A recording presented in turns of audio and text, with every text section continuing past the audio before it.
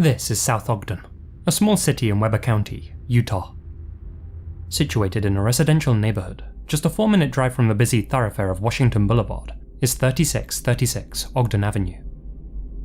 Back in 2016, the residence was home to 24-year-old construction worker Carl Van Komen.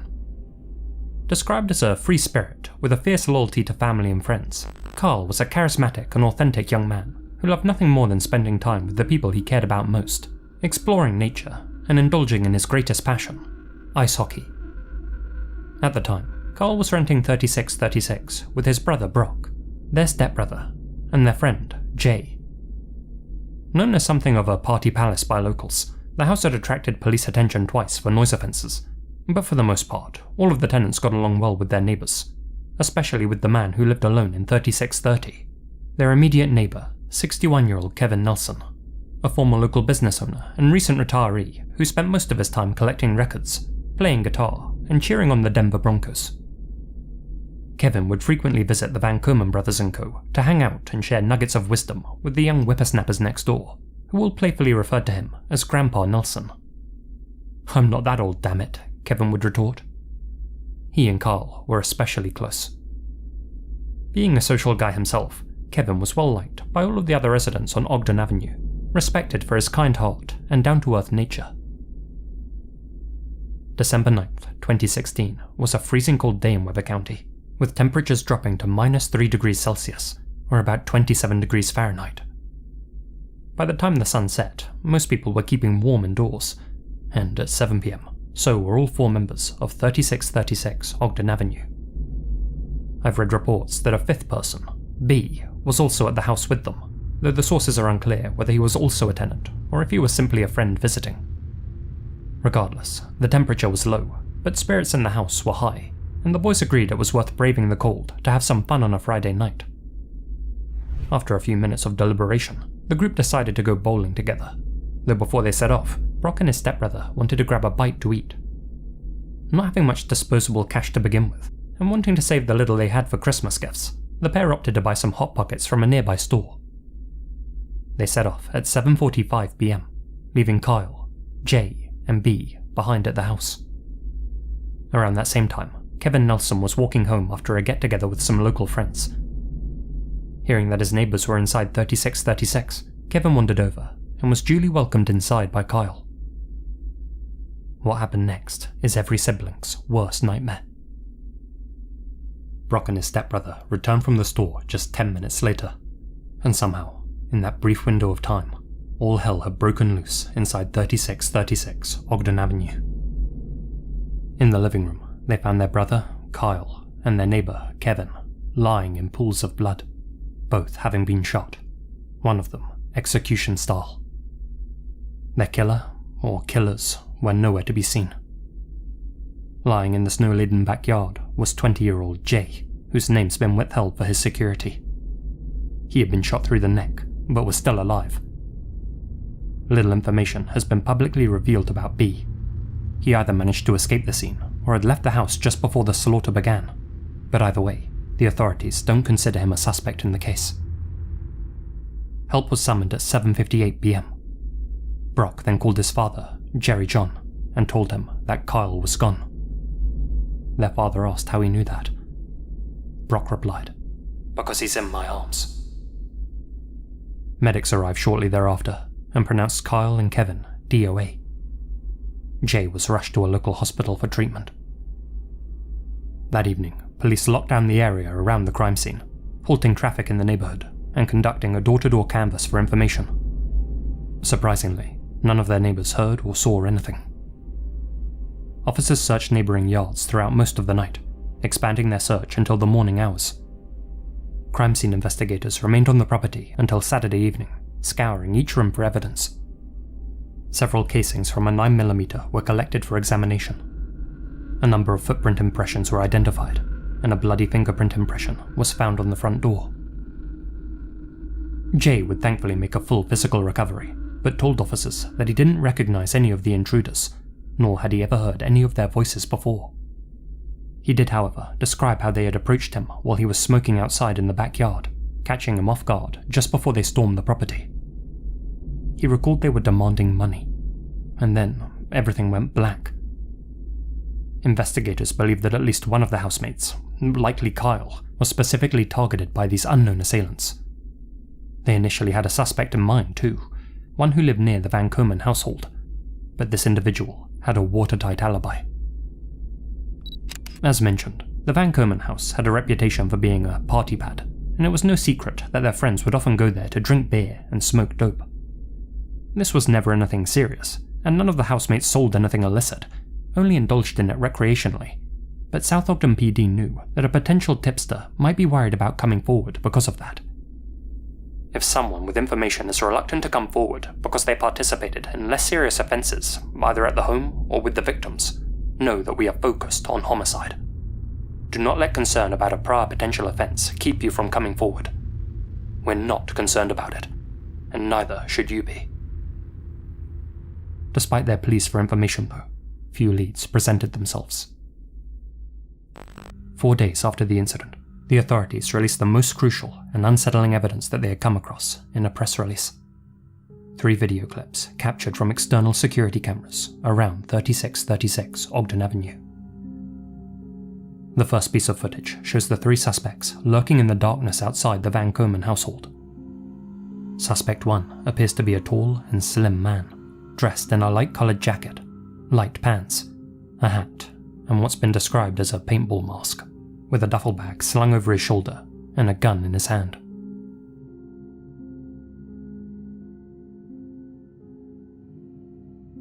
Suspect 2 wears a thicker, light-coloured coat, dark snow trousers, a darker mask, and a backpack.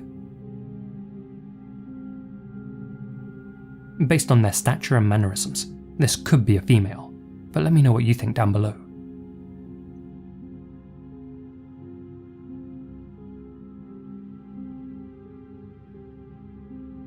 Suspect 3, seemingly another male, donned a darker outfit, a plastic mask, and what appears to be a light-coloured neck gaiter or equivalent covering.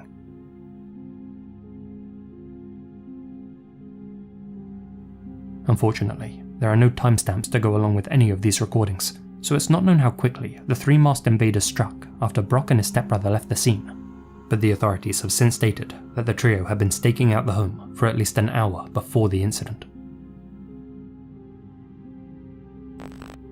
The next clip shows Suspect 1 peering in through the property's windows, observing their soon-to-be victims' movements.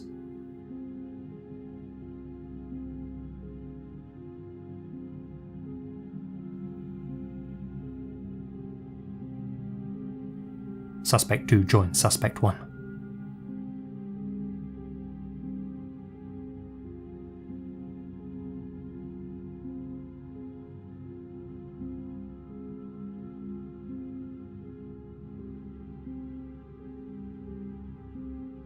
Suspect 3's position at this point is unknown.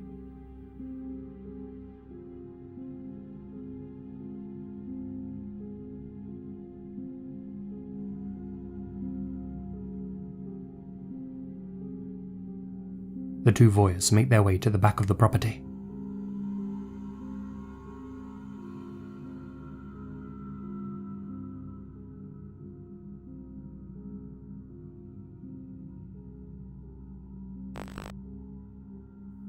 According to the police, this final video was captured shortly after Carl and Kevin had been slain. In it, we can see a vehicle drive down the road.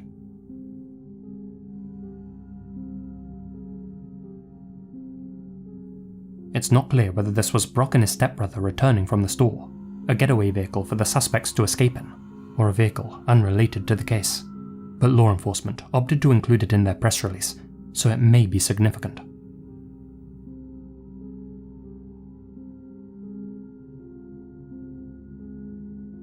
Seconds after the vehicle passes, Suspect 1 leaps over a fence, looks up and down the road,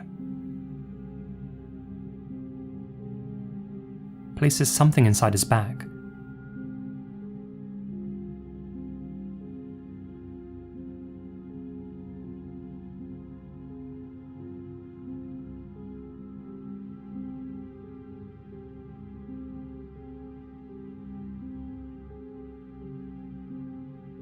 and jumps back over the fence the way he had come.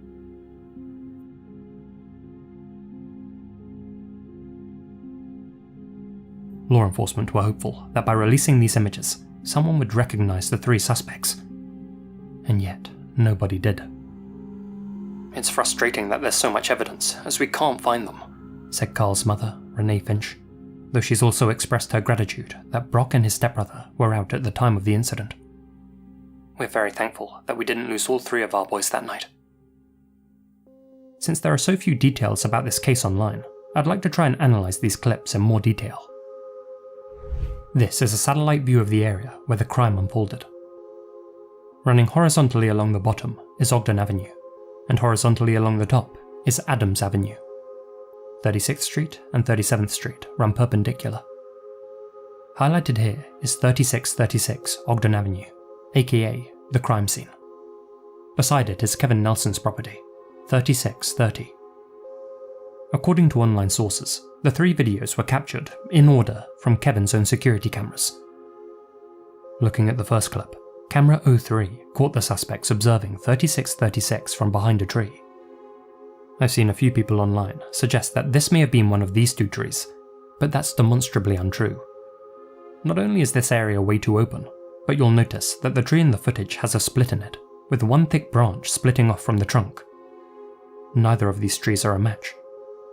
It's more likely that they were observing their targets from this wooded area behind the 2 houses. This area would have offered them far more cover than any trees by the roadside, and it makes sense that Kevin would have placed a camera at the rear of his property for protection. Going back to our satellite view, you may be able to notice that there's a 200-metre dirt track that runs between the houses on Ogden Avenue's north side and Adams Avenue's south side. I believe the 3 suspects used this track to approach the property. There wouldn't have been any surveillance cameras along it. The track is also wide enough for a vehicle to drive through. They may have been dropped off at either side, or could have even parked their getaway vehicle somewhere along the track. Next, notice how long suspect 1 stays in a crouch position, and then effortlessly gets up. Not only is he physically fit, but I believe that he and his accomplices were under 30 years old, probably closer to 20. Now look at his mask. Notice how the nose juts out. Ogden PD described this as a paintball mask, but I can't help but wonder whether it's a hockey mask. Given Carl's love for ice hockey, could this have been someone that he encountered on the rink? Camera 02's position is a lot more clear-cut. It was installed on the left side of Kevin Nelson's property. In fact, you can see it right here. Notice how the drainpipe juts out in front of the camera, as it does in the footage. The angle is also the same, focused on the right-hand side of 3636. In the footage, suspects 1 and 2 emerge from the back of the property, confirming, in my mind, that they were observing the house from the wooded area in the rear. Suspect 3 doesn't appear in the footage.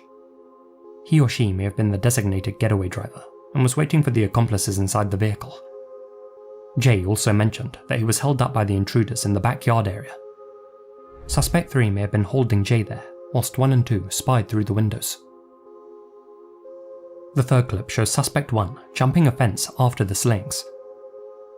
The suspect's mask is clearly lifted up at this point and resting atop his head, giving us a very vague impression of his facial features.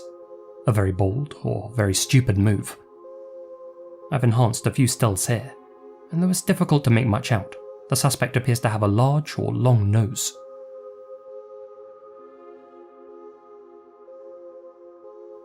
Judging by how he looks up and down the road and stands around in an unsure fashion, I believe Suspect 1 was looking for someone at this point.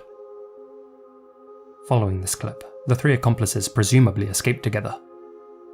It's worth noting that US Route 89, a major highway, runs alongside Ogden Avenue and would have allowed the gang of 3 to put some quick distance between themselves and the crime scene. But this is where things take a turn. You see, according to online sources, this third video, like the other 2, was captured by a camera on Kevin Nelson's property, 3630 Ogden Avenue. But I can prove that's not the case. Note the 2 small horizontal windows that run along the lower portion of this building. Neither of the victims' homes have those. Then there's the way that this lighter section juts out slightly from the darker, lower section. The white panelling on this house with the camera. The roof shapes. The fence that the suspect leaps over. The chain link fence that runs between the 2 houses. this dry, bush-like feature, the tire tracks, the position of the homes opposite, the fact that this footage lacks a camera number in the bottom right like the other two videos. All of the elements are different. This video was 100% recorded by a surveillance camera on a different house in the area. That means Suspect 1 ran somewhere else after the incident. But where? I spent hours exploring the length and breadth of Ogden Avenue, searching for a pair of houses that matched these two to figure out where the footage was captured. I wanted to find two adjacent homes that matched those in the third video. Thankfully, all of the homes are idiosyncratic, with distinct and unique features, but even after scrutinizing all of them, I just couldn't find a match. I went to bed feeling a little deflated, but that following morning, I realized I may have been searching the wrong place. One road across from Ogden, on the opposite side of the track, you'll find 3677 and 3683 Adams Avenue.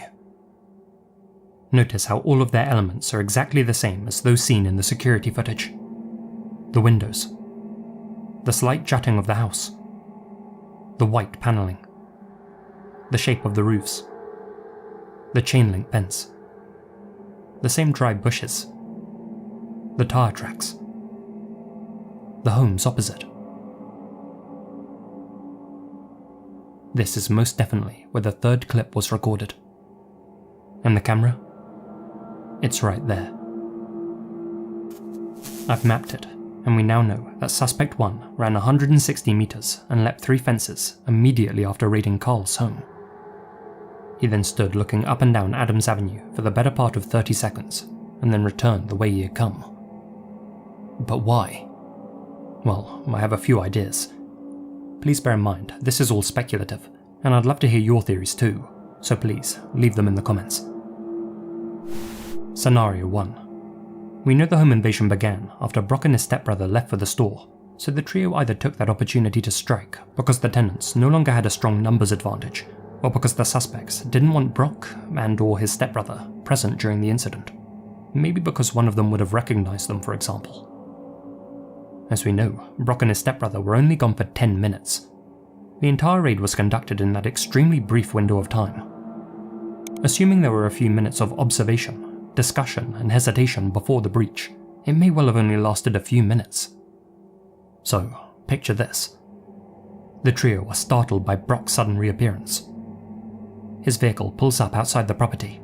Fight or flight kicks in, and the 3 suspects scatter out the back entrance like rats on a sinking ship. In a panic, Suspect 2 and 3 take off in their getaway vehicle, leaving Suspect 1 stranded and alone. He then makes his way along this dirt track and calls or messages his accomplices for a pickup. He hears a car pass along Adams Avenue and leaps the fence to check if it's his comrades. While he nervously stands around, Suspects 2 and 3 come to their senses and message him to meet them back on the track. If correct, the vehicle in this footage may have been them returning to the west entrance of said track. In this scenario, Brock and his stepbrother missed the intruders by seconds. Scenario 2. The plan initially was just to hold Carl and his roommates up and steal their money, dope, or both. Inside though, something goes wrong. The tenants resist, or won't comply, or Kyle recognizes one of them, or nerves get the better of them. Whatever the reason, Suspect 1 ends up shooting someone. In a panic, Suspect 2 and 3 scatter, leaving Suspect 1 to fend for himself. 1 finishes off the remaining victims, realizes he's been abandoned, and tries to make contact with his partners in crime. He's then picked up, or flees on foot. I personally do think it's possible that Carl tried to protect his friends, prompting someone to open fire.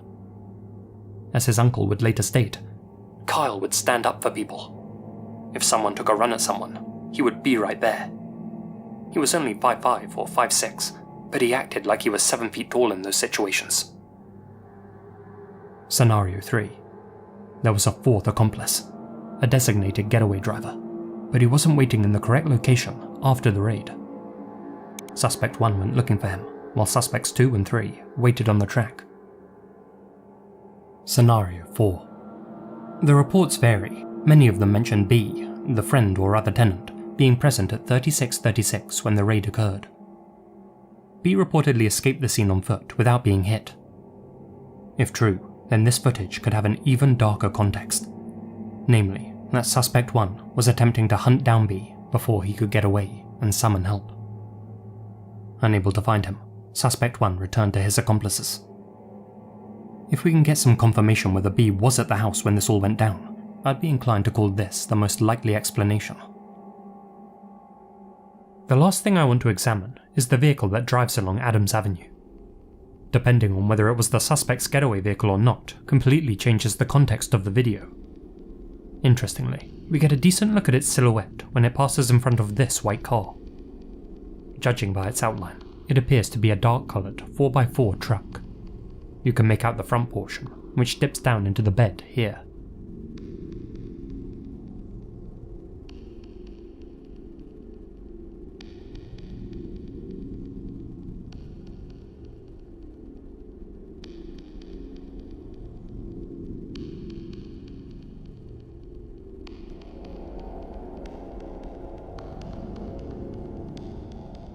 Revisiting the Van Komen household on Google Maps, we can see that in August 2015, a black or dark grey Nissan Titan was parked in their driveway. The fact that a very similar vehicle passes along Adams Avenue in this footage is striking to me. It could of course be a coincidence, with a fellow neighbour or passerby having a similar looking truck, but if this vehicle in the driveway belonged to Brock Van Komen or his stepbrother, then this footage could show the two returning from the store moments after the suspects fled the house. Indeed, one of the perps may have asked the victims where Brock and his stepbrother had gone, and when told that they'd popped to so-and-so store for a minute, Suspect 1 may have gone on the lookout. There is, however, another possibility. That the truck in this footage didn't belong to Brock or his stepbrother, but was the same one parked outside 3636 on Google Maps, making it the vehicle of one of the boys' friends, or former friends. Someone who'd come to visit them in August 2015. Someone who drove the getaway vehicle in December 2016. Perhaps the vehicle of one of these three. I'm just spitballing scenarios, as there's very little footage to work with and few theories being discussed online, but given that Suspect 1 leapt the fence of a property so far from 3636, I'm confident that there was at least some confusion in the aftermath of the massacre. Unlike the POI in Scott Radigan's case, I don't believe these people are particularly intelligent. They'd be in their 30s now, and I'd wager that in all that time, at least one of them has talked about this event to somebody, maybe bragged about how they robbed homes in the South Ogden area in their 20s. Unfortunately, the investigation into this case has stagnated, and the police are still hesitant to release more information to avoid compromising the case. Though Kevin Nelson was likely in the wrong place at the wrong time, investigators remain confident that the three perps knew either Carl Van Komen or one of his housemates, and were prepared to end their lives for material gain. They also believe that someone must know who they are, or at least have some information to share. If that's you, you've been silent for 7.5 years. It's time to speak up. You don't owe these people anything, but you do owe Carl and Kevin's families the truth. Help bring them closure by contacting the South Ogden PD. You can even do so anonymously at southogdencity.com. The information you share, however small, could be the lead detectives are waiting for. Prior to Carl's slaying, his father JJ would leave the family's porch light on until all of his younger children were home. Now they want it left on all the time for Kyle. To this day, they won't let us turn the light off, said JJ. So I'm hoping that once this is solved, that porch light can be turned off.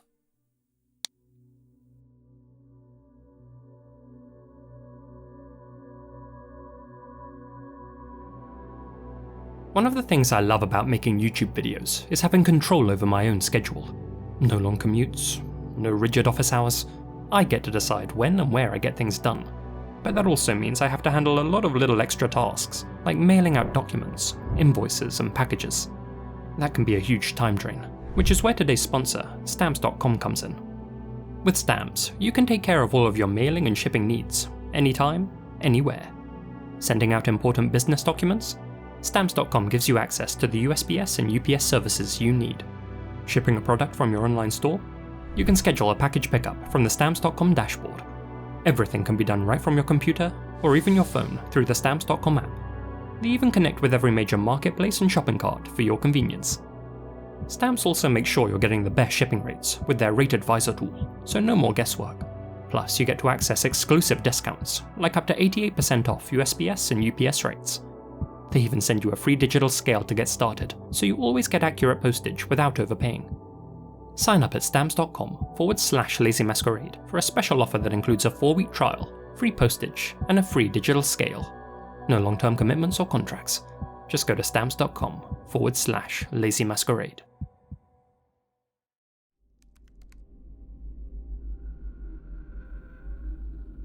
Born in 1954, Rosario Endrenal grew up in a relatively poor household. Thanks to her high IQ, good looks, and bubbly personality though, Charo, as she preferred to be called, had managed to make a decent life for herself.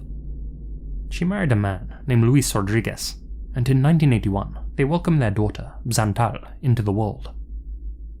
Thanks to her fluency in foreign languages, Charo landed herself a well-paying job at the Spanish superstore, Brica.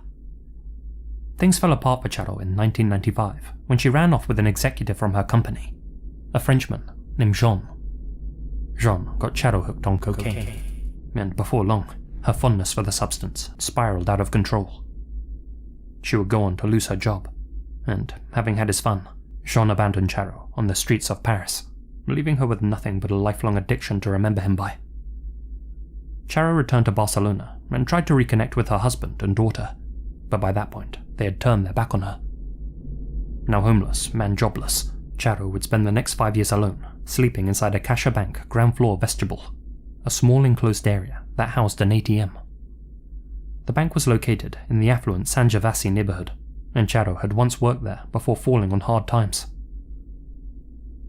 In the early hours of December 16th, 2005, a now 51-year-old Charo was again sleeping on a bed of cardboard in that same enclosed booth. At about 1:30 a.m., two 18-year-olds whom she had never met, Ricard Pinilla and Oriol Plana, entered the booth and began to hurl insults at Charo. They kicked her, threw garbage at her, and struck her with a plastic bottle and a traffic cone, after which the two men went outside to find more items to hit her with. This photo captured the moment that Charo managed to lock them both outside of the vestibule, and, unable to get back inside, the men departed. This was unfortunately far from the first time that such an occurrence had happened to Charo. She had often been attacked by other territorial homeless people and angry drunks. As such, she knew that calling the police wouldn't achieve anything, and so, now believing herself to be safe, Charo simply laid down and went back to sleep. Several hours later, at 4:20 a.m., a 16-year-old named Juan Jose Mera knocked on the booth's door and told Charo that he needed to use the ATM. Charo let him in, unaware that Juan Jose was in cahoots with Ricard and Oriol. This image of Charo opening the door is the last captured of her alive. Juan Jose, Ricard, and Oriol entered the booth and began mocking and attacking Charo once again. Ricard and Juan Jose then left briefly, and 30 minutes later returned with 25 litres of Universal Thinner 039, an industrial paint thinner. As Oriol held the door open, Juan Jose and Ricard doused Charo in the flammable substance. Ricard then ignited her using his cigarette. They fled the scene, laughing as Charo was engulfed in flames that burned at 400 degrees Celsius. Firefighters arrived at the scene shortly thereafter and found Charo clinging to life with 70% of her body covered in burns. She would pass away 28 hours later while receiving treatment. The whole incident was captured by one of the bank's surveillance cameras. The footage sparked nationwide outrage in Spain, and the attackers were quickly identified and arrested. Once in custody, Ricard and Oriol were severely beaten by other inmates, and one of them had their head shaved. Juan Jose's case was handled by the juvenile court. During their trial, Ricard and Oriol's defense team attempted to downgrade their charge from murder to manslaughter, claiming the fire was started accidentally. The jury saw through that, especially when the prosecution revealed videos found on Ricard's phone, videos which showed the trio attacking and humiliating other homeless people. As would come to light, the three defendants were ideologically opposed to homelessness, but rather than try and help the less fortunate through charitable means, they decided they wanted to simply wipe them from the streets of Spain. In November 2008, Ricard and Oriol were each given a 17-year sentence for intentionally ending Charo's life, while Juan Jose received 8 years behind bars and 5 years of supervised release. Given this incident occurred more than 18 years ago, all 3 of them are now free men. In fact, Ricard was released early in 2016, having served just 11 years. He justified his past actions by saying he was insecure and had low self-esteem, and claims to feel extreme remorse. Though personally, I'm skeptical. Charo's daughter, Xantal, has since expressed that the 3 killers did more than just end Charo's life that day. They also destroyed any chance of the mother and daughter reconciling. Perhaps, on a day like today, my mother could have decided to accept help and become again the woman she had once been. But that opportunity was taken away from her.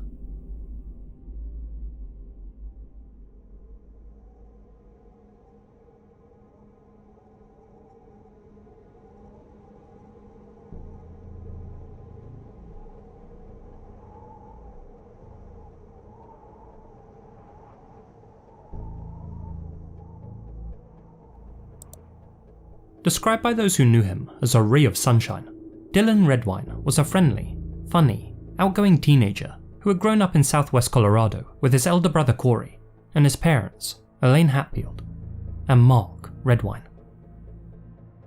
Dylan was a huge fan of practical jokes, Xbox, the great outdoors and baseball, but most of all, he loved just being a goofball. His nearest and dearest said that he had a high-pitched giggle that would set everyone else off laughing. Everyone, that is, except his father. A man of few emotions, aside from anger, Mark cast a dark cloud over the Redwine household, constantly arguing with his wife Elaine and losing his temper. This resulted in the couple getting a divorce. A messy divorce. Mark moved out to the outskirts of Durango in La Plata County, and Elaine, Corey and Dylan began a new life in Colorado Springs. Elaine eventually met a new partner, Mike, who proved to be a good role model for her boys. On November 18th, 2012, Dylan, who was just 13 at the time, flew to Durango by himself to spend Thanksgiving at Mark's cabin. It was a trip he made against his will. Having seen the way that he had treated his mother during divorce proceedings, Dylan couldn't help but feel uncomfortable in Mark's presence. Not to mention, he and his brother had flown out to Mark's cabin a year prior and had a terrible time, having seen a side of their father that they had never witnessed before, one that we'll get to in a bit. The night before he was due to fly out, Dylan had a sleepover with a close friend, Joseph, who noticed Dylan wasn't his usual happy-go-lucky self. He really didn't want to go, Joseph recalled. I could see the fear inside his eyes. But Dylan's personal feelings counted for naught. A judge had granted Mark visitation rights, and he insisted on seeing his son. His elder brother Corey had also been invited, but as a 19-year-old with personal autonomy, he chose not to join Dylan. A decision that haunts him to this day. These images show Dylan arriving at the Durango La Plata County Airport at 5:46 p.m, just before he met his father. From there, the pair stopped by a local Walmart to pick up some DVDs. This still, captured at 7:05 p.m. by the store's security camera, is the last known image showing Dylan Redwine alive. After leaving the shop, the pair picked up some McDonald's at a drive-thru and headed to Mark's isolated cabin in the wilderness. Upon arrival, Dylan asked to spend the night at a nearby friend's house. Mark refused. In secret, Dylan had arranged to meet with that same friend at 6:30 a.m. the following morning, not wanting to spend any more time with his father. At 6:46 a.m, that same friend sent a text to Dylan, asking where he was. He didn't receive a response. At 5 p.m. on the 19th, Mark went to the marshal's office and reported Dylan missing. He claimed that when he left the house to run some errands that morning, he had left his son sleeping on the couch, and when he had returned, Dylan was nowhere to be found. A thorough search and rescue effort turned up no trace of Dylan anywhere. Not in the forests, not in the canyons, not in the mountains. Strangely, Mark chose not to join the search that first night, opting to go to bed instead of going out with a flashlight to look for his son. Still, in the subsequent months, he did make numerous TV appearances, appealing for information about Dylan's whereabouts, and professing that he was willing to do whatever it took to bring his son home. He even announced publicly that the police could search his cabin. Well, they took Mark up on that offer, and in doing so, found a few drops of Dylan's blood in the living room. Mark explained this away, saying that it came from a football injury. That sounded plausible, but detectives decided to have Mark take a polygraph test, just to put their mind at ease. He failed miserably. Specifically, when he answered no to the question, "Do you know where Dylan is?" the machine flagged him for deception. But polygraph tests are only 80 to 90% accurate, and with no conclusive evidence of foul play, the investigators were forced to let Mark walk free. One person who was 100% convinced of Mark's guilt, though, was Dylan's mother, Elaine. Both parents later appeared on the Dr. Phil show together, with Elaine accusing Mark of knowing more than he was letting on, and Mark placing the blame on Elaine, saying that Dylan wasn't happy and that he had likely run away. Corey also appeared on the show and outright accused his father of killing Dylan. Despite denying any involvement in his son's disappearance, Mark refused to take a second polygraph test on the show. The search for Dylan continued for months, with law enforcement conducting wide-scale searches of Middle Mountain and the Lake Vallecito Reservoir. Finally, on June 25, 2013, searchers found his partial remains in a remote area just 8 miles from Mark's cabin, 100 yards off a secluded dirt road. Dylan's skull wouldn't be discovered until November 2015, about 1.5 miles from where the rest of his remains were found. An examination revealed that he had lost his life after being struck on the cranium with a blunt object. This was the breakthrough the authorities had been waiting for, confirmation that Dylan was the victim of a homicide. A more thorough forensic examination of Mark's home revealed traces of Dylan's blood all over the living room. On the carpet, on the sofa, on the corner of a coffee table, on a love seat, and under a rug. Cadaver dogs also picked up the scent of human remains, not only in the living room, but also in the back of Mark's pickup. Mark was taken into custody on July 17, 2017. Due to delays and reschedulings, the case wouldn't go to trial until 2021. Perhaps the most sickening thing that came out during the trial was Mark's alleged motive for killing his son. 1 year before Dylan disappeared, he and his brother Corey had paid a visit to their father's cabin. While browsing through Mark's laptop, they came upon some disturbing images. Photos which showed their father wearing makeup, a wig, and red lingerie, eating what appeared to be human feces out of a used diaper, and in other shots, wearing that same diaper himself. Both boys instantly lost whatever respect they still had for their father. Corey snapped a photo of the screen with his mobile. During a heated text argument with Mark, the elder brother, Corey, revealed that he had seen the photos. "Hey beautiful, you are what you eat. Look in the mirror." Both enraged and humiliated, Mark warned Corey not to speak of those images to anyone, especially his younger brother. He was unaware Dylan had already seen them. From there, Corey decided he didn't want anything to do with his father ever again, and began calling him Mark instead of Dad. Unfortunately, due to the court mandate, Dylan was unable to sever all ties with his father as Corey had done. On the night his life came to an end, Dylan had sent Corey a series of text messages. Mark was apparently berating Elaine and her new partner, saying they weren't good role models. Dylan asked Corey to send over those images of their father, the ones of him with the diaper. He wanted to confront Mark about them personally, to ask him where he got off calling other people bad role models, to say that he was one to talk. After receiving the photos, the prosecution argued that Dylan did just that. Mark then realized that Dylan not only knew about the photos, but had copies of them which he could use as a weapon against him. In a moment of rage-fueled madness, he took his own son's life right there in the living room, disposed of him in 2 separate locations, and spent hours cleaning up the scene before reporting him missing. Mark's first ex-wife, Betsy, with whom he had 2 children, testified that during their divorce and custody proceedings, he had told her, quote, "I'll kill the kids before I let you have them." He had also mentioned that Middle Mountain would be the perfect place to hide a body. The defense tried to argue that Dylan had actually run away and had been eaten by wild animals, but the jury wasn't buying it. After 6 hours of deliberation, they unanimously concluded that Mark was guilty of second degree. On October 8, 2021, he was sentenced to the maximum term of 48 years behind bars. Dylan shouldn't have met with that terrible fate back in 2012. He should have been able to choose not to go to Durango. He should have been able to grow up. He should have been celebrating his 25th birthday today, February 6th, 2024. But instead, that future was taken away from him by someone he should have been able to trust.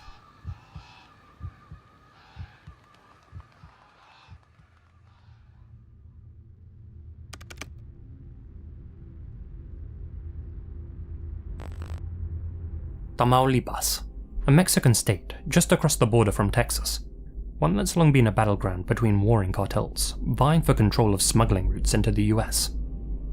Back in the early to mid-2010s, the two predominant factions were the Gulf Cartel and their former associates, Los Zetas, a syndicate known for its immense scale and unrivaled brutality.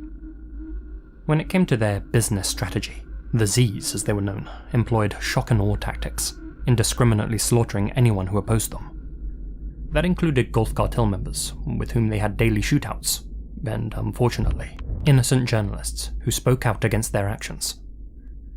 Despite being as unsubtle as a bullet through a window, by publishing their own snuff videos online for the world to see, the cartels, and Los Zetas in particular, hated negative publicity. They enjoyed being feared, but not criticized. As such, if a reporter blamed the state's unusually high crime stats on the cartels, there's a good chance they'd be added to the figures themselves, either winding up dead in a ditch, or disappearing from the face of the earth. It's no wonder that so many media companies began turning a blind eye to cartel activities altogether, much to the frustration of the good people of Tamaulipas. Without regular news updates, many innocent bystanders found themselves wandering into the cartel's line of fire, both metaphorically and literally. One person who chose not to keep his mouth shut was the creator of the Facebook page, Valor por Tamaulipas, or in English, Courage for Tamaulipas. Founded on January 1st, 2012 by an anonymous user known only as the Admin, the page shared information about cartel-related violence across the state of Tamaulipas and provided security updates to keep local residents safe. With over 500,000 followers and a sizable Twitter presence, Valor por Tamaulipas, or for the sake of my tongue, VPT, regularly uploaded photos of local crime scenes and reported on drug-related violence, named and shamed corrupt police officers, and uploaded images of alleged criminals and their vehicles. They also warned their audience about roadblocks, arsons, and human trafficking incidents, with the aim of raising awareness among the populace, finding the missing, and bringing cartel members to justice. You've all heard stories about the cartel's brutality, and anyone who's seen Funky Town knows that they've earned that reputation. Some of the pictures on VPT were equally as grotesque, and not for the faint of heart, so for obvious reasons, I won't be showing them here, and don't recommend seeking them out. But unlike most people online, the admin wasn't posting those photos to shock his audience, but rather to help them when no one else would. With mainstream Mexican media often downplaying violence due to fears of reprisals, VPT became a popular platform for concerned locals, with it frequently being the only source of news about what was happening at any given time. Many turned to VPT to check if there was a shootout occurring nearby, find out where carjackings had occurred, or see if anyone, maybe even a loved one, had gone missing. The admin was known to be active around the clock, sharing whatever details he could, whenever he could. As you can imagine, the cartels were less than pleased with him. Well aware that revealing his identity would reduce his life expectancy down to about half a day, the admin took every precaution to remain anonymous. That didn't stop the cartels from replying to his posts with death threats, of course, assuring him that his days were numbered. In early 2013, Los Zetas began circulating flyers, offering a reward of 600,000 pesos to anyone who revealed the identity of VPT's admin, or any of his family members, be they his parents, siblings, wife, or children. Unshaken, the admin took to Facebook and replied directly to the thugs through a public post. "I'm not playing the hero. I'm doing what I have to do as a citizen. I'll continue to run Valera por Tamaulipas, even if it costs me my life."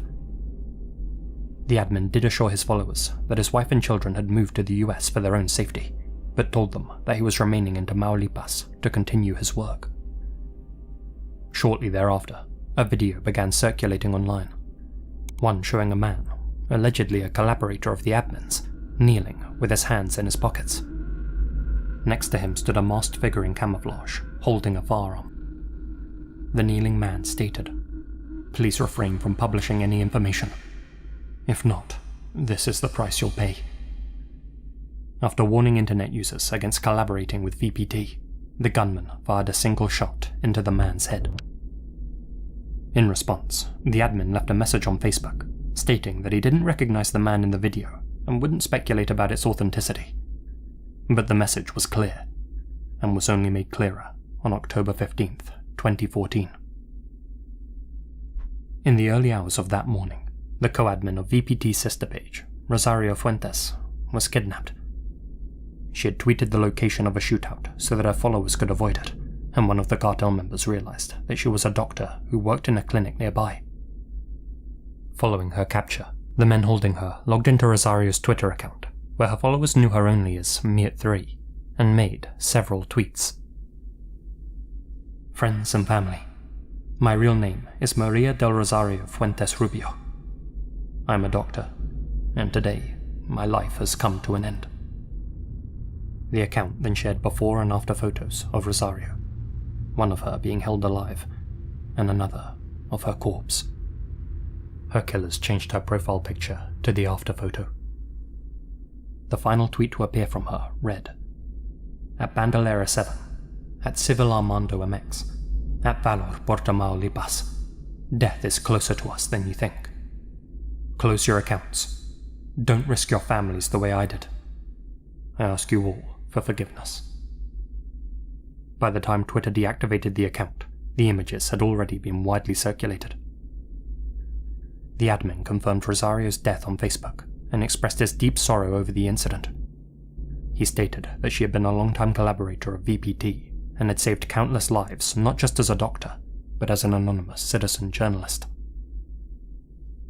In December 2014, the admin announced his retirement from social media, stating in a post, "In my case, organized crime won, but it has only defeated me, and not society. It has not defeated the thousands of contributors who trusted this page and made reports despite their own fears." He also announced that the page would remain active and was being handed over to a nameless individual with connections in law enforcement. In the comments section of the post, many users thanked the admin for his service, though some expressed concerns about the new management's potential ties to the government. The page was later closed by Facebook, likely for posting graphic content, but was relaunched shortly thereafter. It now mainly serves as a Rosario Fuentes memorial page. Its last update was posted in October 2020. The reason the page fell silent remains unknown. Many suspect, or at least hope, that the admin reunited with his family in the US, and that they were able to begin a new life in a less tumultuous setting. His identity remains unknown to this day, and I never thought I'd say this, but I truly hope that's a mystery that will never be solved.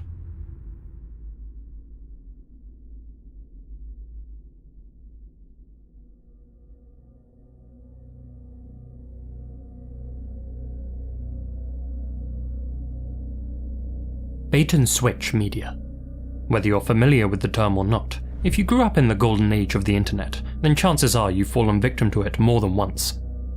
It's that classic trick of a link, video or website promising one thing and then delivering something else entirely, usually something annoying, disgusting, disturbing, or even virus-infested.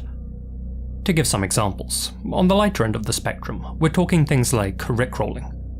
The next tier up would be those seemingly innocent videos and flash games that gave us all our first heart attack, the KFC commercials, or the maze game for instance. The next level above that would be the so-called unholy trinity of the internet: Goatsy, Tubgoal, and Lemon Party. But at the very top of that totem pole of depravity were websites like WomensAlliance.xyz. Created in October 2020 by notorious internet sadist Obok Meatgod, WomensAlliance.xyz disguised itself as a feminist blogging community with a landing page which read as follows. This website contains stories of female empowerment. Some of these stories may upset or offend sensitive users. This site is unsuitable for children. The moment users entered the site, their screens would forcibly switch to full screen mode. What followed was a grotesque video montage of women being tortured, mutilated, injected with various diseases, and literally slaughtered.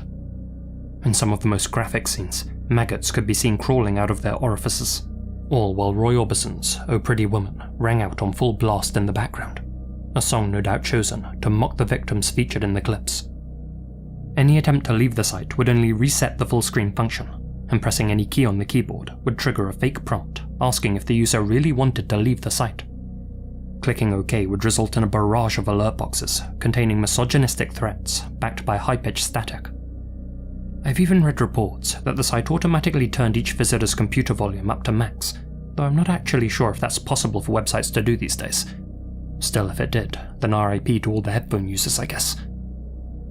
Though not as popular as Obok's other shock site, Kekma, which honestly could be its own entry in a future video, WomensAlliance.xyz still garnered plenty of traffic through word of mouth, particularly on Discord servers, where morbid pranksters spammed the link and baited many unsuspecting victims.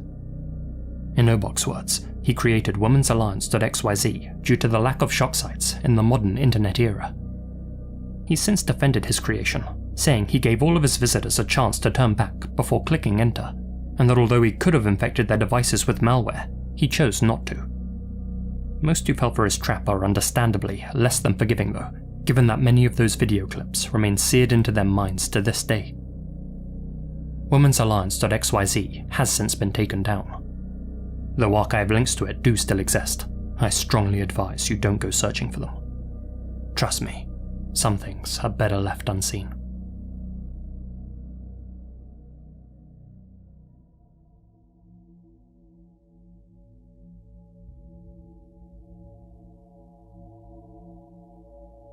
When it comes to urban legends, Japan really is the gift that keeps on giving. For instance, I'm sure you're all familiar with this image. It's been circulating online for years at this point, having been attached to countless creepypastas.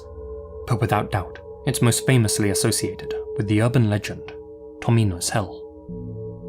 For those who aren't aware, Tomino No Jigoku, or Tomino's Hell, is a poem by Saijo Yasuo, one which became famous thanks to its supposedly cursed status. Published in 1919, the author, Yasuo, who was predominantly a children's writer, drafted the poem after experiencing losses in his own family, namely that of his sister and father. That sense of grief permeated into the poem's subject matter. It tells the story of Tomino and his voyage into Jigoku, the realm of hell where those with grave sins may be reborn after paying penance.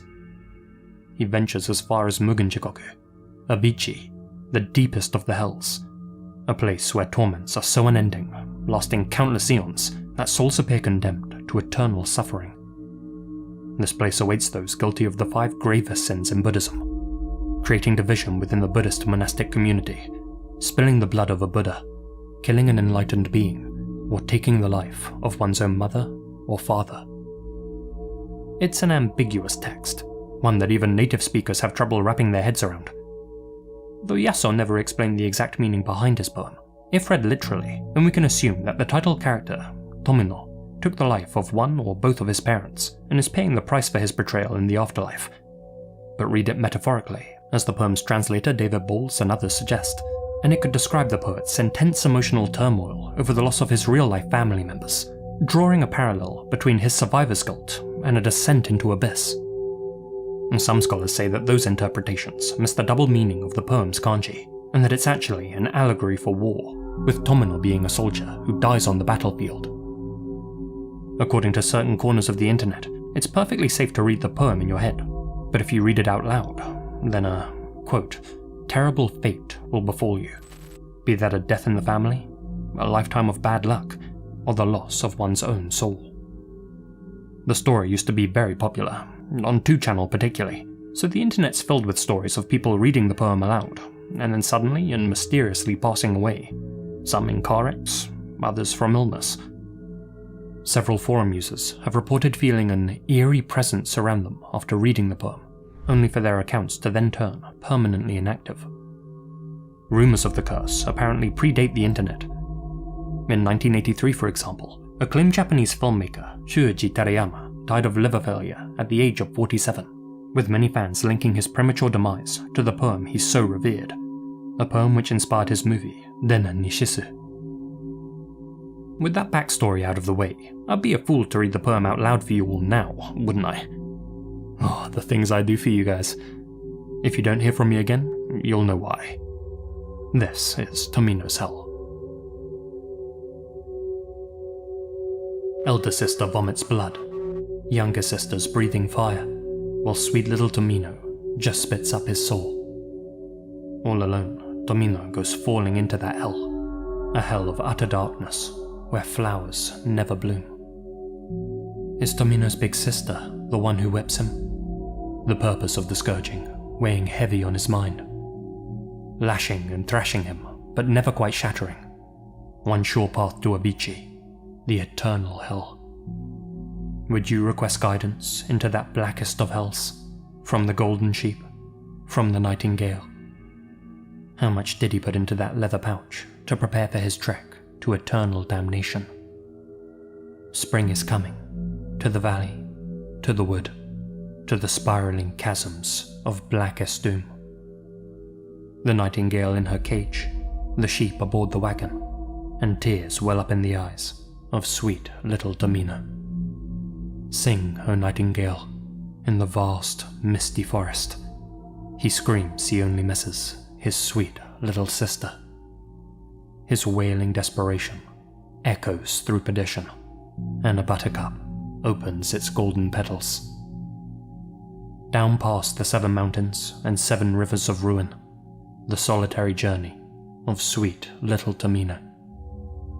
If in this hell they be found, may they then be brought down, those sharp spikes of punishment from high on Needle Mountain. Not just on some empty whim is flesh pierced with blood-red pins. They serve as hellish signposts that lead to sweet Tomino. It's a chilling poem, whichever way you interpret it, though not as deadly as some claim. I narrated that segment over a week ago, and I'm still kicking. Whoever did create the urban legend was most likely inspired by the chainmail craze of the early noughties, given that the myth didn't really take off until 2004. What I find far more disturbing than Tomino's hell itself is the image that's become synonymous with it, but not for the reasons you probably expect. It's actually a cropped version of the Yuko Tatsushima painting, I Can No Longer Be a Bride. This self-portrait was reportedly created after the artist was essayed and depicts how Yuko viewed herself after the incident. The fake smile, 1,000-yard stare, and elongated neck reflect her state of mind, while the title of the piece reflects a cultural belief in Japan, where female victims of SA often face challenges with finding a husband, most being perceived as unclean and impure.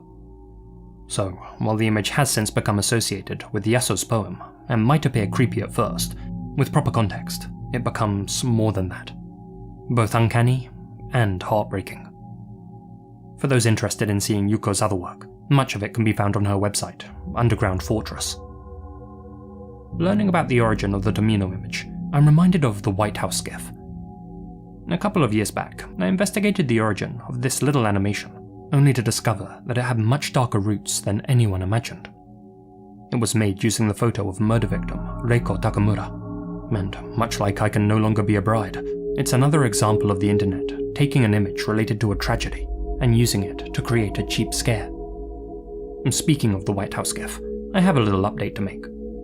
Recently, this higher resolution photo of Reiko was found by Gutspace over on the Lazy Masquerade Discord server. It comes from the elusive book that I mentioned at the end of the video.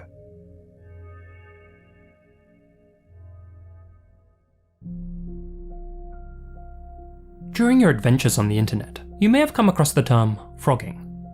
But those of you who haven't, frogging, as described by dictionary.com, is the act of secretly living in another person's home without their knowledge or permission.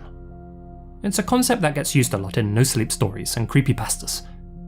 But the thing is, frogging is far from a mere urban myth. There have been hundreds of documented cases of unwanted visitors living in someone's loft, hiding inside their walls, or even sleeping under their bed. The term derives from the frog's modus operandi, how they hop from pad to pad, either searching for a place to live or just chasing a sick thrill. Typically, they avoid confrontation, only going so far as to steal the homeowner's food, toiletries, and privacy. But not all frogs are made equal. Some aren't content living in the shadows forever. Some make the leap into even more depraved acts. The year was 2019, and Brittany and James Campbell were a pair of military newlyweds stationed in Hawaii. With orders to stay on Oahu for the next 2 years, they picked out a family home where they could raise their 2 sons in peace, a modest 2-story house located on a safe Honolulu cul-de-sac. In mid-September that same year, the Campbells left for a week's vacation to the US mainland. Despite living in an island paradise, the couple were extremely eager to get away for a while, and not just to visit relatives. Unfortunately, Hawaii wasn't the fairy tale that they hoped it would be. Just a few months prior, they had found their garage in a bad state. Someone had snuck inside, opened up all of their storage boxes, and arranged their contents into strange piles. At first, they believed that they had been robbed, but soon realized that no valuables were missing. A thorough search of the rest of the house turned up no further clues, so the Campbells chalked this incident up to some local youths messing around and did their best to forget about it. But Brittany couldn't help but feel that something was off. On multiple nights in the weeks leading up to their trip, she had been awoken by what she thought was the sound of doors slamming, floorboards creaking, and boxes being rummaged through. Every time she went to investigate the source of the noise, she found nothing, but they happened so frequently that they kept her perpetually on edge. Brittany raised her concerns with her husband James, and though he originally believed that she was just being paranoid, he too recalled several weird occurrences from recent months. He had found the front door mysteriously unlocked, personal effects out of place, and the computer's webcam switched on when nobody had been using it. Most worryingly, while home alone one afternoon, James had been playing the piano when he suddenly got a strange feeling. He turned to see the silhouette of a man staring at him through the window, his face obscured by a thin curtain. The figure ran off, and James convinced himself that the man was just a neighbor listening to him play. Still, in combination with all of the other strange happenings, the couple began to feel like they were losing their minds. Thus, they booked their holiday to the mainland. A week away, they thought, would do wonders for their well-being. When the family returned to their home on September 20th, they noticed something suspicious in their front yard. James's bike. Certain that he had left it locked away inside the garage, James told his family to wait in the car while he went inside to investigate. But when he tried to open the front door, he could feel something, or someone, pulling against him on the other side. James managed to pry the door open enough to make a gap. He peered through it, and locked eyes with a man he had never met. One who calmly, yet forcefully stated, "This is not your house." James managed to force his way into his own home, and found that this 20-something-year-old stranger was wearing his clothes. With a sledgehammer in hand, James managed to restrain the intruder, while Brittany contacted the authorities.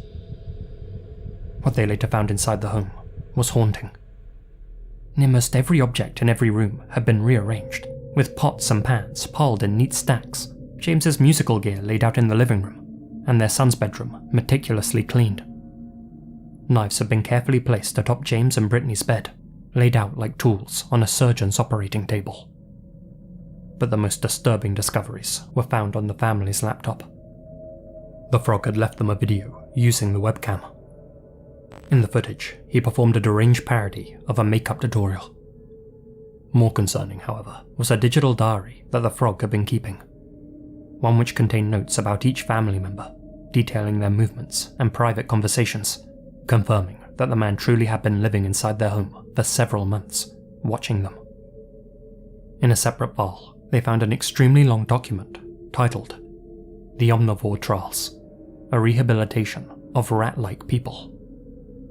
In what can only be described as a deranged manifesto, the frog explained his plan to turn the Campbell family from omnivores into Ezekiels. This included transplanting their hands and removing certain unnecessary organs. Today's trial consisted of trying to use makeup for cosmetic changes. It kind of failed, but I believe there will be progress. It's hard to figure out what to do because I still haven't had a real connection with the consultant. I want to get closer, but I guess we both have a fear of something that we are. I'm easily freaked out by human forms, and they believe I'm a narcissistic human, in a way. I just want them to look perfect. I want them to feel beautiful. I believe that even the way they are is possibly one of the most beautiful creatures I've ever seen, but I'm a weird guy, so I guess that's why. But the trials will be completed. We will all have a base home where we can go if needed, and eventually we'll have other homes and places that we can go to enjoy our lives.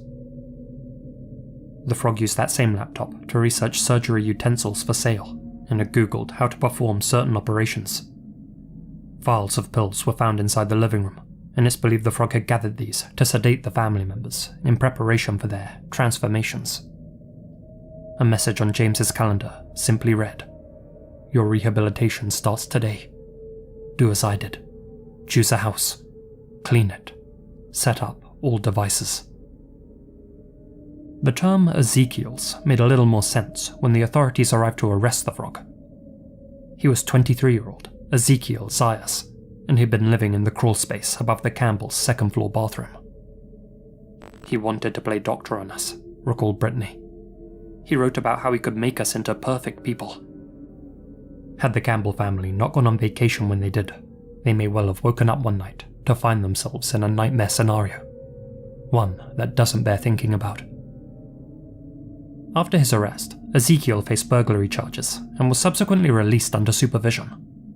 However, he was taken into custody again in 2020, this time for vandalizing a Buddhist temple. While incarcerated, Ezekiel demonstrated his willingness to kill by beating and stomping on the head of his 62-year-old cellmate, Pons Grace. This attack was completely unprovoked, and guards were unable to stop him from slaying Pons due to faulty locks on their cell door. Ezekiel pled guilty to the lesser charge of manslaughter and was sentenced to a total of 40 years. Understandably, the Campbells have since left Hawaii and moved into a new home on the mainland. Though, given what they went through, I wonder if they'll ever really feel at home again.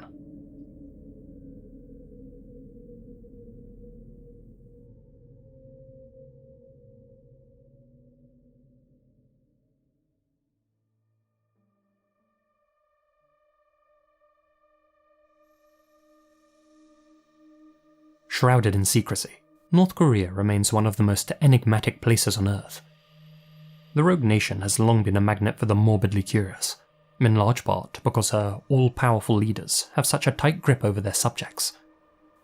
They have full control over what people can and can't say, how they can and can't style their hair, even over who can and can't exist. One of the few ordinary North Koreans to improve their lot in life was Woo In-hee. Born in Kaohsiung, her exact date of birth remains a mystery, though it's believed she was born either in the late 1930s or early 1940s.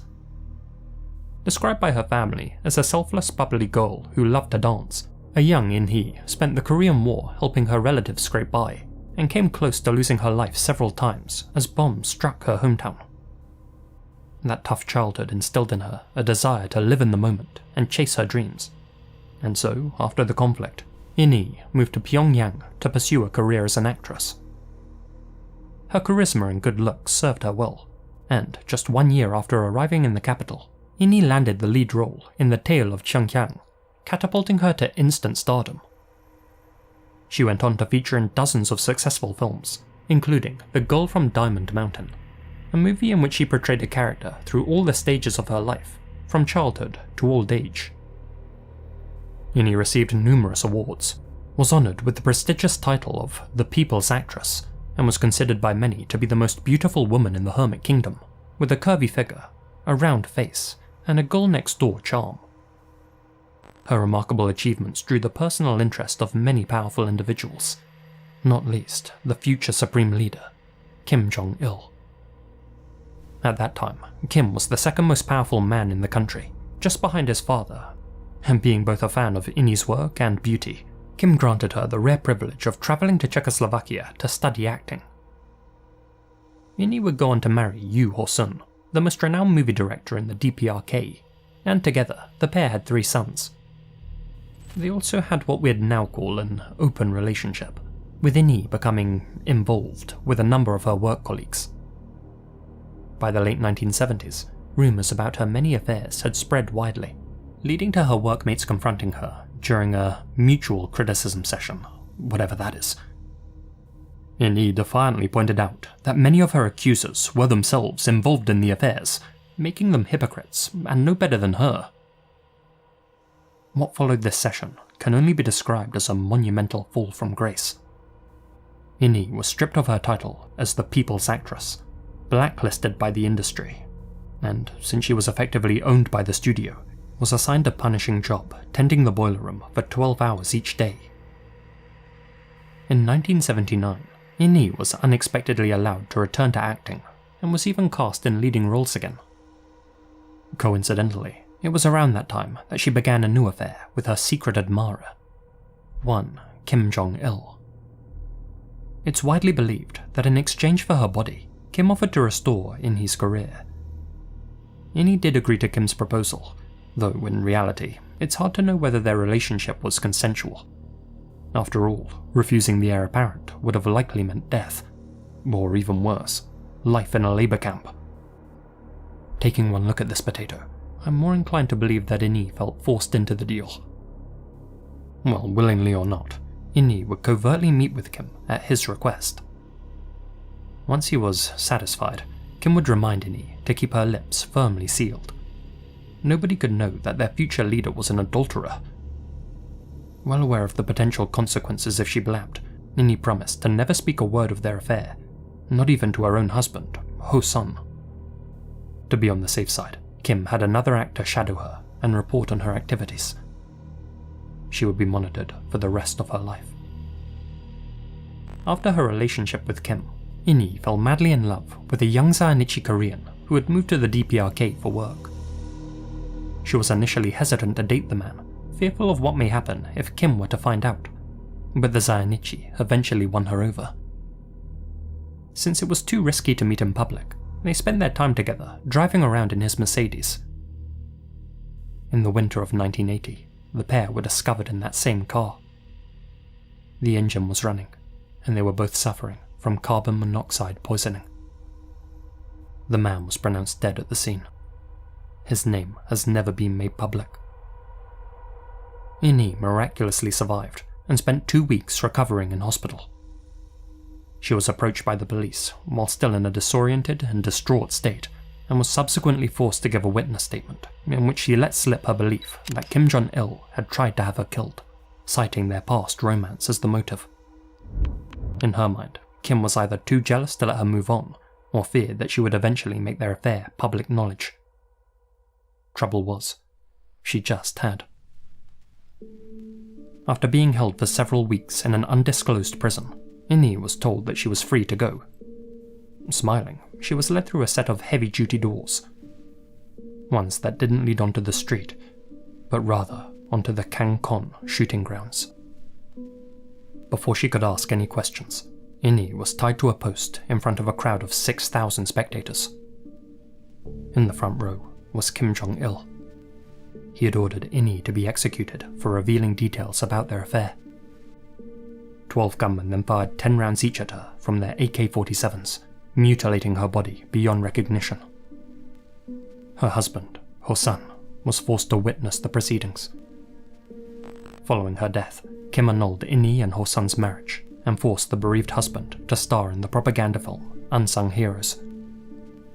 The 6,000 attendees who had been forced to watch the event were all ordered to remain silent, for if they spoke about what they had seen, they would face the same fate as Innie. Despite that warning, the incident soon became common knowledge. In an effort to destroy not only her body, but also any evidence of her existence, Innie's name and image were systematically erased from magazines and film catalogues, and she was edited out of the films that she had starred in. In some cases, her scenes were reshot with a different actress, and in others, her scenes were deleted entirely, rendering their plots incomprehensible. Given that she only enjoyed fame within North Korea, Kim Jong-il's erasing of Innie was hugely successful, with later generations believing her existence to be nothing more than a myth. Indeed, this once household name may well have been deleted from the annals of history, had director Shin Sang-ok not managed to smuggle a photo of her out of the country. Sang-ok was a South Korean who was abducted by Kim Jong-il in 1978 and forced to make movies for him. But the wily filmmaker refused to let Kim have the last laugh. He made secret audio recordings of his conversations with Kim, which further exposed his tyrannical nature. Then, thankfully, Sang-ok was able to escape the country in 1986 with his wife. In 1988, he released a book, one titled The Kingdom of Kim Jong-il. It was published in South Korea and Japan. One section tells the story of Woo Innie, and that page's accompanying picture, a still frame from the tale of Chongyang, is one of the last images of the actress that exists today.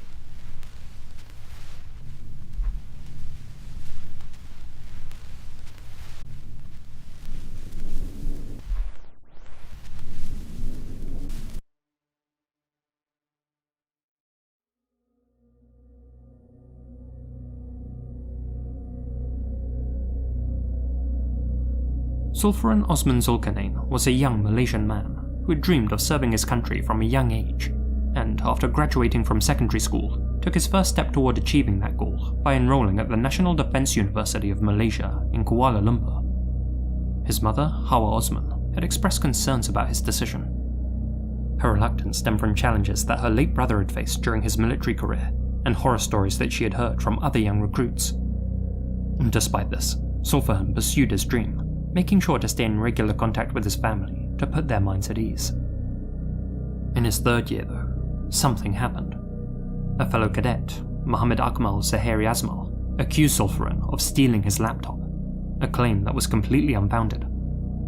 Despite Zulfiqar's repeated denials, Akmal refused to believe him. Seeking validation, Akmal enlisted the help of a Bomo, a traditional healer, or, if you like, charlatan, who falsely claimed through visions that Zulfiqar was the thief. This only escalated the situation, leading to the horrors which would follow. On May 21st, 2017, Akmal, along with a dozen or so other classmates loyal to him, confined Zulfiqar at the university dormitory and began beating him, demanding a confession. Even in the face of mounting aggression, Zulfiqar maintained his innocence.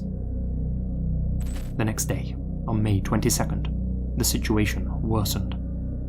6 individuals, led by Akmal, restrained Zulfiqar and used a steam iron to inflict burns across his entire body, including his most vulnerable areas. Despite the extreme pain, Zulfiqar continued to deny stealing the laptop. The torture lasted for hours, leaving him covered in burns. For days following the assault, Zulfiqar didn't attend class or training due to his deteriorating condition. On May 27th, he was brought to a clinic by 4 of the 6 main culprits. Unable to speak for himself, the group falsely told the doctor that Zulfiqar had been caught in an explosion during a training exercise. Alarmed by the severity of the burns, the doctor urged them to take Zulfiqar to the hospital and even wrote a referral letter. However, his advice was ignored, and the group brought Zulfiqar back to the barracks, where they kept him hidden from view.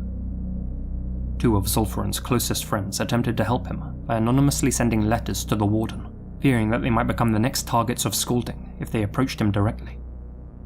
Unfortunately, their efforts went ignored, and the warden failed to take any action. When Zulfiqar returned to the clinic on May 31st, he was visibly weaker, dehydrated and in pain. Accompanied this time by Akmal and one of his accomplices, he refused to go to hospital, likely under threat of violence, and only asked for his wounds to be cleaned and bandaged. The following day, on June 1st, one of the perpetrators called for an ambulance after finding Zulfiqar unresponsive. The 20-year-old was pronounced dead at Serdang Hospital the following day, his body swollen beyond belief. The forensic pathologist who examined Zulfaran reported 90 burn marks, 29 of which were 3rd degree and so severe that they exposed wet muscle tissue. She concluded that these injuries caused heart swelling and kidney failure, ultimately resulting in death. Zulfaran's passing, now classified as a homicide, sent shockwaves through Malaysia. It's believed that 20 to 30 students may have been involved in the attack, but authorities identified 19 students, aged between 20 and 21, as the main perpetrators. On June 14, 2017, 6 students were charged with first-degree murder under Section 302 of the Malaysian Penal Code, which carries the mandatory death penalty. They were the aforementioned ringleader, Akmal, and his 5 closest cronies, Azamuddin Mad Sofi, Najib Modrazi, Afif Najmuddin Azad, Shobarin Sabri, and Abdul Hakim Modali. Another 13 students, whose identities were withheld, were charged under Section 330 for voluntarily causing hurt to force a confession. All 19 suspects pleaded not guilty. The main 6 had their charges reduced and were sentenced to a mere 13 years behind bars. They were seen laughing and smiling as they left court following the verdict. Later, a 3-judge panel at the Court of Appeal, helmed by Justice Hadaria Saeed Ismail, unanimously decided that only the death penalty could address the case's gravity, and that the 6 men were to be sent to the gallows. Their capital sentence is yet to be carried out. In addition, all but one of the remaining 13 defendants were found guilty of intentionally causing injury to coerce a confession from Zulfaran. Their original punishments were also increased, from 3 to 4 years apiece. The one student who was acquitted, Akmal Akif, was one of Zulfaran's closest friends, and had been one of the 2 cadets to send a letter to the warden. The other suspects had learned about the letter, and, holding a grudge, falsely implicated him in Zulfaran's slaying. After a long ordeal, Akmal was able to prove his innocence and was finally released in 2019. Human rights groups continue to campaign to save the lives of the 6 condemned men. In response, Zulfaran's parents condemned their advocacy for leniency, accusing them of failing to acknowledge the inhumane torture inflicted on their son, while championing mercy for the perpetrators. They also declined to meet the families of the convicted, stating that it was too late for apologies, seeing how no apologies were offered during the trial. The incident of course affected his family immensely, so much so that none of them can even look at a steam iron, let alone use one. Zulfaran's story remains a powerful reminder of the devastating consequences of unchecked cruelty, especially in institutions meant to foster discipline and camaraderie, where herd mentality can quickly take over. The National Defence University of Malaysia has since gained notoriety, with it now colloquially being referred to as the Hell School.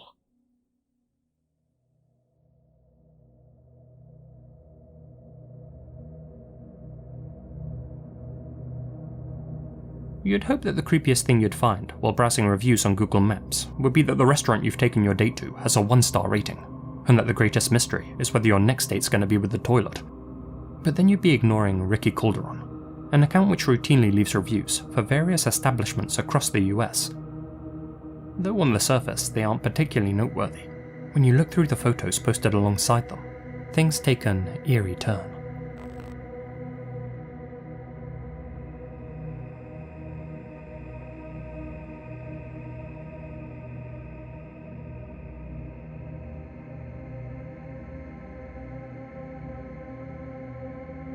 Browsing through his profile, you'll find hundreds of photos of women superimposed into the locations he's reviewing, usually only the top halves of their heads, sometimes the top third, but never their whole face.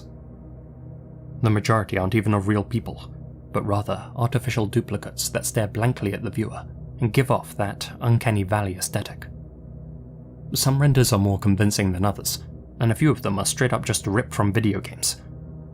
But then there's these photos, which stand out as anomalies. Shots of real women, seemingly oblivious to the fact that Ricky's taking their picture.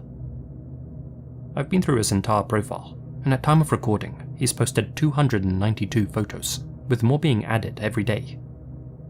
These reviews appear in clusters, most of them for restaurants in Miami, Orlando, Tampa, Chicago, San Antonio, Dallas, and the Washington metropolitan area.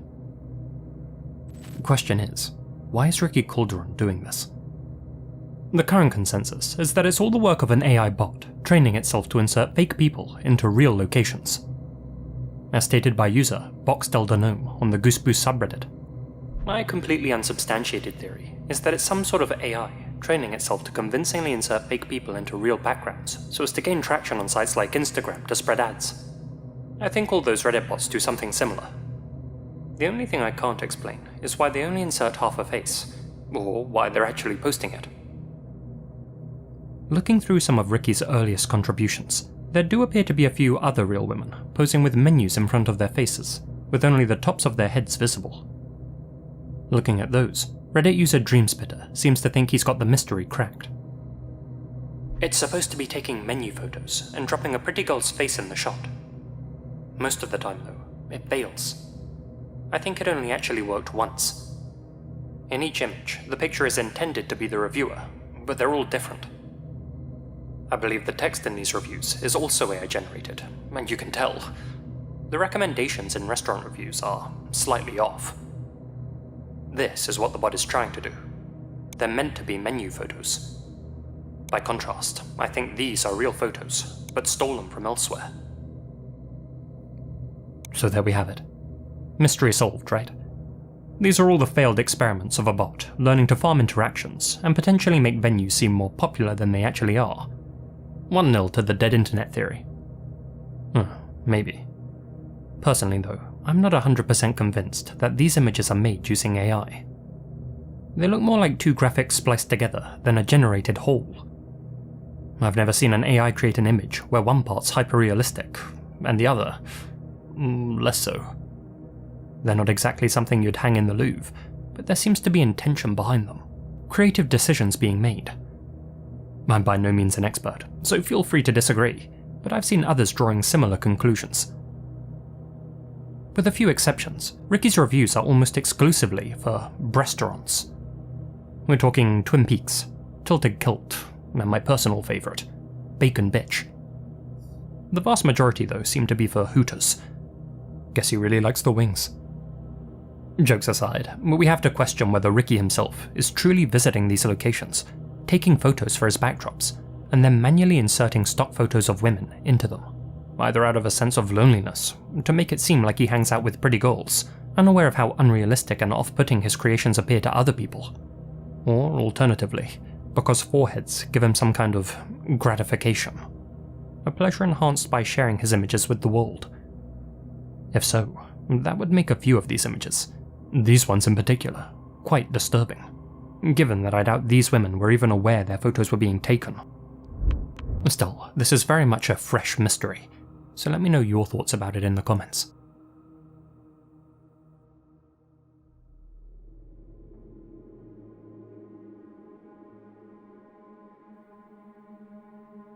I'm sure for many of you, video games were a big part of your childhood, and I bet you can remember one or two old school classics that got you hooked on the medium. I grew up in the 90s playing Super Mario 64 and Crash Bandicoot from the comfort of my own home, and occasionally still boot up the old consoles for a nostalgic night in with the boys. But if you were young in the mid-1980s, you'd likely have spent more time playing games in the arcade. Retro classics like Pac-Man, Double Dragon, Donkey Kong, and who could forget 1985's Bally Senti Minigolf. I appreciate it's a bit of a deep cut, but allow me to set the scene.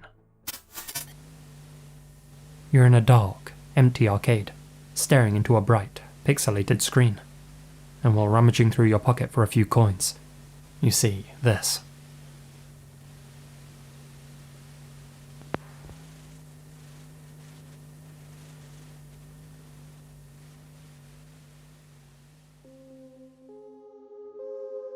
Following the example of milk cartons and PSAs, in the 1980s, the faces of missing children sometimes appeared on arcade machines. The two most famous examples are these boys, Taj Allen Merriman and Stephen Philip Curtis, who both featured on Bally Senti Minigolf. Their faces would appear as the machine cycled through different displays, from the title screen, to gameplay footage, to the high scores, and then, almost like a jump scare, to this. Though it does look like something ripped from an analog horror series, I can assure you that this static screen really was used. and the youths shown really had gone missing. Due to the digitization, the faces have an almost uncanny quality to them. That, and the sheer unexpectedness of seeing a missing persons poster pop up on your arcade machine, was enough to burn these photos into many developing brains. After all, the vast majority of people who came across these images were kids themselves. Over on the Atari Age forum, user Thunderfist was able to shed some light on what became of one of these boys. Years ago, I remember seeing a mini-golf arcade game in a gas station near me. I wasn't able to play it, but I remember watching the demo and seeing the screen with 2 missing boys pop up. That was the only time I'd seen that done in an arcade game, although I have read suggestions that other Borley Senti games, perhaps Gimme a Break being one of them, also did this. I always wondered what became of the 2 boys in minigolf, and decided to look into their cases. Downloading and playing set 2 of minigolf in MAME, I took a screenshot of that particular screen and took down the information on the 2 boys. Taj Alan Merriman's fate was easily found. It seems his was a family abduction, and he was found safe around July 12, 1985 in Georgia. That was the date the mother was arrested for the abduction, according to the Beaver County Times. I haven't been able to find anything on the other boy though. Searching through old online resources, it does seem that Taj was found.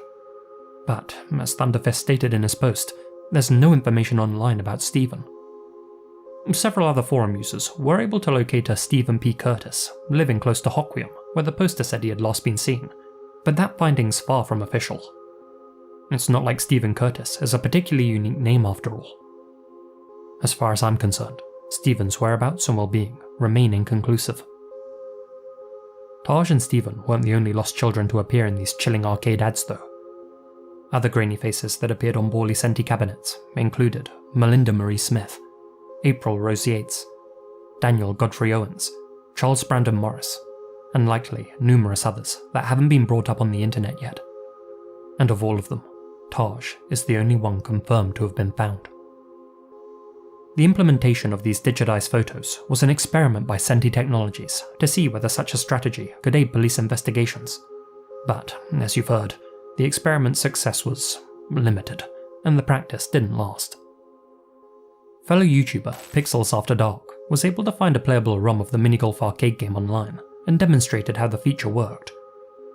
The faces of these lost sprogs didn't appear by default, but on the dip switch menu, the machine's owner would have been able to activate the Display Kids option and could manually choose to mark them as located or not.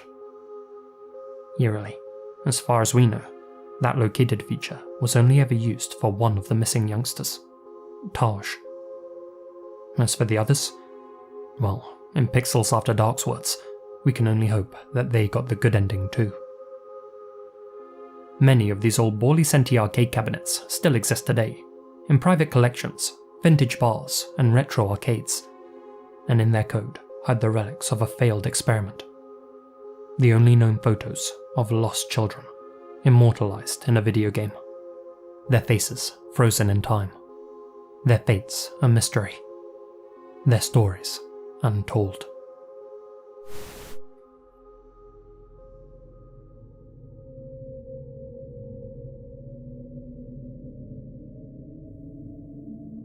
Icon Park's Orlando Freefall was touted by its operators as the tallest freestanding drop tower in the world. The attraction lifted riders in a gondola 430 feet above the ground, before inclining the seats forward 30 degrees and plunging them into a freefall, breaking 100 feet above the ground. Riders were only meant to experience a 4G thrill, a mild stomach upset, and a few laughs. But on March 24th, 2022, things ended very differently for one park guest. Tyree Sampson was just 14 when he fell to his demise from the Orlando Freefall drop tower. The adolescent, originally from St. Louis, had been on vacation in Florida with his family and a friend. When he and his buddy made it to the front of the line for the drop tower, staff were immediately concerned with the boy's size. The tower's manual specified a weight limit of 287 pounds for the ride.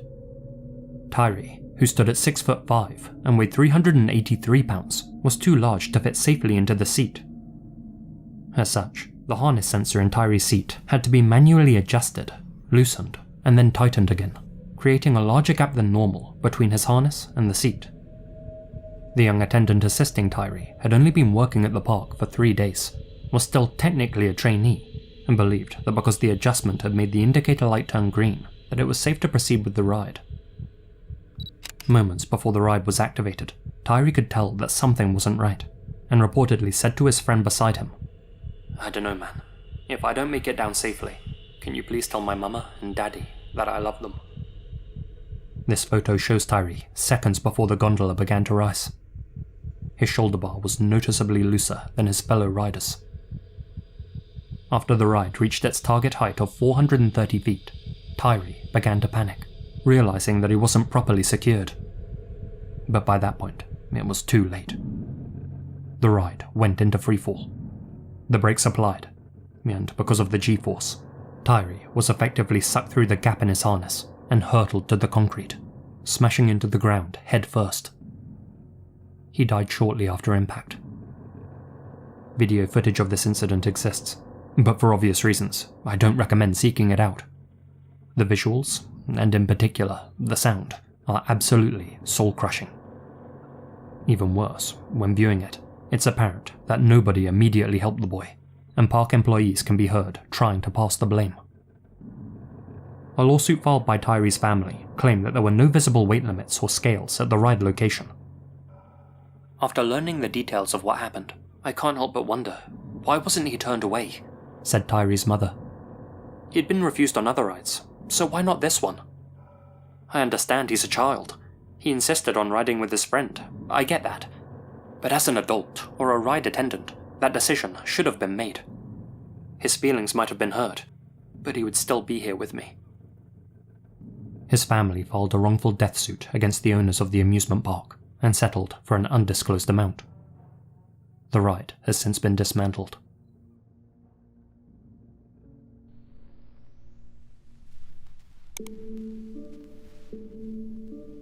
This was Christina Yuna Lee, a 35-year-old Korean-American originally from New Jersey. A creative producer by trade who had worked on campaigns for the likes of Google, Twix, and Equinox, Christina relocated to New York in 2021 to work for the online music platform Splice. There, she rented an apartment in the 111 Christie Street building, a 23-unit complex situated in the Big Apple's Chinatown district. In the early hours of February 13th, 2022, Christina caught a cab back to her apartment after a night on the town. She was dropped off right in front of the main entrance. What happened next was caught on the building's internal surveillance cameras. This chilling footage shows Christina in her final moments. As can be seen, she enters the complex at 4:23 a.m. An unknown male grabbed the door just before it closed and stalked Christina up 6 flights of stairs, staying 1 floor behind her all the way. There's no indication she noticed him following her. Christina opened her front door and stepped into her apartment, and the man forced his way inside with her, sealing the poor girl's fate. Minutes later, 2 other residents were awoken by the sound of high-pitched screams coming from Christina's apartment.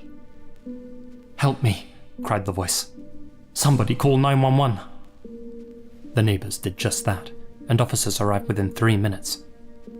They rushed upstairs and could still hear Miss Lee's desperate cries from the other side of the wall, but frustratingly, they couldn't break down the reinforced door.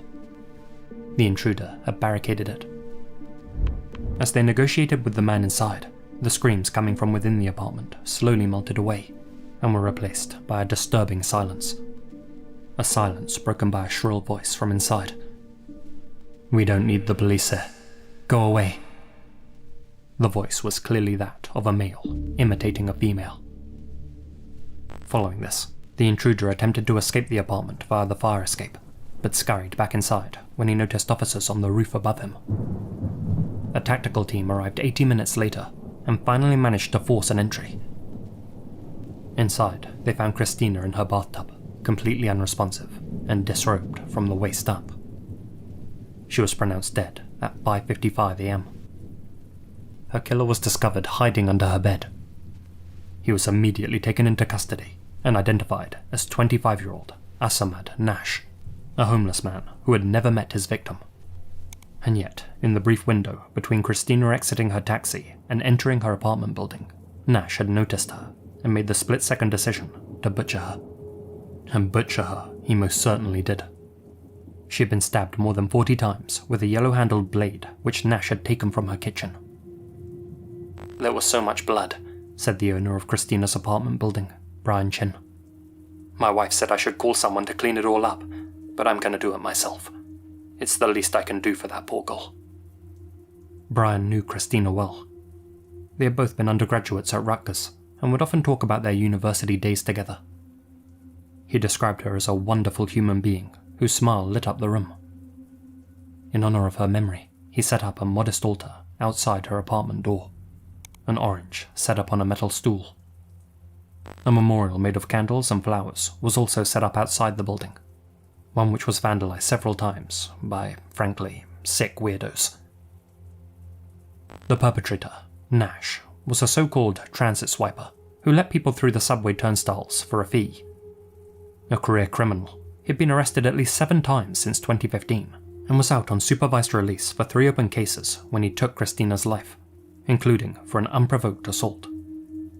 He's also said to have an extensive record in New Jersey and had admitted to selling and using dust and K2, synthetic substances known to cause unpredictable behavior. He was under their influence when he first saw Christina.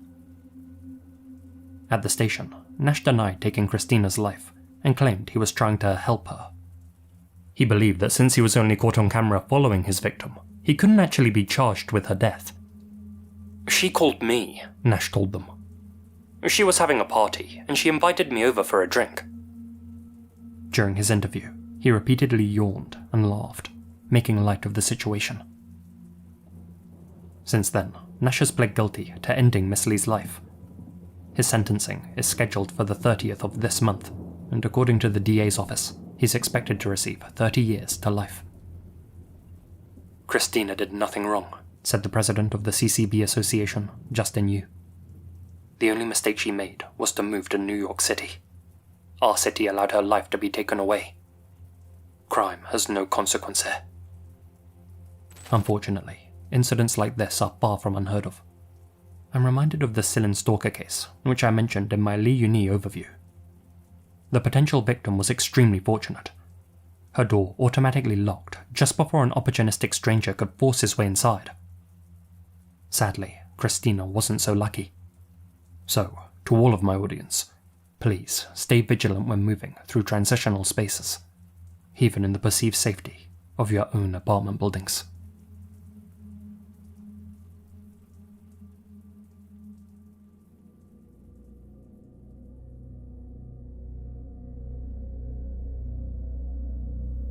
As regular viewers of this channel know, an eerie number of cases seem to take place in quiet little towns, and today's first entry is no exception.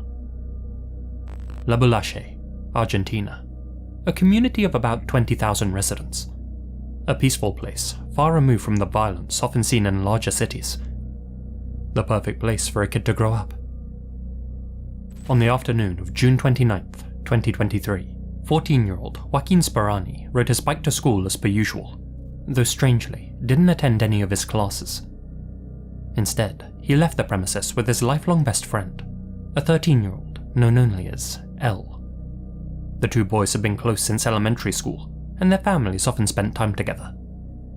That previous year, Elle had requested a school transfer so he could spend more time with his closest companion. Joaquin was an introverted soul who had few other friends, and who was often the target of bullies, and so, naturally, he was over the moon with Elle's decision. That lunch break, the pair were captured by a local resident's security camera, walking side by side in the opposite direction of the school. This still shows them smiling and laughing. Unbeknownst to all but one person, it would be the last image captured of Joaquin, alive. Minutes later, that same camera caught footage of Elle returning to school grounds alone. He re-entered his classroom and sat in his usual spot. His classmates noted that he behaved normally, playing and laughing throughout the rest of the day. When Joaquin didn't return home that evening, his parents contacted the school's headmaster. When they learned that their son hadn't even attended any of his classes, the Speranis immediately reported him missing. investigators quickly found Joaquin's bicycle, which was still chained up outside the school, yet there was no trace of the boy anywhere. After talking with members of staff, one eagle-eyed teacher mentioned that their student, L, had been using a different cell phone to the one he typically carried. L was questioned by detectives shortly thereafter, and they quickly determined that the boy's new cell phone was actually Joaquin's. The case had been painted in an effort to disguise it. L claimed that Joaquin had given him the phone as a present before running away from home, apparently fed up with the school bullies. Frustrated with what they considered to be passive police work, the missing boy's neighbors and family members took to the streets and conducted their own investigation. On Sunday, July 2nd, a search party entered an abandoned house on 480 Sarmiento Street, just 100 meters from the school. One member recalled what they found. "We were walking with two of Joaquin's cousins when we passed an abandoned house. We went inside, and as soon as we entered, we saw the corpse. The cousins started screaming. It was like a horror movie." After discovering the body, El confessed that he and Joaquin had gone to the house together. They had apparently gotten into an argument there. A fight broke out, and El killed Joaquin in self-defense. Thing is, Joaquin had suffered 18 blows to the head. At the crime scene, police found an iron pipe and a piece of concrete, both stained with blood. A lack of defensive wounds suggested that Joaquin had actually been caught unawares and struck from behind. Certain that there hadn't been any argument and that Joaquin's murder was actually premeditated, officers conducted a search of El's house. In the young boy's room, they found a stuffed animal with a piece of paper hidden inside. A note which bore Joaquin's name and that of another boy, along with the unsettling message, "Mum will soon forget about this." This discovery led Joaquin's family to fear that another classmate may have been El's next intended victim. Due to his age, El couldn't be prosecuted in Argentina. He was held in a juvenile detention center for 3 months before being released to live with his family. He'll face no further consequences for his actions. In the minds of many local residents, it's only a matter of time before he indulges in his twisted fantasies once again.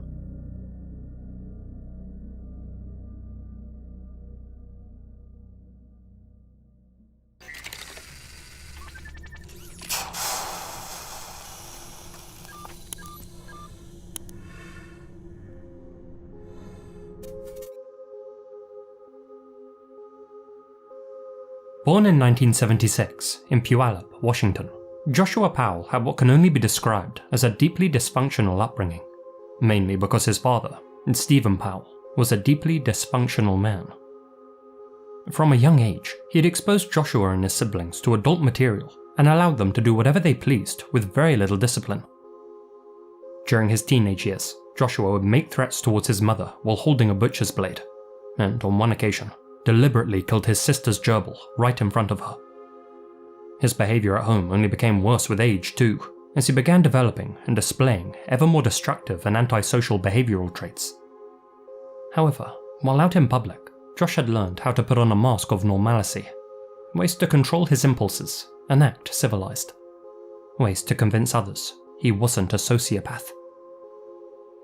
After graduating from high school, Josh relocated to Seattle and enrolled at the University of Washington. It was there that he met his first girlfriend, Catherine Everett. They entered into a brief relationship, and although he initially came across as a considerate and attentive partner, Josh's behaviour soon shifted. He became more controlling and began isolating Catherine from her loved ones. Feeling trapped and unsafe, Catherine planned a getaway to Utah and never returned, ending her relationship with Josh in November 2000. Shortly after their breakup, Josh would meet Susan Cox at a social gathering. Much like before, he presented himself as a kind, caring, and well-adjusted young man, and Susan fell head over heels for him. After a whirlwind romance, the pair married in April 2001, less than half a year after they had first met. After graduating university, they relocated to South Hill and moved in with Josh's now single father, Stephen. I just had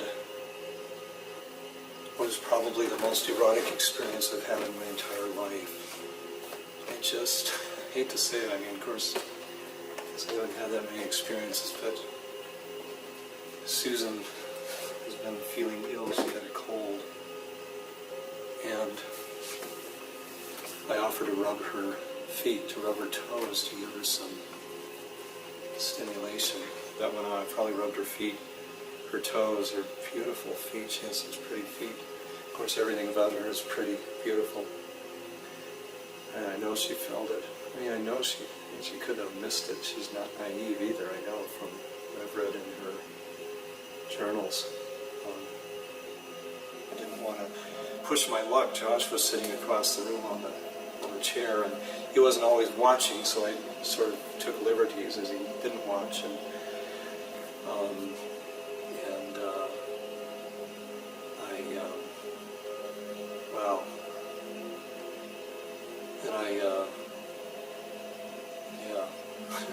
It's hard to remember everything I did. And I love that woman. She is so beautiful. I can't even get enough of her. Can't get enough of looking at her. She's so pretty. While living with the couple in South Hill, Josh's father, Stephen, developed an intense infatuation with Susan, exhibiting obsessive behaviour such as reading her personal journal, spying on her in the bathroom using a small mirror, sharing love songs online under a pseudonym, and keeping a video diary detailing each encounter with his daughter-in-law. He even went so far as to stalk Susan and make voyeuristic recordings of her. Things escalated further when Stephen confessed his romantic feelings for Susan, telling her how much she meant to him right in front of her husband and his son, Josh. I'm probably wrong, but I've really fallen in love with you.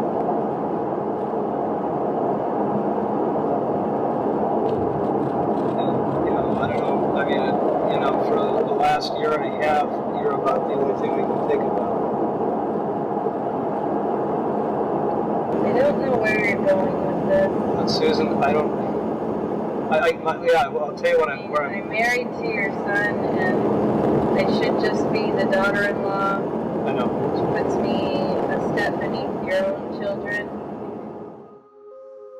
For his part, Josh didn't seem to mind that much. In fact, he responded with, "Well, that's my dad." However, following an incident where Stephen attempted to kiss Susan, the newlyweds decided to move into their own apartment in West Valley City, Utah. Despite Josh becoming more possessive with Susan as he had with Charlotte, the couple welcomed their first son, Charles, into the world in 2005, followed by their second son, Braden, in 2007.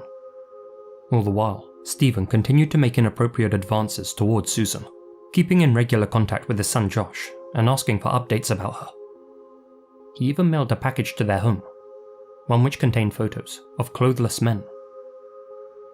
While in West Valley City, Joshua's behaviour turned increasingly erratic and controlling, and Susan grew concerned for her safety. It didn't help that Josh was spending money at an alarming rate and racking up $200,000 worth of debt. In July 2008, she wrote a secret last will and testament, which she hid inside the house. "I want it documented that there is extreme turmoil in our marriage. If I die, it may not be an accident, even if it looks like one." On December 6, 2009, a neighbour of the Powell family visited Charles, Braden, and Susan while Josh was away at work. They left at approximately 5 p.m. Another neighbour observed Josh returning home and parking the family's Chrysler Town & Country minivan in the garage at about 8 p.m. At just before midnight, that same neighbour heard the minivan's alarm going off inside the garage. About 2 hours later, they heard a man and woman screaming loudly. The voices seemed to be coming from inside the Powell residence. The male voice was heard yelling, "Get into the van," while the woman yelled back, "No, you're gonna hurt me if I do." From their window, the neighbour saw the Powell family's van leaving the home with 4 occupants, though they couldn't make out who exactly the figures were. When Josh and Susan didn't show up for work the next morning, and their sons weren't dropped off at daycare, Josh's mother reported them missing. Neither Josh nor Susan were reachable by phone, and fearing that they may have succumbed to carbon monoxide poisoning, the authorities forcibly gained access to their home. They found no signs of a struggle or foul play inside the residence, but did discover Susan's purse, which contained her wallet and ID. They also found Susan's handwritten will, which detailed her fears about Josh. Disturbingly, they also found a wet patch on the couch in the living room, with 2 fans aimed at it. At 5 PM that same day, Josh returned home alive and well with Charles and Braden, but Susan was nowhere to be seen. Detectives noticed that Josh's hands were dirty and covered in cuts. Josh claimed that he and the boys had left for an impromptu camping trip along the Pony Express Trail just after midnight, and Susan had stayed at home in bed. Her whereabouts were as much a mystery to him as they were to everyone else. As soon as I heard that he was back and Susan wasn't with them, I instantly said to myself, "What has he done?" said Susan's friend, Kirsty Helliwell. Susan would have never allowed him to take the boys out to the desert in the winter. And in the middle of the night? Never. The investigators also found Josh's story less than compelling and asked him to come in for questioning. When asked why he hadn't attended work or notified his boss about his absence on December 7th, Josh simply claimed that he got the days mixed up and thought that it was Sunday instead of Monday. An easy mistake. Regarding his unanswered phone, he blamed a low battery and not having a charger with him. After searching the family minivan though, the police found a shovel, tarps, blankets, a gas container, and a generator. They also discovered Susan's cell phone in the van. The SIM card had been removed. During their investigation into Susan's disappearance, several concerning pieces of information came to light. For example, Josh had taken out a $1.5 million life insurance policy on Susan just a few months before she vanished. He'd also transferred $12,000 from Susan's bank account to his personal account days after she disappeared. Further evidence showed Josh making trips to the desert on the night of December 6th and the morning of December 7th. Curiously, Josh had mentioned to several co-workers about how you could hide a body in an abandoned mineshaft in the desert. In cases where a person suddenly disappears, their spouse is typically considered the first person of interest, but Josh's actions and answers led investigators to instantly hone in on him as the prime suspect. The police interviewed Josh and Susan's eldest son, Charlie, who confirmed that the family had gone on a camping trip that night. However, contrary to his father's account, Charlie mentioned that Susan had gone with them that night and hadn't come back. Several weeks after Susan's disappearance, a teacher reported that Charlie had mentioned his mother was deceased. Additionally, Susan's parents, Chuck and Jody Cox, asserted that several months after their daughter's disappearance, Braden drew a picture of a van with 3 individuals inside, stating, "Mummy was in the trunk." During a search of the Powell home on December 9th, investigators discovered traces of Susan's blood on the floor, as well as another sample which was attributed to an unknown male, one whose DNA wasn't on the national database. And yet, despite all of this evidence against Josh, he was never charged in connection with his wife's disappearance. The investigation continued for several years, during which time Josh and most of his family maintained that Susan had run off with another man. He never participated in any search efforts for his wife. Due to financial issues, Josh moved back in with his family, taking his sons Charlie and Braden with him. He was later deemed unfit to take care of them, but was granted supervised visitation several times a week. On February 5th, 2012, social worker Elizabeth Hall dialed 911 after escorting Charlie, now 7, and Braden, 5, to a supervised visit at Josh's residence in South Hill. Hall, who was responsible for overseeing the visit, said that Josh seized his sons and prevented her from entering the premises. But while she waited outside for officers to arrive at the scene, the house suddenly and unexpectedly exploded. Investigators later found the remains of Josh, Charlie, and Braden inside the ruins. Josh had murdered his 2 sons with a hatchet before sending out farewell emails to his friends and family. He then intentionally set the house ablaze with 2 cans of gasoline, ending his own existence in the process. Josh had designated his brother Michael as the primary beneficiary of his life insurance policy, though Michael himself would go on to end his own existence in 2013, leaping from a rooftop in Minneapolis. It's believed that Michael knew where Susan's remains were buried, and that he may have been complicit in her slaying. It's believed that Josh told his father, Stephen, about Susan's final resting place too. Stephen had been jailed for 7 years in 2012 on voyeurism and CP charges. He had been taking secret videos of women and youngsters while out in public. During his incarceration, he invoked his Fifth Amendment right whenever he was questioned about Susan. He passed from natural causes in 2018, taking whatever secrets he may have held with him to the grave. As of today, Susan's whereabouts remains unknown.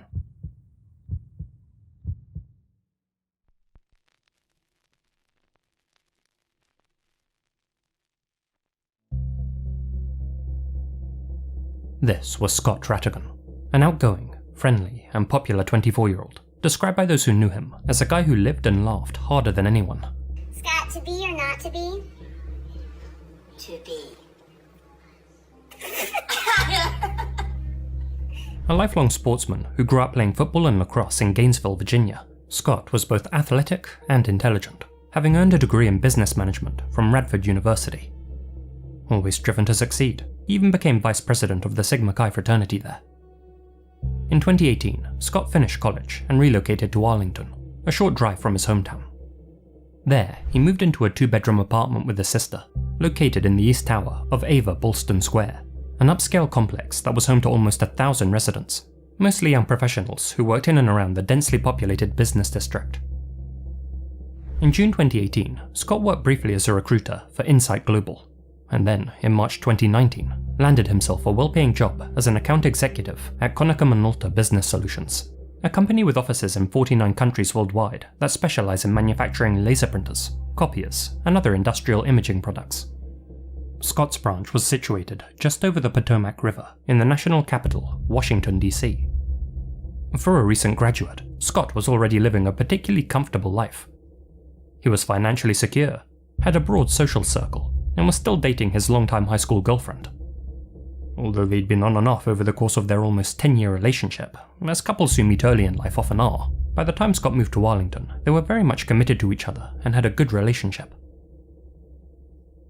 On the morning of Friday, January 17th, 2020, Scott and his sister chatted over their morning coffee, as they always did. It was then that Scott reminded his sister he was taking the day off. It was going to be a long weekend, with Monday being Martin Luther King Day, and Scott wanted to maximize his break. After finishing breakfast, Scott's sister set off for work as per usual. What Scott planned to get up to during his day off remains unknown, though it's believed he had made plans with his sister and some guests for later that evening. At 5 p.m, Scott's sister returned to their high-rise apartment. Upon entering the residence, she was immediately hit by the smell of a cleaning solution. Nothing appeared out of place though, aside from the fact that Scott was nowhere to be seen. Concerned she couldn't get a hold of her brother, she made her way into Scott's bedroom 20 to 29 minutes later to see if he was asleep. There, she discovered Scott completely unresponsive in his bed. At 5:29 p.m, Scott's sister called 911 and a dispatcher summoned help. It's going to be for a 24-year-old male with blood coming from his mouth, hands, and neck. No weapons were seen. There are a total of 4 people in the apartment. Also noted that it smells like bleach.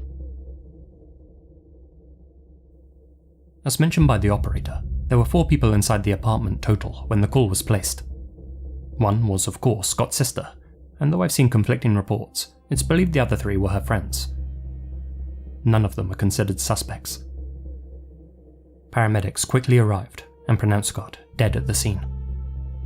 The law enforcement initially announced that they'd been called to attend a cardiac arrest. Scott's demise had obviously not occurred naturally.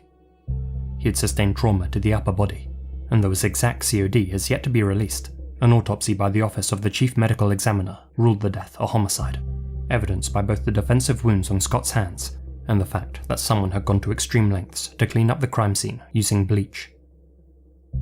Other than the killer's DNA and weapon, nothing was reported missing from Scott's apartment, and all of his valuables were accounted for, including his mobile phone. Despite Scott's neighbor 2 doors down being home when the incident took place, she didn't report hearing any unusual noises coming from his apartment. Few other details were revealed about Scott's case in the immediate aftermath, with the authorities remaining tight-lipped to preserve the integrity of their investigation. Ahead of the 1-year anniversary of Scott's death, however, Arlington County Police released external surveillance images of a person of interest, or POI, who was seen in the area both before and after the murder.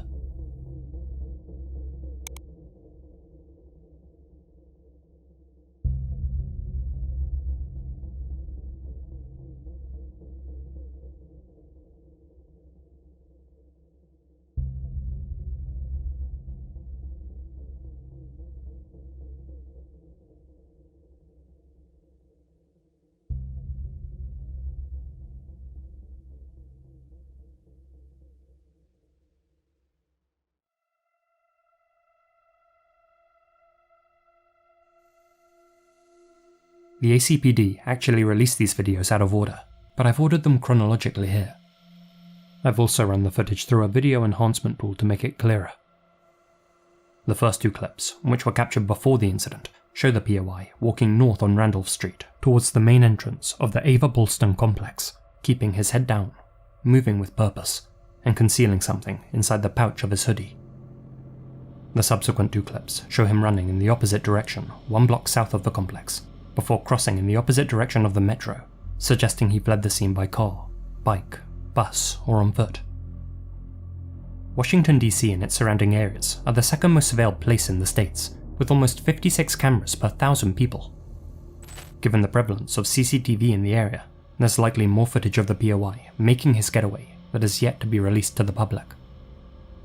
Arlington PD described this mystery man as a, quote, white male, approximately 5 feet 6 inches to 5 feet 8 inches tall, weighing 150 to 175 pounds, dressed in all black, carrying a black backpack and walking with his feet turned inward, often referred to as a pigeon-toed gait. As well as a consistent pigeon-toed stride, the POI also appears to be bow-legged, a skeletal condition which causes the lower legs to be angled inward.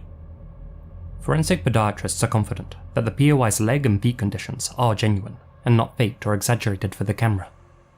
If you don't agree, then try walking with your feet like that for a while.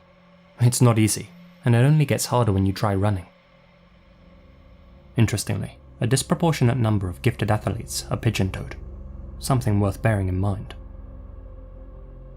The POI went to great lengths to hide his identity. He placed a strip of black tape on his backpack, concealing the brand logo, and wore a balaclava or neck gaiter to hide his face. It's worth remembering that this incident occurred in mid-January 2020, well before facial coverings became a common sight in the US. That being said, this balaclava-like covering may not have appeared too suspicious, since temperatures that afternoon were around the 2 to 3 degrees Celsius mark, or 36 to 37 degrees Fahrenheit. From the little we can make out, the POI appears to have a nose with a prominent, narrow dorsum. Though some people online believe the POI is actually a woman based on their body shape, I personally don't see it, and law enforcement are adamant that this is a male. I doubt they'd state that definitively if they weren't certain. Perhaps the perp wasn't so thorough when he bleached the apartment, using bleach which he may have been carrying in this water bottle. Perhaps forensic investigators did find some of his DNA at the scene, and confirm the POI to be a male. Also, notice his flat chest. I'm inclined to agree that this is a man. As you can see, there are no timestamps on any of this surveillance footage released to the public, and, still keeping their cards close to their chest, Arlington PD haven't confirmed when exactly these images were captured. Scott was last seen in his apartment on the morning of January 17th, and was last heard from at around 1 PM when he responded to messages from friends, give or take 20 minutes or so. Given that his sister contacted emergency services at 5:29 PM, that leaves a 4.5-hour window in which somebody entered Scott's apartment, took his life, and then bleached away the evidence before escaping. But we can actually narrow that window down further. Fellow YouTuber Aaron Stoner has done a detailed analysis of this footage over on his channel, which I highly recommend you check out via the links in the description. Using the direction of the shadows in these images as a guide, and calculating the angle of the sun throughout the day on January 17th, 2020, he estimates that the hooded figure was seen making his way towards Scott's complex between 10:31 and 11:31 AM, and was seen fleeing between 12:40 and 12:50 PM. If correct, that means one of three things. That Scott's friends were wrong about the last time they'd been in contact with him, that this man has mistakenly been singled out as a person of interest, or, most chillingly, that the killer used his victim's phone to text his friends shortly before leaving the apartment. Users on websleuths.com have made some interesting observations about the POI's attire. his entire ninja-like outfit was made up of branded items. Though the suspect covered the logo on his backpack with duct tape, it's since been identified as the popular North Face Recon, perhaps one with a custom logo worth concealing. It's not uncommon for employers at three-letter companies to provide their staff with bags and other items with company logos, for instance. Similarly, the suspect's hoodie is also likely from North Face. His shoes appear to be Nike Freeruns with the signature swoosh blacked out, and his gloves are from Under Armour. All of his clothes appear to be in good or even mint condition, with the soles of his shoes being completely clean and there being no visible marks on the rest of his stealth kit. In total, this outfit would have easily cost him more than $500, and it's entirely possible that he had replicas in his backpack to change into before leaving the apartment, a theory supported by these two stills. The one on the left shows the POI before the attack, and the one on the right after.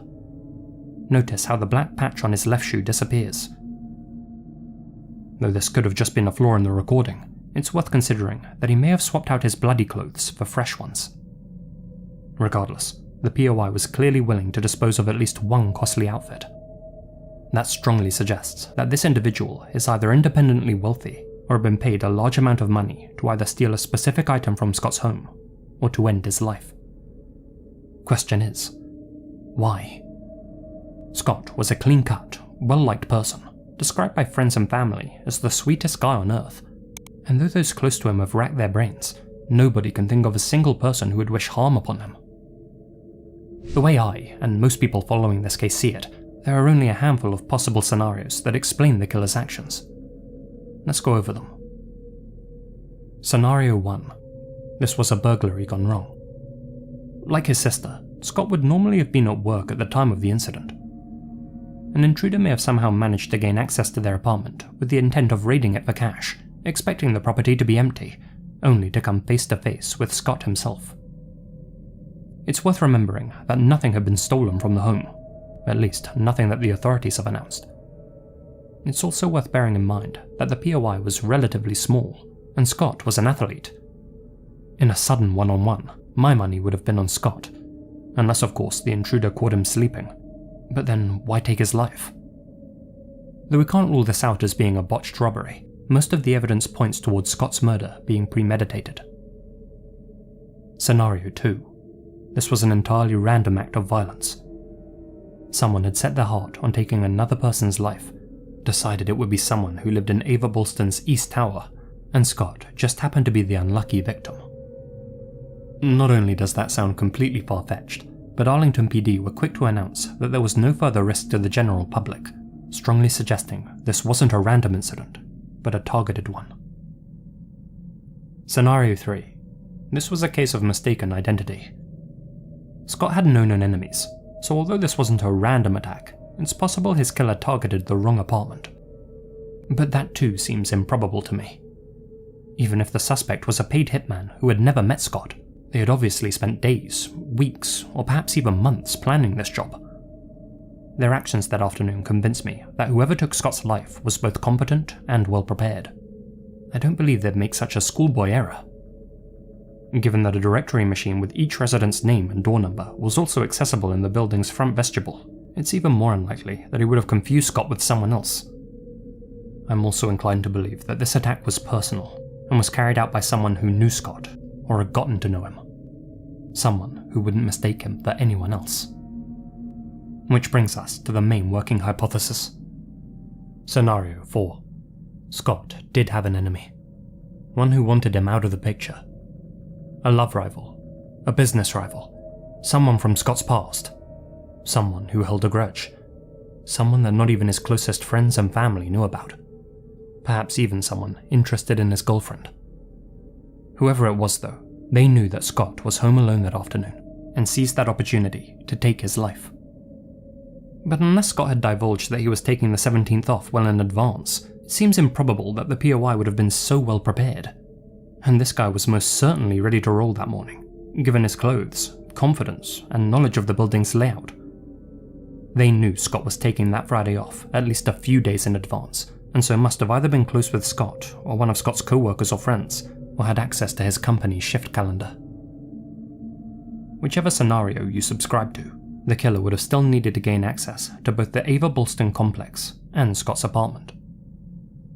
According to numerous anecdotal reports I've read online, despite being a luxury apartment complex with high rental prices, security at Ava Balston Square was extremely lax around the time of Scott's slaying. There weren't any cameras above the ground floor, and even those were down on the day of the incident due to refurbishments. The entrances do require a fob to gain access, but according to residents, it's a huge building with a constant stream of people going in and out. Piggybacking in would have been extremely easy. Another fellow YouTuber, Sloan, demonstrated just how easy it still is to gain access to the building as a non-resident.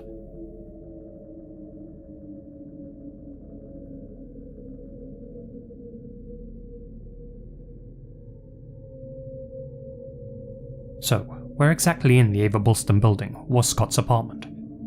Well, this photo of his sister shows her on their balcony. White bricks can be seen on the floor above. Looking at the exterior of the building, I believe their apartment may have been located somewhere on the 20th floor. That means the POI would have needed to use the elevator, though as demonstrated by Sloan, the ones inside the Ava Balston building didn't require a fob to use.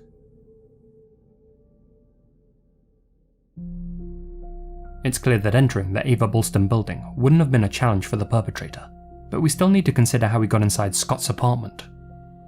Did he have a copy of Scott's key, or a master key? Did he force an entry? Had Scott left his door unlocked? Or did Scott willingly open the door? Perhaps the POI removed his mask at the door, and Scott recognized him through the people as someone he trusted.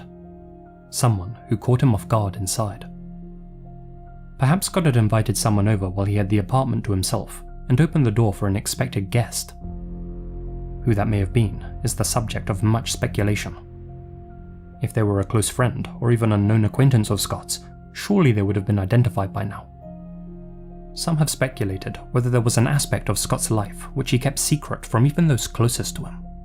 Whether there are rumours floating around online that this POI may have been a dealer of some sort paying a home visit, there's absolutely no evidence that Scott was involved in anything shady or sordid, and his father has specifically stated that Scott's case is not drug-related. In one of Scott's friends' words, Scott was not a druggie, and he did not deal drugs either. Scott was honestly one of the best human beings, the sweetest soul, didn't have a mean bone in his body, and was loved by everyone that ever met him, which is what makes his murder so devastating, confusing, and frustrating. So, who had an incentive to kill Scott? An inoffensive white-collar worker who lived a low-risk lifestyle and who got along with everyone. That's what we need to find out.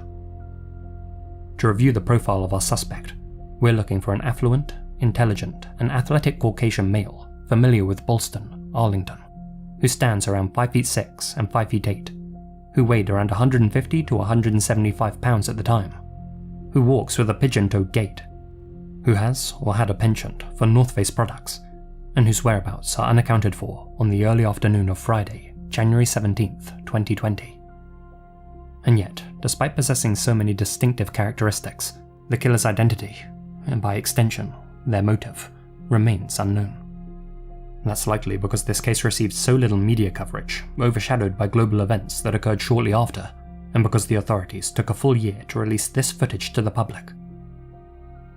The Rattigan family is offering a $50,000 reward for any information that leads to a conviction. Did you live in or around Arlington in early 2020? Do you know anyone who fits this profile? Perhaps a co-worker who took the morning off on January 17th. Perhaps a person who was acting strangely around that same time period. Whoever took Scott's life must be held accountable. If you, a friend, or a loved one have any idea who the person in this footage might be, please get in touch with the ACPD tip line. You can also make a report anonymously through the Crime Solvers hotline. All that contact information is on screen now.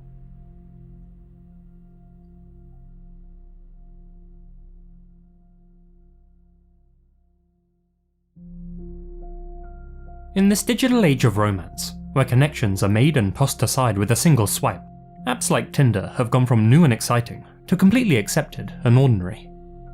But as I've said in the past, when it comes to strangers on the internet, can you ever truly know who you're interacting with, laughing with, and planning to meet up with? Social, adventurous, and full of life, 21-year-old Grace Mullane was a young Briton with a bright future.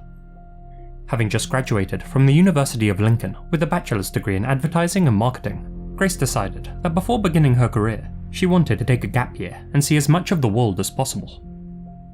She set off on her year-long adventure on October 26, 2018, travelling from London's Heathrow Airport to Lima, Peru. She spent 6 weeks exploring South America, the first leg of her journey. On November 20th, she embarked on the second, a trip around Oceania.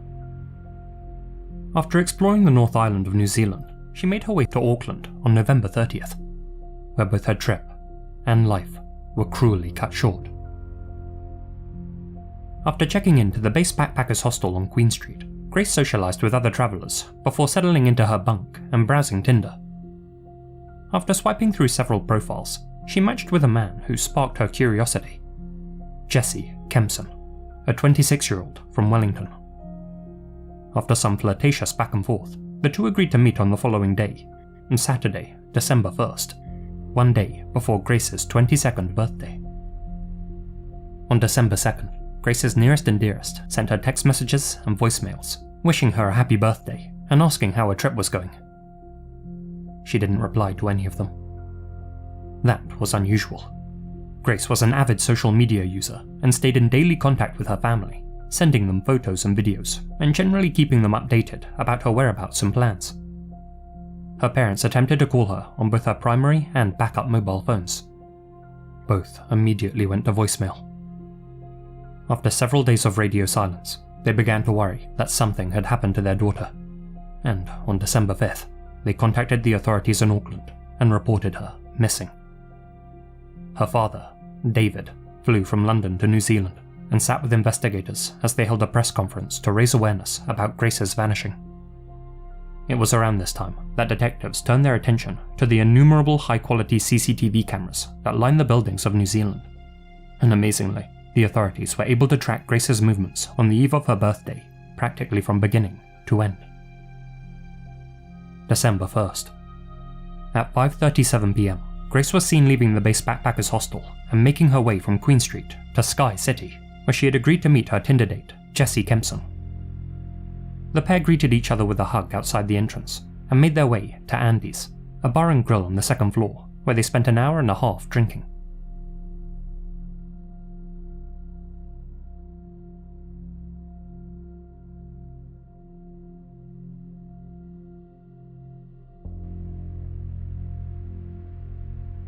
From Andy's, Grace and Jesse made their way to the Mexican Cafe, another bar and restaurant in Sky City.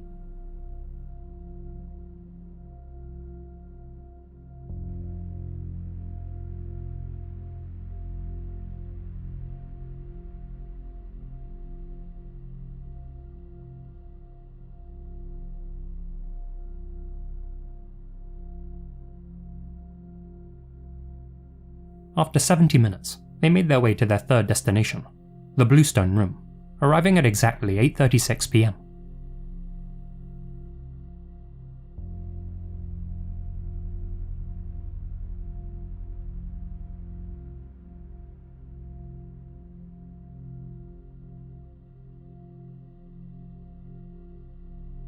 When Jessie got up to use the bathroom, Grace sent her final text message to a close friend back in the UK.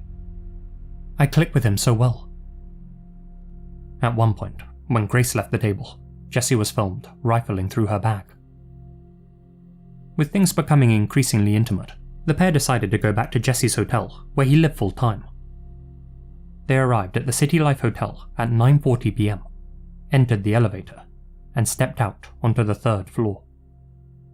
This is the lost footage of Grace Mullane, alive.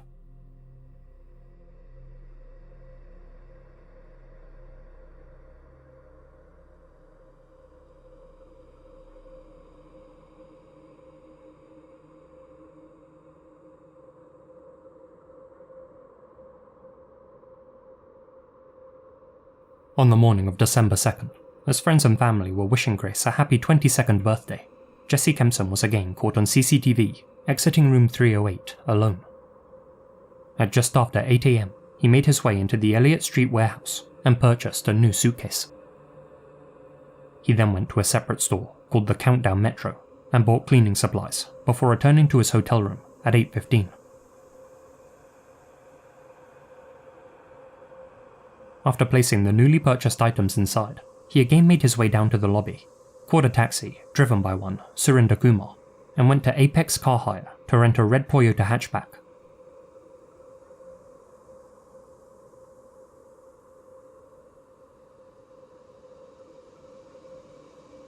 Unbelievably, at 4 PM that same day, Jesse then made his way to another bar and met another woman for a Tinder date in Ponsonby.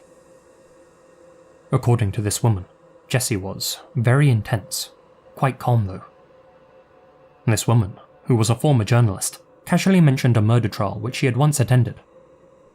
This prompted Jesse to reply, "It's crazy how guys can make one wrong move and go to jail for the rest of their life." Feeling creeped out by his demeanour, she ended their date early and went home, leaving Jesse with plenty of time on his hands.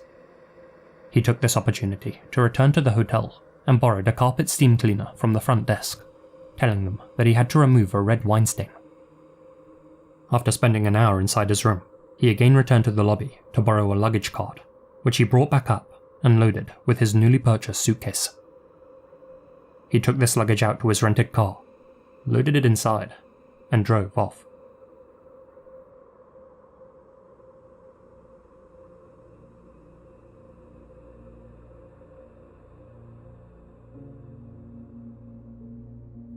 At 6:55 AM on December 3rd, Jesse made his way to a hardware store and bought himself a brand new spade before returning to the hotel at 9. An hour later, he exited his room with a full bin bag and disposed of its contents in a trash can outside.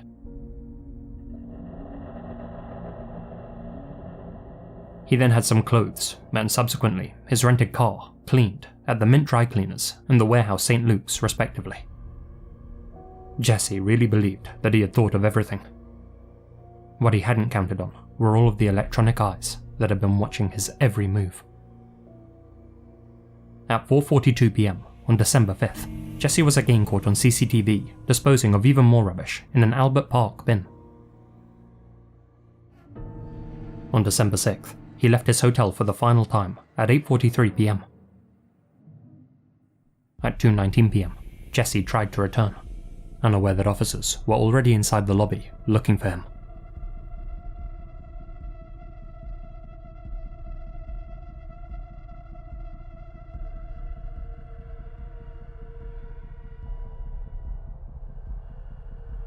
He notices them at the front desk and makes his escape.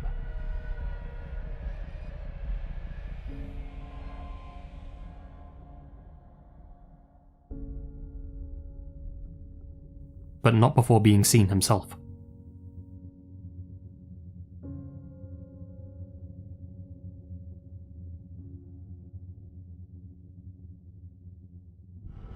He was swiftly apprehended and brought in for questioning.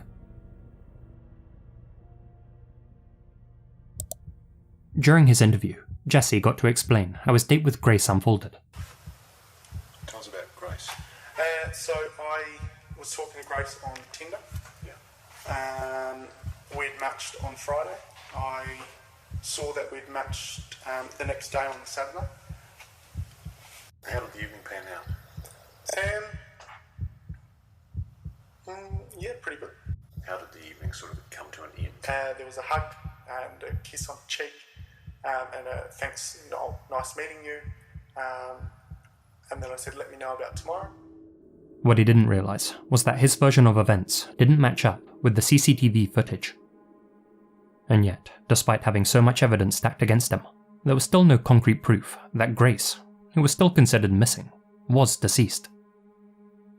Following this interview, investigators obtained a search warrant for Jesse's City Life hotel room. Despite his attempts to scrub away the evidence of his actions, the forensic team discovered a substantial amount of Grace's blood hidden in the carpet. On December 7th, Jesse was brought back in for questioning. Realising that investigators had likely found proof that Grace had died in his room, this time he changed his story. He now claimed that he and Grace had a 50 Shades style encounter. Though his memory of that night was hazy, he claimed that things got intense in the bedroom, and after the pair had finished, he went to take a shower, during which he fell asleep. He said that after waking up and returning to the bedroom, he found Grace unresponsive on the floor and attempted to revive her. After formally being charged, investigators searched Jesse's phone. This turned up some truly horrifying evidence.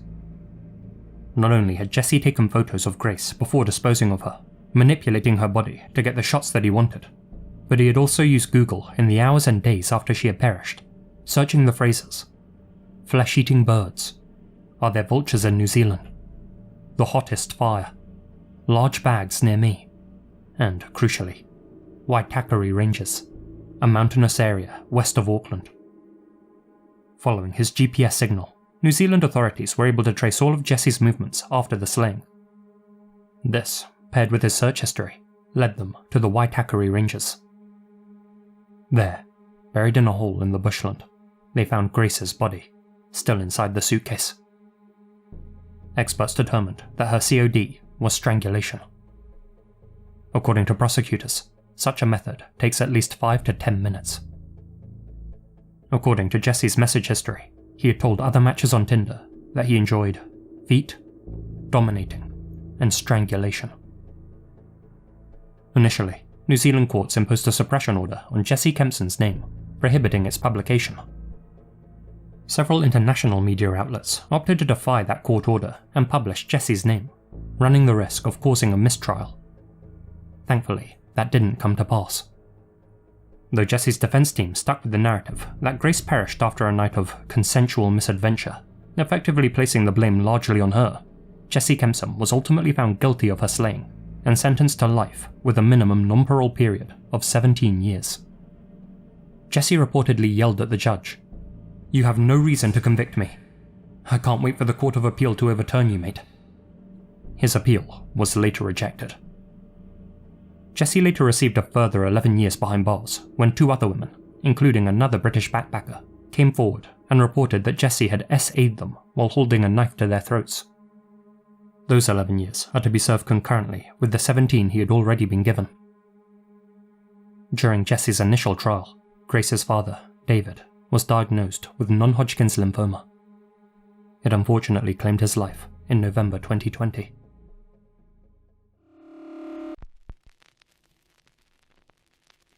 If you've dipped your toes into the dark waters of the World Wide Web, then you've almost certainly encountered this image 1 or perhaps 200 times.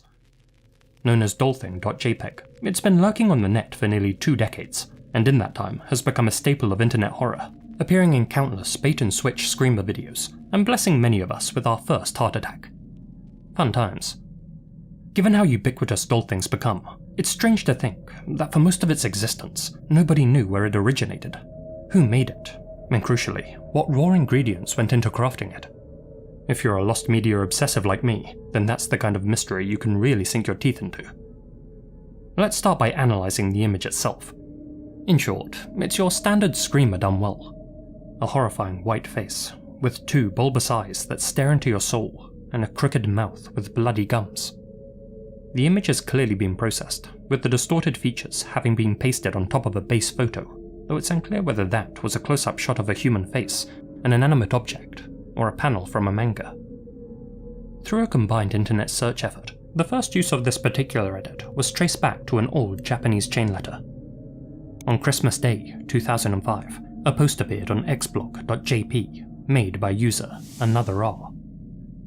For the first time, I was able to have a normal Christmas. Awesome. The 3-day weekend is over, and I'll be going back to work tomorrow. I'll leave you a Christmas present. Further.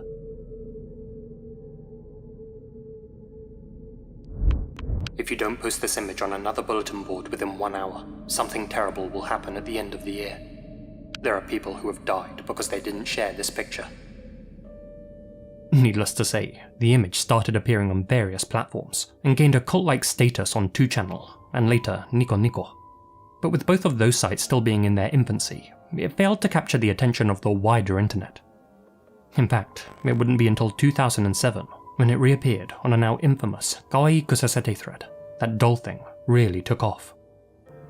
On December 3rd of that year, a 2channel made the following post. "This child is scary as hell. so you guys have to somehow use your power to make it cute. As I've mentioned in past videos, around that same time, the Japanese internet was going crazy for Kawaii Kusasete, a creative, collaborative challenge where users turned cursed images kawaii using Photoshop. This particular thread exploded in popularity, so much so that in Japan, the image itself is commonly known as Kawaii Kusasete, in English, make me cute. Countless altered versions of the JPEG were created and shared, some of them becoming famous in their own right. Dollthing became such a widespread meme in Japan that whenever users saw it, they'd inevitably respond with phrases like, "You again," or "the same as always." Like with most memes that explode overnight, Dollthing became so overused that people were tired of seeing it. With the image having run its course in its native homeland, it was only a matter of time before Old Mere Naceface here began its journey around the world. The image finally made its Western debut in the form of the English-language creepypasta, Gurgles and Bugman. Originally posted on r/nosleep by Reddit user Won't Think Straight, Gurgles and Bugman was posted on the Creepypasta wiki in mid-2014 alongside Dollthing.jpg. Someone, presumably Won't Think Straight, had removed the Japanese text and used the image to portray the character of Gurgles, a clown so emaciated that he resembled a manic, grinning skeleton. The story revolved around a fictional candid camera TV show in which Gurgles and his sidekick, Bugman, snuck into people's homes and hid in the corner of their rooms. Once their victims fell asleep, the pair would crawl into bed beside them and paralyze them by sticking a sharp straw into their neck. Each episode ended with Bugman drinking from the straw and Gurgles plastering his pale face across the screen and whispering, "See you again, soon." Though a little derivative, the creepypasta did gain a small following and introduced a few people to Dollthing, but the image didn't really capture global attention until it became the face of a seriously worrying Facebook page. In early June 2015, a still unknown individual or group created a Facebook account under the name Ahenobarbus Henocide. Try saying that 3 times fast. Ahenobarbus is a Latin name meaning copper-bearded, and Heno is a Greek prefix meaning one. As for side, or seared, it could be a misspelling of the Latin suffix side, meaning killer. Homicide, patricide, for example. So perhaps the account name could be roughly translated into copper-bearded destroyer of one. Maybe? Honestly, it's a bit of a stretch, but the name's not what we're focusing on here. What's more important is the account's profile picture. Look familiar? The Ahenobarbus Henocide page quickly gained notoriety for sending horrifying images of gore to their youngest followers via private messages, and sharing coordinates directing them to remote locations, like the outskirts of this hexagonal comm station in Western Australia. These coordinates often included cryptic backwards messages, like Finis Humanitas, the end of humanity. Taking things from edgy to criminal, the account would even share real-life CP videos on their timeline, which would autoplay as you scrolled past them. Most of the posts were made in Spanish, and the account quickly went viral in the Hispanic community, before inevitably being taken down by Facebook.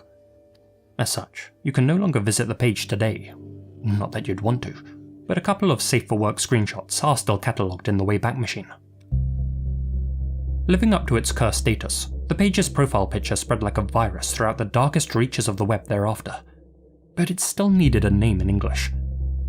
Make Me Cute lacked context outside of Japan. Gurgles was a bit too cheesy, and Ahenobarbus Henocide too much of a mouthful. And though some do still call them those names to this day, most people began calling it Dollthing.jpg, a name that would prove quite fitting. Now world famous, Dollthing became a popular screamer image, popping up unexpectedly in videos, webcomics and online games, and though not as popular as it once was, is still considered one of the most infamous, and, in a strange sense, beloved horror images of all time, sitting alongside heavyweights like Smile Dog, The Rake, and the Russian Sleep Experiment.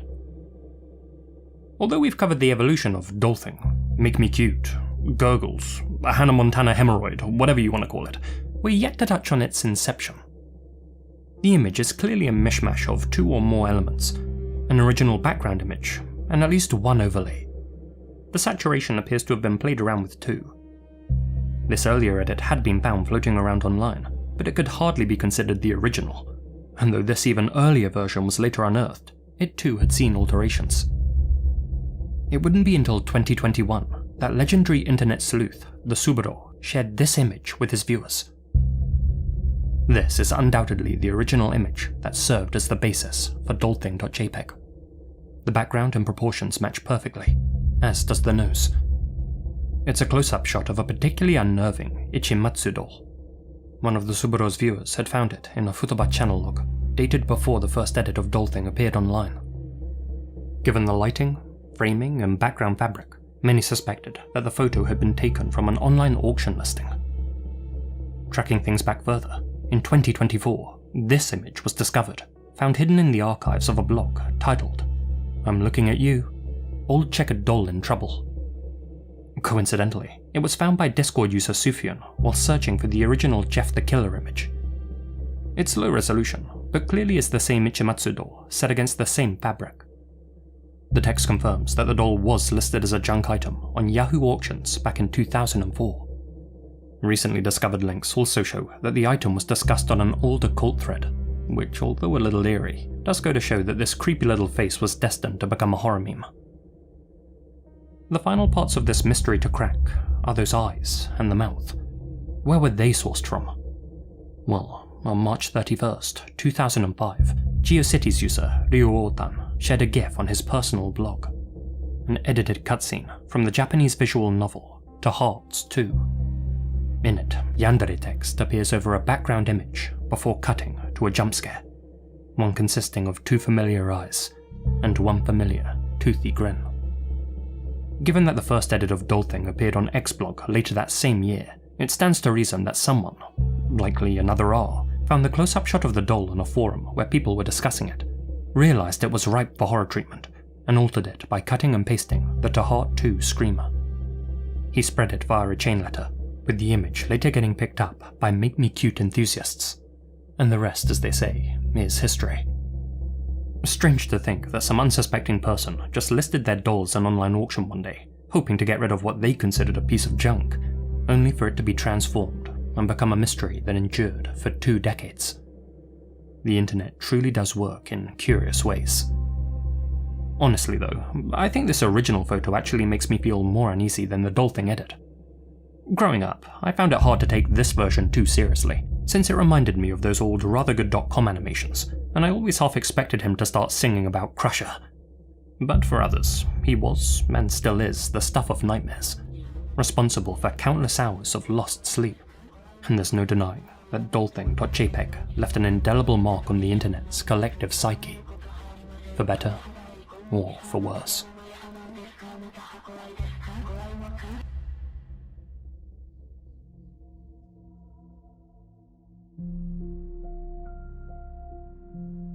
Boduminjärvi. In English, Lake Bodum. A scenic getaway just north of Espoo, Finland, itself not far from the capital, Helsinki. Surrounded by countless pine and birch trees, the 3x1 kilometer lake was renowned for its tranquility. That is, until it became the setting of the country's most infamous cold case. One so cryptic and disturbing, even I was caught off guard. This is that rabbit hole.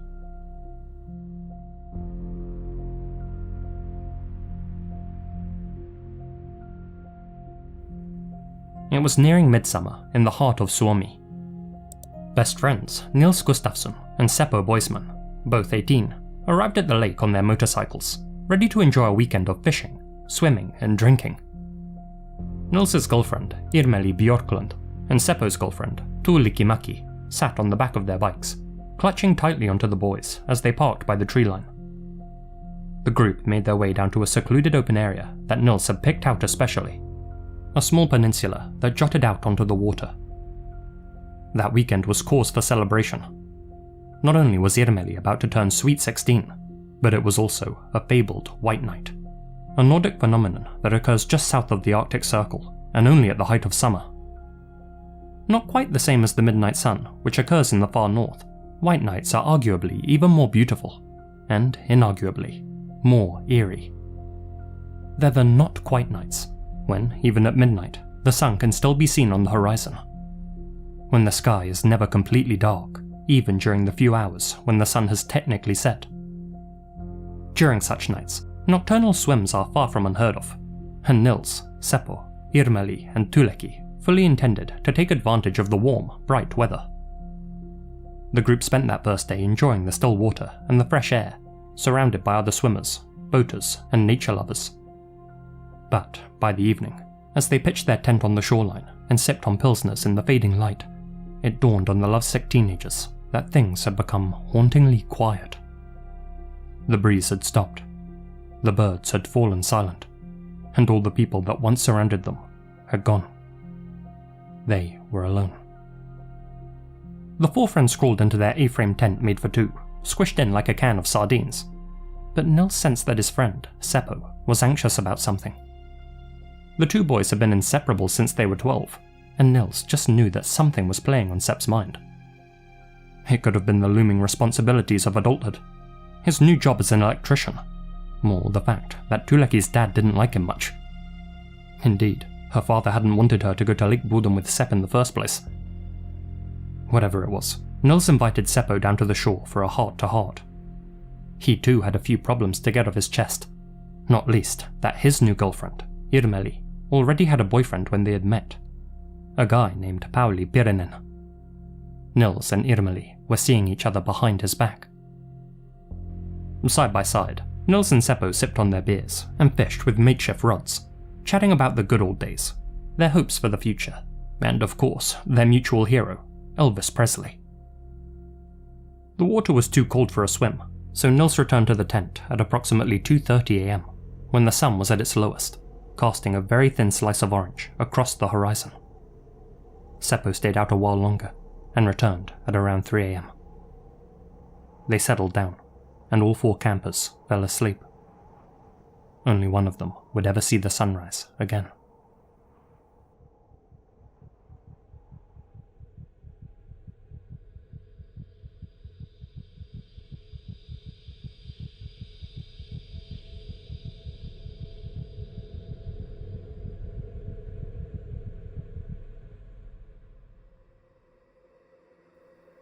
Nils awoke that afternoon with a painful jaw, suffering from a severe case of amnesia.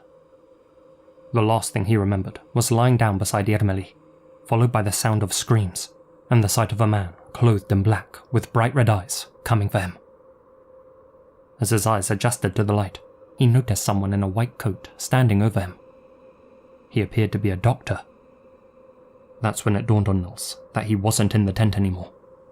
He was in the hospital. He went to speak, but even the slightest movement of his mouth was pure agony.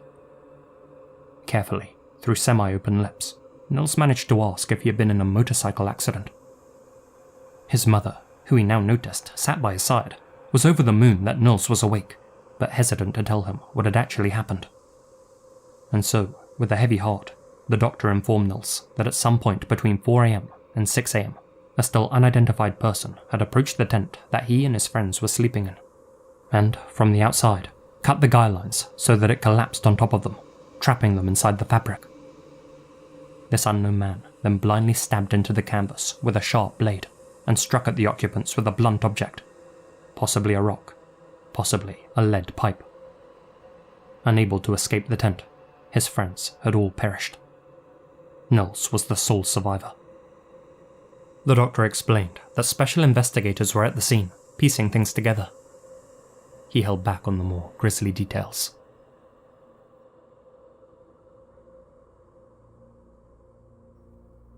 A local man had found the four campers at 11 AM, tangled in their collapsed tent, with tufts of hair, teeth, and other human matter scattered around them. Seppo was still under the canvas, with 2 punctures to his throat and 1 to the chest. His head had been crushed. Tuleki was partially on top of Seppo, above the canvas, curled up in the fetal position. She had been struck twice in the head with a blunt object. A towel had been carefully placed over her head and upper torso, and she had remained alive for approximately 2 to 3 hours after the attack. Irmeli was partially atop Tuleki. She had been killed by at least 3 blows to the forehead and cranium while still inside the tent. She had then been dragged outside and stabbed 15 times post-mortem in the neck and back. Her light green jeans had been pulled half off, and her blouse had been raised above her shoulders. Nils had been found on top of Irmeli, with flies covering his face. He had a broken temple, a broken jaw, and had been struck on the back of the head with so much force that cerebral fluid was leaking through his nose. His cheek had been pierced so deeply by a blade that his teeth were visible through the skin. Had any more time passed, he likely wouldn't have survived. It was clear that all 4 campers had woken up during the attack. All of them, including Nils, had defensive marks on their arms and hands, meaning that they had tried to escape the tent, either to confront or flee from the pub. Irmeli's diary was found crumpled in the mess of fabric and limbs. In it, she had written 3 sentences. Seppo and Nils are drunk. Awake at 2 a.m. Seppo's in the woods. Strangely, a muddy pillowcase that seemingly didn't belong to anyone in the group was found in the dirt, just outside the tent. It had been wrapped and tied with an elastic band at both ends. But just as important as what was found at the scene was what wasn't. A few items were curiously unaccounted for, including Seppo's leather jacket, all 4 of their wallets and IDs, and Nils's leather slip-on loafers. Sniffer dogs, metal detectorists, and divers scoured the area, but the only missing items they recovered were Nils's shoes, which were found 500 meters from the tent, hidden under a rock. On the outer surface of the shoes was a noticeable splattering of blood. It's unknown why the killer disposed of the shoes and nothing else, though 2 young birdwatchers did notice a 20 to 30-year-old man with light brown, slick-back hair and a straight build, hastily moving south through the forest at around 6 a.m, away from the tent and in the direction the shoes were found. The 2 youths noticed the collapsed tent behind the man and saw what they thought was a person writhing atop the canvas, but decided not to investigate. Moments later, a young fisherman noticed that same blonde man, whom he said looked about 5'8", passing along the shoreline. Unlike the birdwatchers, he had gotten a good look at the blonde man's face. With no other leads to work with, investigators took Nils back to Lake Budum, hoping to bring some repressed memories to the forefront of his mind. When that didn't work, they decided to try a different, more experimental approach. Hypnotherapy. After being put into a trance by one Dr. Stenberg, Nils was able to recall the killer's appearance. It was a man with flowing blonde hair, big eyes, pimply skin, and distinctive facial features. This composite was drawn up based on his description. Although hypnosis is far from the most reliable forensic technique, prone to bringing up as many false memories as real ones, the young fisherman confirmed that the sketch resembled the blonde man he saw passing through the woods. So, who was this man? And what was his motive? To this day, we still don't know the answer to those questions, but there are a few compelling suspects. The first is Carl Valdemar Gillstrom, a 51-year-old kiosk vendor who worked just 800 meters from where the slayings had occurred. Despite running a kiosk on a popular camping ground, Carl was notoriously hostile towards campers, and was known to cut the guy lines of their tents using a long blade which he kept on his belt. He also hated cyclists and had thrown rocks at them as they passed by, and hated thieves even more, putting razor blades in the apples that grew on his trees, not wanting anyone to pick them. Worst of all, he had shot at 2 people who had gotten on the wrong side of his temper. Men who had committed the awful sin of driving up the road leading to his house. Yeah, all in all, Carl wasn't the most level-headed chap. Interestingly, Seppo had gone shopping at his kiosk shortly after arriving at the lake. He was served by Carl's wife, who later went home and told her husband that at least one young camper was in the area. The following day, when a local rushed to the kiosk and told Carl about what had happened at the lake, he didn't bat an eye. Carl also filled in a well on his property later that same day, the perfect hiding place for, say, 4 wallets and a leather jacket. When detectives interviewed the Gillstroms, they both said that Carl was at home when the incident had taken place, sleeping in the kitchen. A search of their home turned up no evidence, and this photo, taken on June 6th, shows Carl shirtless and without a scratch on his body. Carl later confessed to a friend about being behind the Lake Budum killings, angry that some meddling kids had pitched their tent next to his kiosk. investigators discounted his confession since they considered him psychologically disturbed. To their minds, Cole's wife had no reason to give him a false alibi. She famously detested her husband, who, as you can imagine, treated her horribly. On June 13th, 1960, when mourners gathered to lay Seppo, Tuleki, and Irmeli to rest, one attendant stood out among the crowd. This photo, said to have been taken at the service, shows a man who strongly resembles the composite of the killer.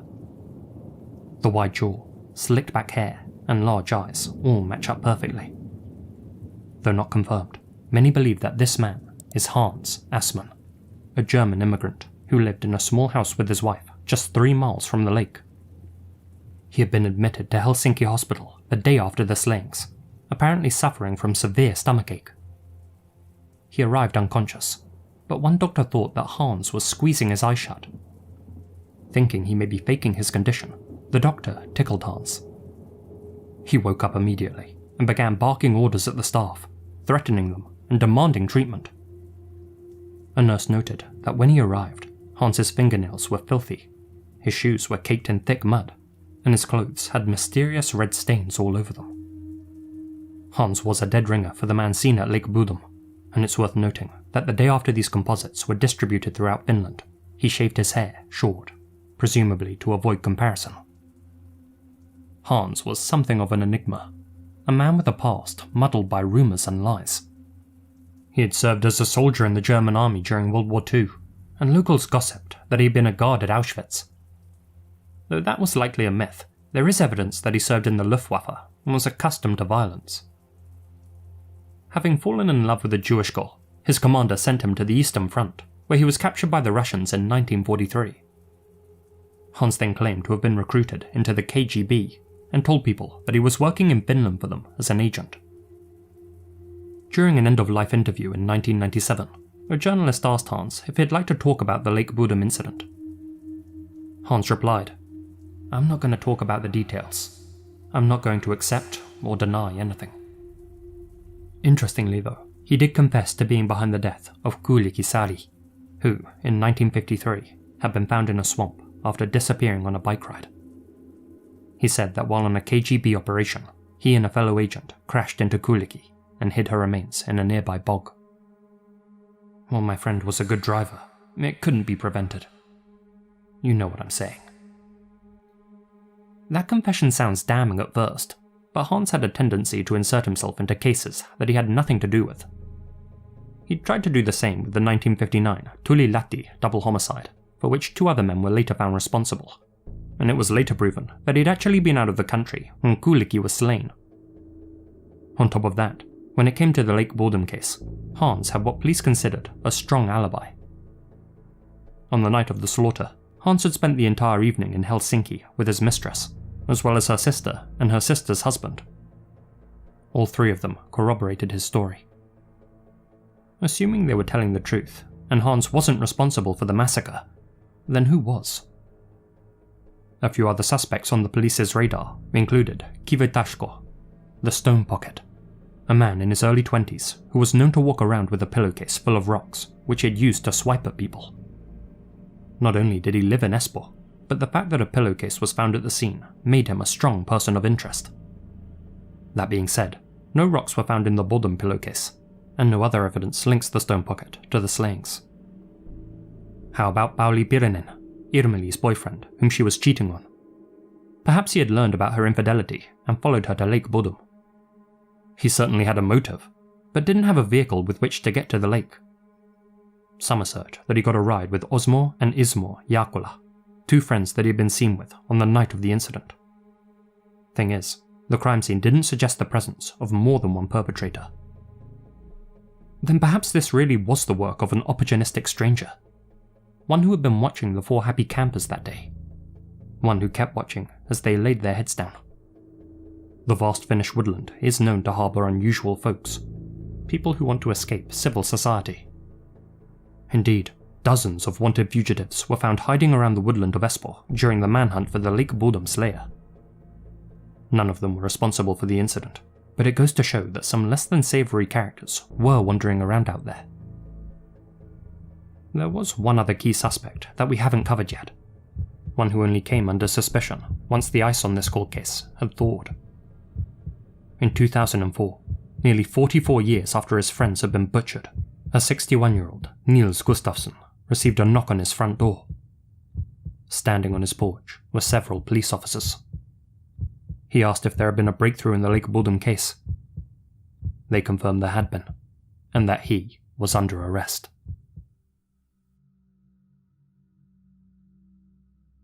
In the decades following the incident, forensic analysis had become much more sophisticated with the advent of DNA testing. Given how well known the Lake Bodom slayings were, cold case investigators had returned to a few pieces of evidence on file and sent them in for analysis. Criminologists were able to more accurately piece together the events of that fateful night in June 1960, and the facts suggested that Nils, the sole survivor, was in reality the perpetrator. The authorities compiled a list of facts which proved his involvement, and, in March 2004, charged him with taking the lives of his 3 tent mates. He was remanded for nearly a year and a half before his trial, which began on August 4th, 2005. Here were the new facts, as presented by the prosecution. Firstly, that the shoes found in the woods, the ones which belonged to Nils, had been examined. A DNA test proved that the blood covering them belonged to Tuulikki, and curiously, not Nils. None of his was found on either the outside or the inside. In fact, no blood was found on the inside of the shoes at all. It stood to reason that whoever had committed the act had been wearing Nils's shoes at the time. Secondly, they brought up Nils's memory loss. The accused claimed to not remember the details of the slaughter after being struck on the head, which their specialists claimed wasn't possible. Although a patient may suffer from short-term amnesia after such a strike, it wouldn't result in permanent memory loss. Thirdly, several new witnesses had come forward. One was a young woman who had been at Lake Bodom that night in 1960, camping at a public site with 3 friends. She claimed to have seen Nils arguing with Seppo by the lake. Another was a woman who had encountered Nils at a bus stop in the 80s. He had apparently confessed to her randomly. The final new witness was the lead investigator working the case. While being interrogated in 2004, Nils had admitted off the record that he was the man they were looking for, and said, "What's done is done. I'll get 15 years for it." Fourthly, they argued that since Irmeli had been savaged the most, her killer must have been motivated by feelings of jealousy or betrayal. She was the perpetrator's main target. The other 2 victims were just in the way. Since Nils was Irmeli's boyfriend, he was the most likely suspect. Based on these facts, the prosecution suggested how the events of that night unfolded. Irmeli had rejected Nils's advances, and when he became more forceful, Seppo protected her and kicked Nils out of the tent. In a drunken rage, Nils bided his time and then slaughtered the group while they slept. First the main threat, Seppo, then his rejecter, Irmeli, and finally the only witness, Tuulikki. Noticing that he was still wearing his shoes, which were now splattered red, he rushed to the woods, hid them as best he could, and realized his only chance of evading justice was to paint himself as a victim. He proceeded to smash his head against one of the trees, stumbled back to the collapsed tent in his socks, and waited for a passerby to call for help. The defense took umbrage with the so-called indisputable facts. To the prosecution's first point, the splattered shoes, the defense highlighted that like any hygienic Finn who was going camping in dry weather, Nils had left his footwear outside the tent. Anyone could have slipped them on before committing the atrocity. Additionally, if he'd been the one to dump the shoes in the woods, why were his feet and socks completely clean when he was found? Wouldn't they have gotten dirty during his walk back? They also countered the prosecution's claim that Nils couldn't have had permanent memory loss. In actuality, their specialist was wrong. Lifelong amnesia is not only possible after the type of brain damage he had sustained, but common. The credibility of the 3 new witnesses was also questioned. The woman who claimed to have seen Nils arguing with Seppo by the lake was proven to be a liar. Not only could she not name the 3 friends she was with at Lake Bodom, but the public campsite she claimed to have stayed at didn't even exist in the 1960s. The woman at the bus stop was a known fantasist who had lied in the past for publicity. The lead detective had no proof that Nils had confessed to him. Besides, it's relatively common for innocent people to crack after an interrogation and make false confessions. One witness who was credible was the young fisherman who had seen the blonde suspect fleeing the scene at Lake Boredom. He had confirmed that the blonde man wasn't Nils. Public defenders then addressed the alleged motive, that this was a crime of passion. Nils had only met Irmeli 3 weeks prior. Would he really throw his life and his best friend's life away over such a small matter? Would it really have angered him so deeply? Having debunked the prosecution's main arguments, the defense asked the jury to consider the actual version of events at Lake Boredom. Did anyone really believe that Nils would smash his head against a tree multiple times to fake his innocence? And with enough force to not only break his jaw, but also to spill brain fluid? To slash his cheek and expose his teeth? That would require not only superhuman levels of resolve, but also superhuman levels of stupidity. Speaking of stupidity, the defense hammered home one massive failure made by the authorities. During their initial investigation, they hadn't cordoned off the crime scene. As a result, newsmen and onlookers had trampled and displaced crucial evidence, and it was now impossible to say what had been compromised and what hadn't. That, at the very least, should make the jury doubt the prosecutor's so-called facts.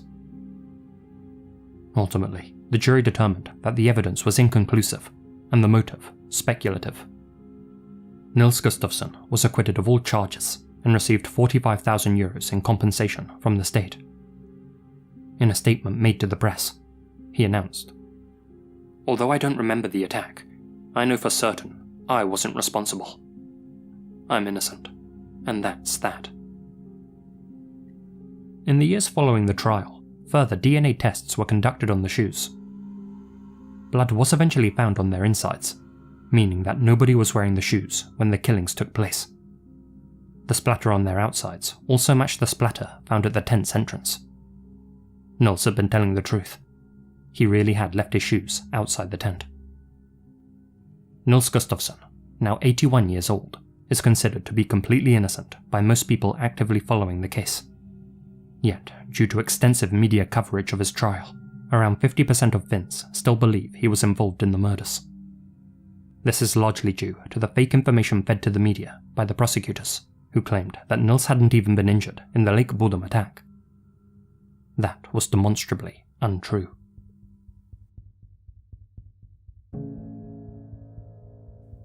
As if to exonerate Nils further, there's one piece of key evidence we need to talk about. That muddy pillowcase, the one found just outside the tent on the morning of June 5th. Both blood and male fluid were found on it. That fluid was DNA profiled in the early 2000s, and crucially, it didn't belong to either Seppo or Nils. Although Hans Assmann has long since passed, his son sent a sample of his DNA to be analysed. He had to know if his father was the man responsible for the horrors at Lake Boredom. The results came back. No match. As for Cole, the kiosk man, his still-living son refuses to submit a sample of his DNA. Maybe because he doesn't want the world to know what his father had done. Maybe because he doesn't want to know himself. At this point, every other suspect's DNA has been ruled out but his. Years later, Cole Gillstrom's wife admitted to a friend that her husband hadn't been at home on the night of the slayings. He had asked her for an alibi, and she had gone along with his request, fearful of incurring his wrath if she didn't. His whereabouts on the night of the slaying remains uncertain. As mentioned, Cole had supposedly confessed to a friend about his involvement in the case. Apparently, that same friend replied, "Well, if you're telling the truth, Cole, go down to the lake right now and drown yourself, because otherwise you'll spend the rest of your life in a small cell." And wouldn't you know, Cole Gillstrom did drown in Lake Boredom in 1969, the day after making that confession. Today, more than 63 years on, the Lake Boredom incident of 1960 remains Finland's most well-known cold case, inspiring books and death metal bands alike. And although the identity of the killer remains a mystery, and likely always will, many Finns have their suspicions. Let me know yours in the comments. And until next time, happy camping.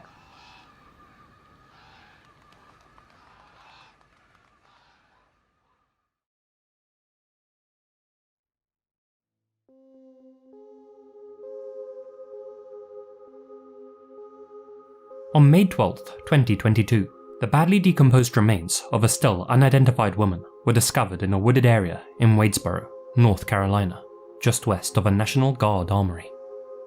The deceased, a scantily clad white female estimated to have been between 20 and 40 years of age, couldn't be linked to any missing persons reports in the area. In lieu of her real name, whatever that may be, she was given the moniker Anson County Doe. She was estimated to have perished at some point in 2021. Unusually, at the time of her demise, the only clothing that the woman was wearing was a black Secret Treasures bra and a pair of leggings. Her cause of death has never been officially announced. While attempting to identify the woman, the most compelling, and easily the most disturbing lead the authorities came upon were several images captured by a trail cam close to where the doe's remains were found. The cam had been installed in a hunting zone near the armory to monitor a deer feeder. But instead of deer, it captured these.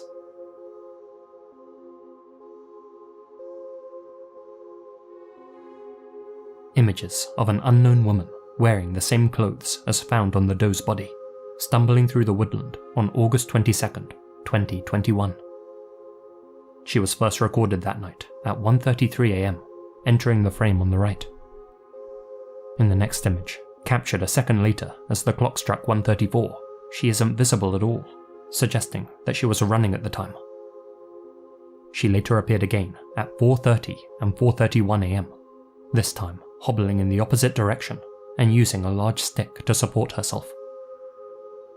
This woman is strongly believed to be the Anson County Doe, and though they didn't know why this lone female was wandering through the dense forest in the middle of the night, detectives now at least had a face to work with. Forensic investigators analysed the images, but weren't able to draw many conclusions.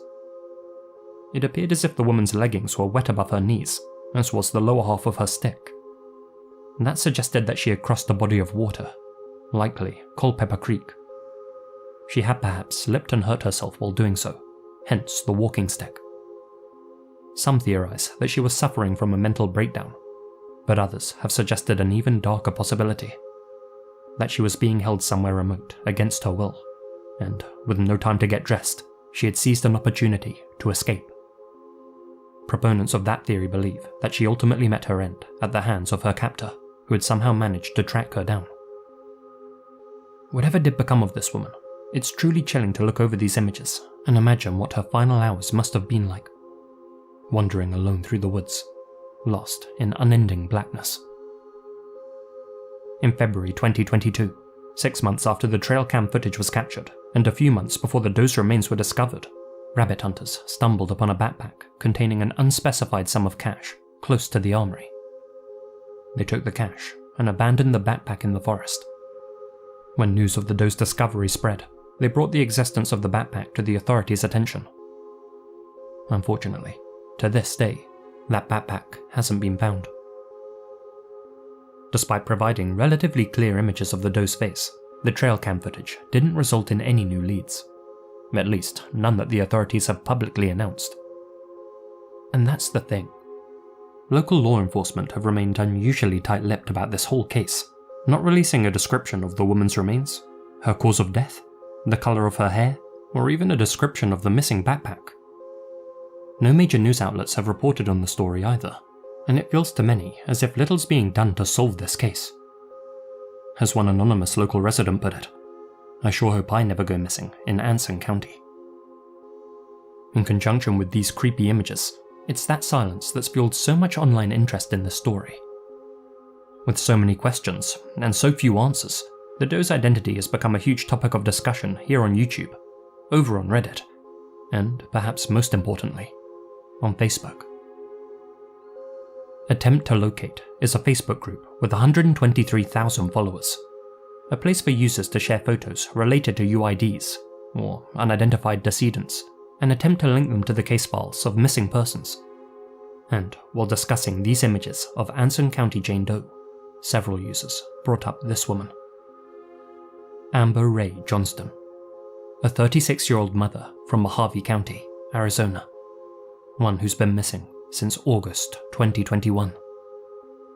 To quote her page on missingpersoncenter.org, Amber was last seen in Bullhead City in August 2021. She left all her personal belongings at her apartment. Her boyfriend left around that same time and went to Myrtle Beach, South Carolina, and Amber was supposed to take a bus to Myrtle Beach on August 16th and meet him there. In her last Facebook post on August 19th, she streamed live from a bus before getting off at Winston-Salem. She hasn't been heard from since, and it's not clear whether she arrived in Myrtle Beach or not. Curiously, Amber's food stamp card was used by another woman after her disappearance. The woman, when contacted, said Amber's boyfriend had sold her the card. In the months prior to her disappearance, Amber had been using drugs and acting paranoid. Her case remains unsolved, and the circumstances are unclear. Amber Johnston bears an undeniable resemblance to the woman captured on the trail cam, and the date of her last correspondence lines up perfectly with when the footage was recorded. This lead has since been brought to the authorities' attention, and it's yet to be confirmed whether Amber truly is the doe or not. Given just how much attention this case has received as of late though, I'd wager that the local authorities will dedicate more resources to identifying her, and that she'll be given her name back in the near future. Until then, Anson County Jane remains one of the USA's 14,000 unidentified decedents. I'll be sure to keep you all posted about any breakthroughs on my social media accounts.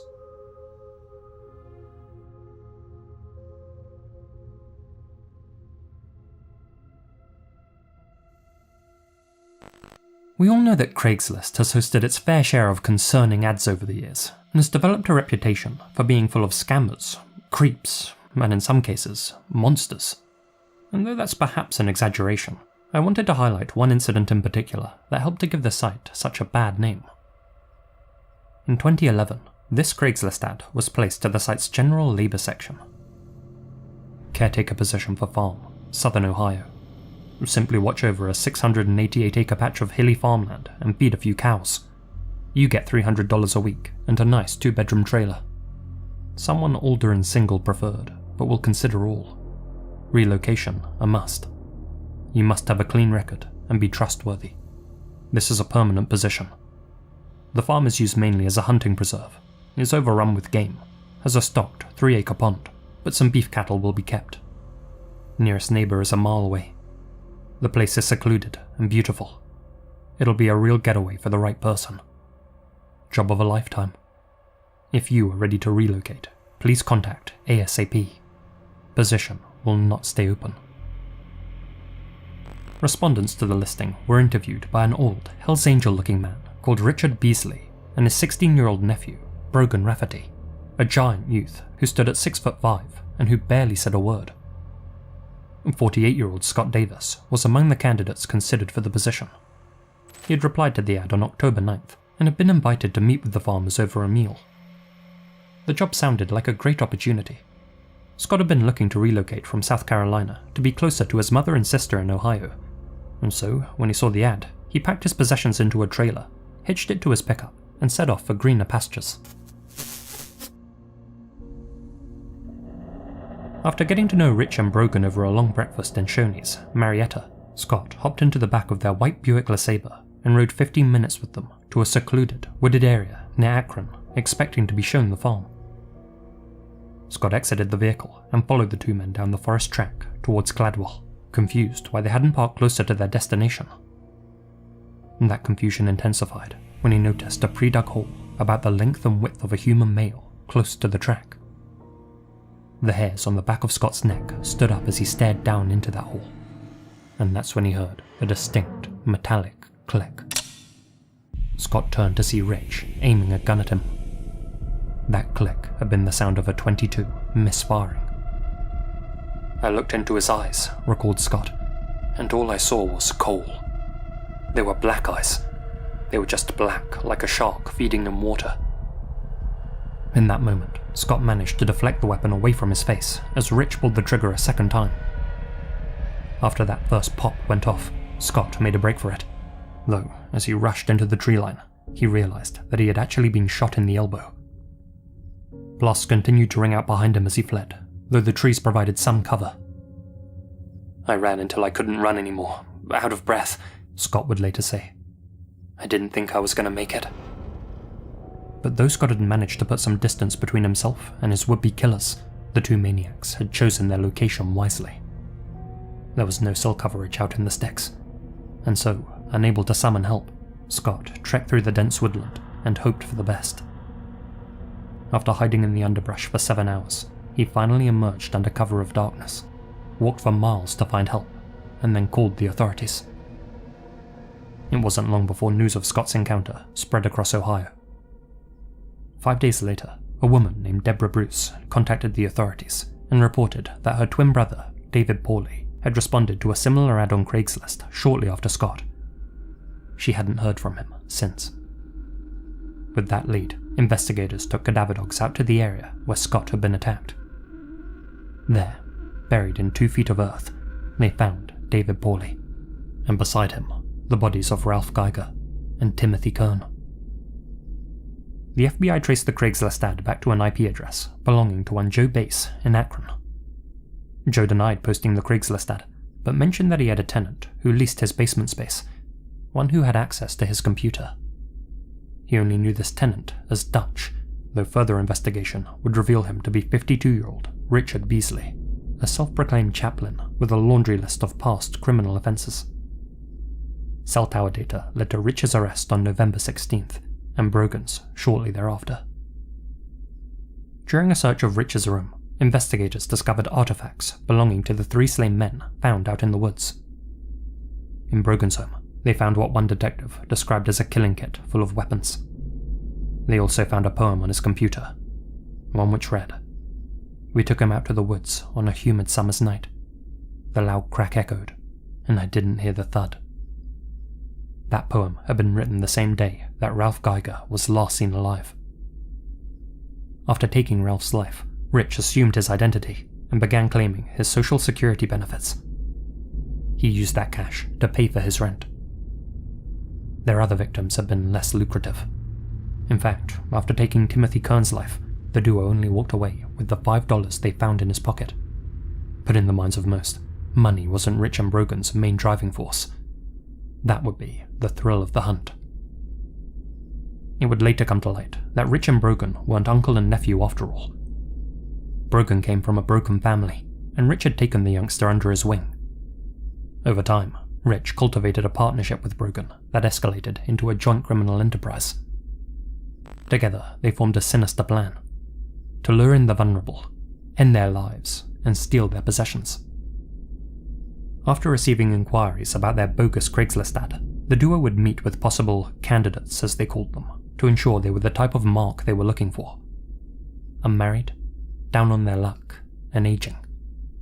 Their ad had been specifically designed to attract such men, those looking to escape and start afresh, those who nobody would go looking for. And given the rate of unemployment in Ohio at the time, they received hundreds of responses. One candidate was Ron Sanson, who met with Rich and Brogan and described them as normal farmers who didn't seem suspicious in the slightest. He didn't get the job, obviously, presumably because of his experience working in the Navy. Before his trial, Brogan turned down a plea deal that would have allowed for parole during his middle age, choosing not to betray his so-called counselor, Rich. In court, Rich tried claiming that Ralph, Timothy, Scott, and David had all attacked him as he tried to show them the farm, and they had all done so coincidentally in the same location. If anything, he and Brogan were the real Craigslist victims and had fallen foul of 4 opportunistic madmen who had contacted them on the site. Needless to say, that strategy didn't land with the jury. Brogan eventually changed his tune and said that Rich had forced him to go along with his scheme. "He said he knew where my mum lived, where my sister lived. I wouldn't have done it if I had any other choice." In much the same fashion, Rich tried to pin the blame on Brogan, saying that he was the real triggerman. In the end, both men were found guilty in 2013. Brogan was sentenced to life imprisonment without the possibility of parole, and Rich was sentenced to death. a sentence which has yet to be carried out. Thousands of deals are made every day on Craigslist, most of them innocent enough. That being said, as reported by the Washington Post, 101 murders have been linked to the website since its inception, and that report came out in 2016, so who knows what that number's up to now. Though in the grand scheme of things they're rare, stories of would-be killers looking for trusting victims on the platform are far from unheard of. And in the words of GQ author Devin Friedman, trust is how Craigslist works in the first place. The shocking thing isn't that the occasional bad actor on Craigslist shows up and takes advantage of that trust. The shocking thing about Craigslist is that it almost never happens.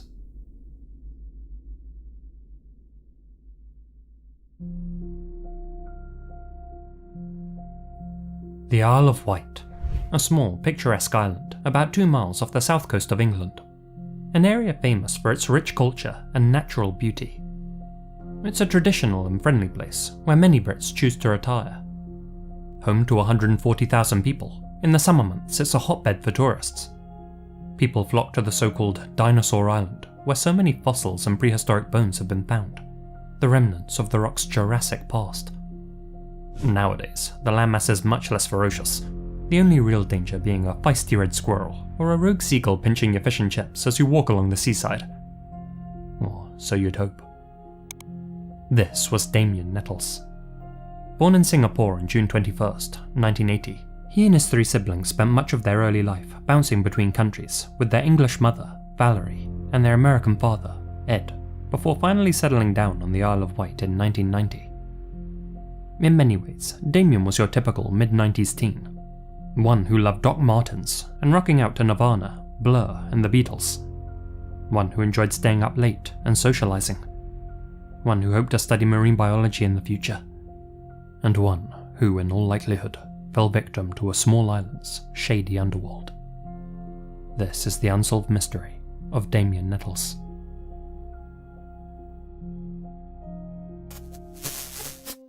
It was the 2nd of November, 1996, a cold and dreary day on the Isle of Wight.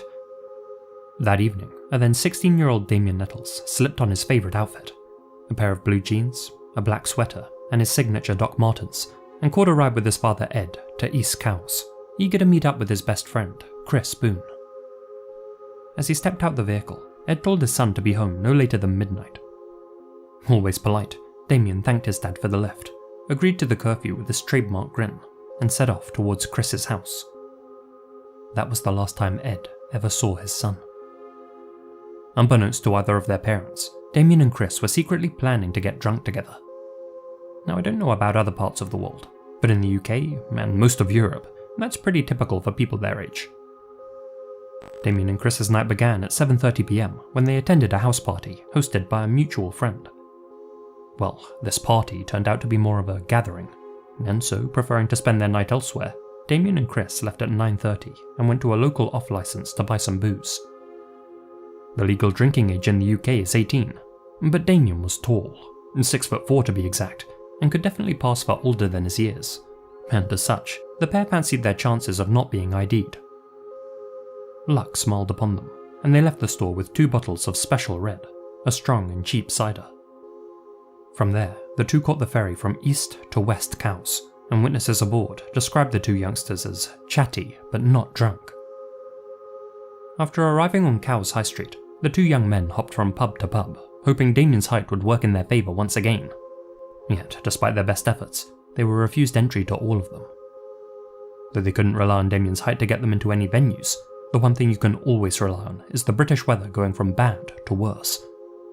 Without warning, it began hammering it down with rain, and rather than lurk around outside bars like a pair of drowned rats, Damien and Chris mutually decided to call it a night. They walked together towards Northwood Park, and when they reached the steps, the boys parted ways. That was at 10:30 PM. But though Chris's night was over, Damien's wasn't. He initially set off in the direction of his house, but at some point, he turned around and returned to the high street, bouncing from pub to pub once again. Without the much younger-looking Chris by his side, Damien found it far easier to get inside without being ID'd. Several locals who knew Damien confirmed seeing him inside various pubs during that next hour. One witness even recalled seeing a confused young man matching Damien's description in the Harbour Lights pub car park, attempting to open the door of a blue Ford Fiesta at around 11:15. Damien's hunger eventually got the better of him, and like many young Brits after a night out, he went to fill up on some greasy food. And when in Cowes, where better than Yorkie's fish and chip shop?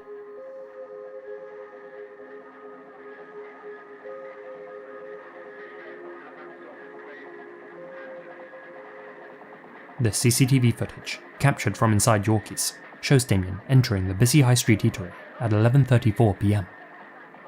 The gentle giant can be seen chatting with other patrons before placing his order.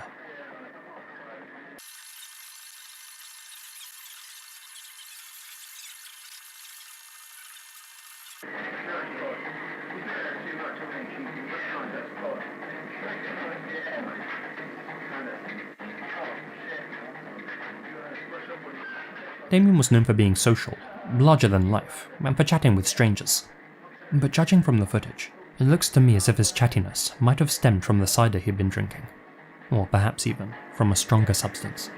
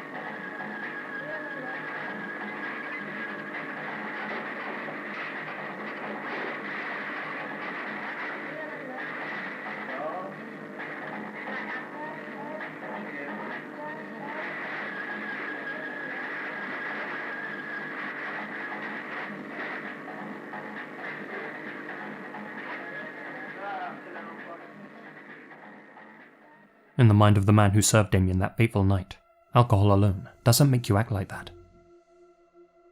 Damien left the shop at 11:39 PM. Shortly thereafter, he tried to board a bus and asked the driver to take him to Cowes. The driver told him that he was already in Cowes.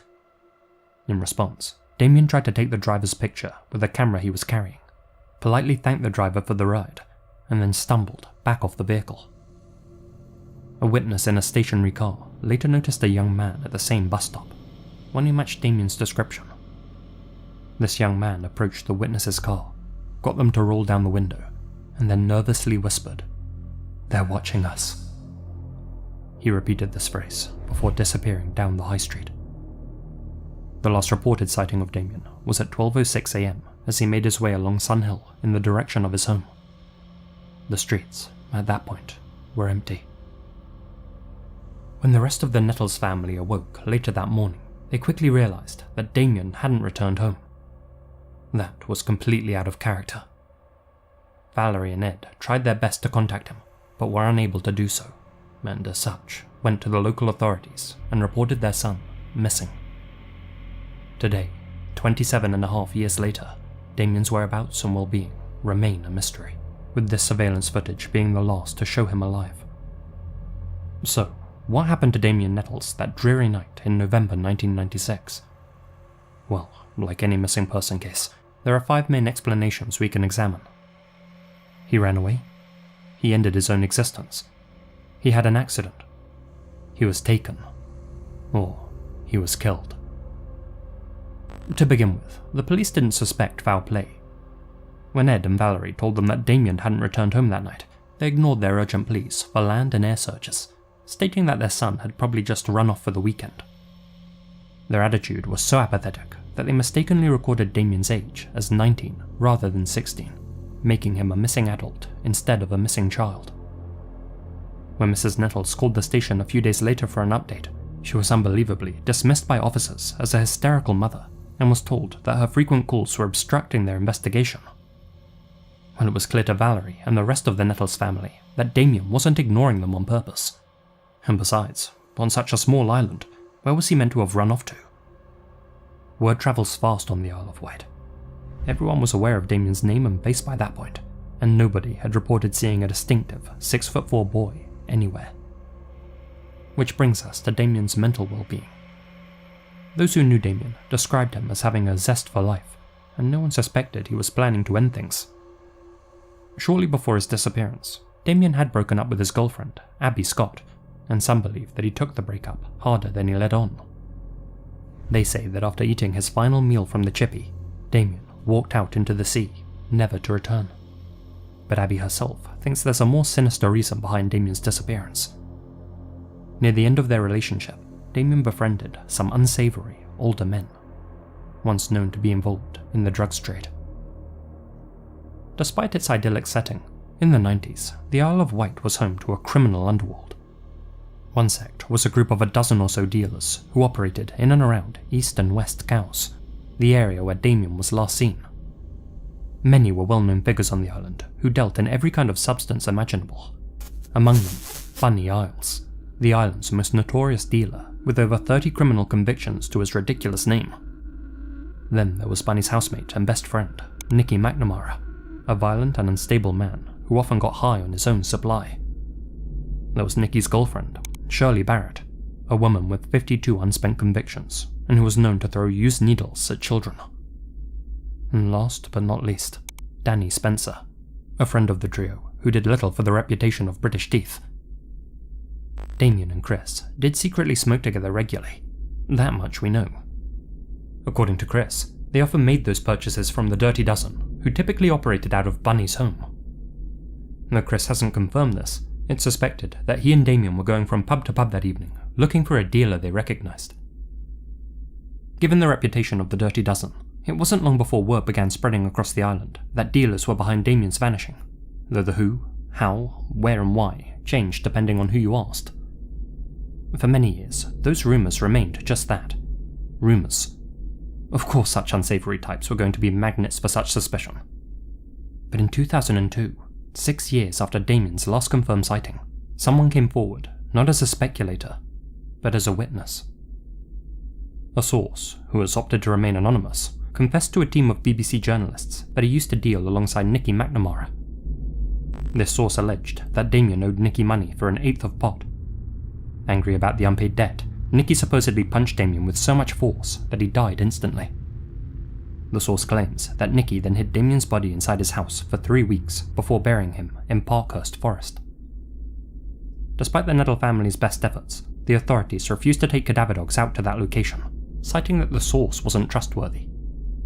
A group of local residents came together to try and excavate the huge site. The police denied them permission to do so, but the group went ahead with the dig regardless. Unfortunately, that search turned up no sign of Damien. Which begs the question, was there any truth in that source's confession? Well, perhaps. You see, years later, a separate source claimed to have seen Nicky walking down West Coast High Street at 11:30 PM the night Damien went missing, right around the same time that he would have entered Yorkie's. Supposedly with Nicky were his infamous posse, Bunny, Shirley, and Danny. That timing could, of course, be coincidental.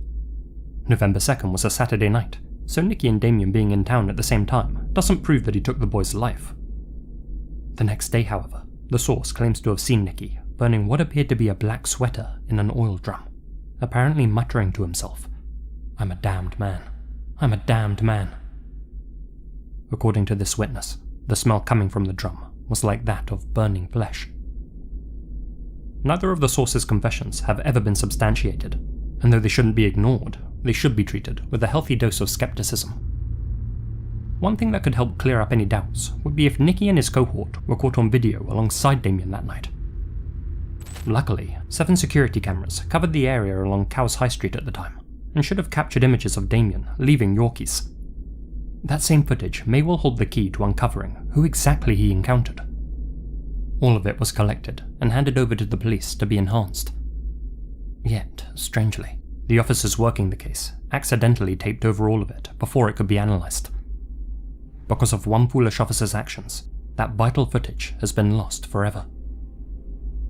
Frustrated with the police's repeated failures and lack of progress, the Nettles family hired a private investigator to look into Damien's disappearance and see whether there truly was a link between him and Nikki McNamara. Soon after taking on the case, however, that same PI received a visit from the police himself. They warned him not to investigate the matter. Damien, they suspected, had drunkenly tried to swim the Solent that night, the stretch of water that separates the Isle of Wight from the British mainland. He had likely drowned or froze on his way to Portsmouth, they said, and would probably never be found. Where they got that theory from remains unclear, but as the local fishermen understood all too well, the Solent gives back what it takes away. That is, everything that falls in gets washed up eventually. Damien's father, Ed, even spoke with the harbour master in Cowes, Captain Henry Wrigley. "We got the charts out, and I calculated for them the tidal movements, tidal sets, and rate, as well as all of the possibilities in case he had slipped into the water. The Solent is complicated, but it's well charted.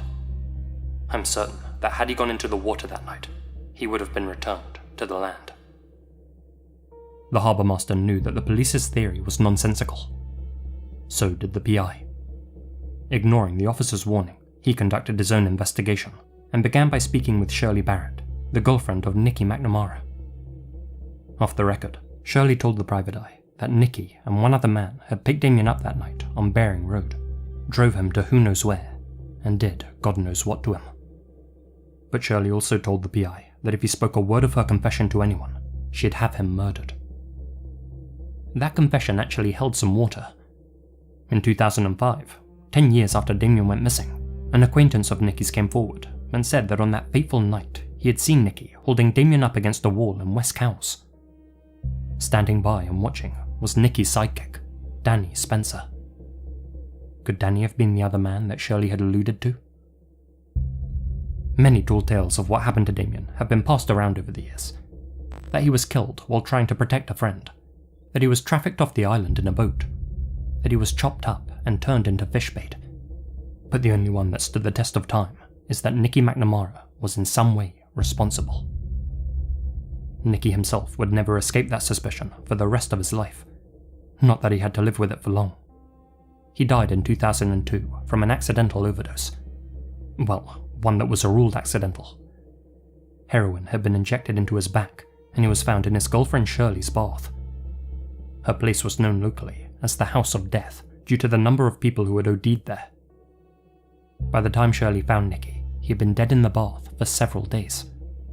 She had been in the house the entire time, but was apparently so out of her mind that she hadn't noticed him. Despite Nikki's demise, to this day, nobody has mustered up the courage to come forward with credible information about Damien's disappearance, and those who have spoken up have done so unofficially and anonymously. As far as I can tell, Nikki's friend, Danny Spencer, still lives on the island. According to those who know him, when he's drunk, Danny often talks about Damien Nettles, the boy who went missing all those years ago, and allegedly repeats the phrase, "If there's no body, there's no crime. No body, no crime." Somehow, and the mind boggles at this, Danny's been able to get his hands on the confidential witness statements which threw suspicion on both him and Nikki. Whether he's used that information to intimidate those who try to speak out against him remains unclear, though it's worth noting that at least one witness has since retracted their statement. The authorities did question Danny, but released him without charge due to a lack of evidence. 7 other arrests have been made since then too, but nobody has ever been charged in connection with Damien's case. The police kept no logs or recordings of any of their interviews with the suspects. Given that he was with Nikki on the night of November 2nd, 1996, journalists have since spoken with his former housemate, Bunny Arles, a man rumoured to know what happened to Damien. Bunny denies having ever met the boy. And that's despite Damien's best friend, Chris Boone, admitting that they used to score from him. Safe to say, Bunny likely knows more than he's letting on. As for the police, Valerie Nettles has described their management of the case as lackluster, shoddy, and pitiful. From the force's viewpoint, they've invested 20 years into the investigation, have taken 357 witness statements, and reviewed over 2,500 documents. But given how ineffective their investigation has been thus far, there are many who suspect that there's something larger at play here, and that everything is not quite right on the Isle of Wight. It would later come to light that the police edited this video from inside Yorkie's, removing a portion which showed a police car passing by the window. Question is, why?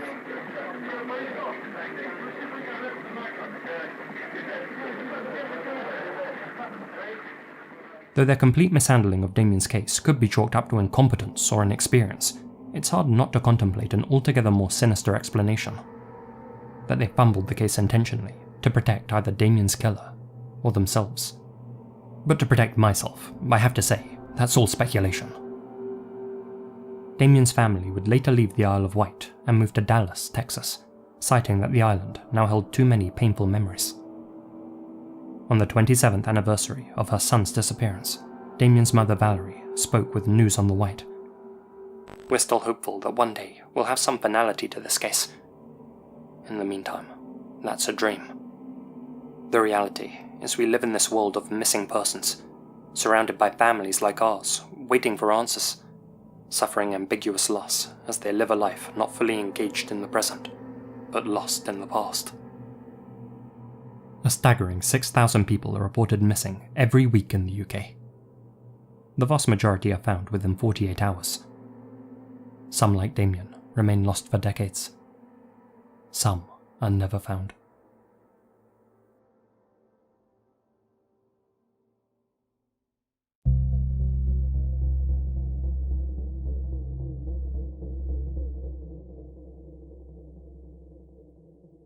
Dr. Thomas Kwan was the kind of man who seemed to blend seamlessly into the fabric of society. A 53-year-old general practitioner from Sunderland, England, living a quiet, suburban life with his wife and young son in an affluent neighbourhood. A trusted member of his community who had helped countless people overcome illness. But despite having a respectable and well-paying job, behind closed waiting room doors, the good doctor was formulating a twisted plan to eliminate a man he believed stood between him and a small fortune. The target of Thomas's elaborate scheme was Patrick O'Hara, his mother's partner of 20 years. The source of Thomas's resentment? A will his mother, Jenny Lung, had written in 2021. It stipulated that her home couldn't be sold without Patrick's consent if she passed away first, a stipulation that enraged Thomas, whose sense of entitlement to his inheritance had already strained their relationship.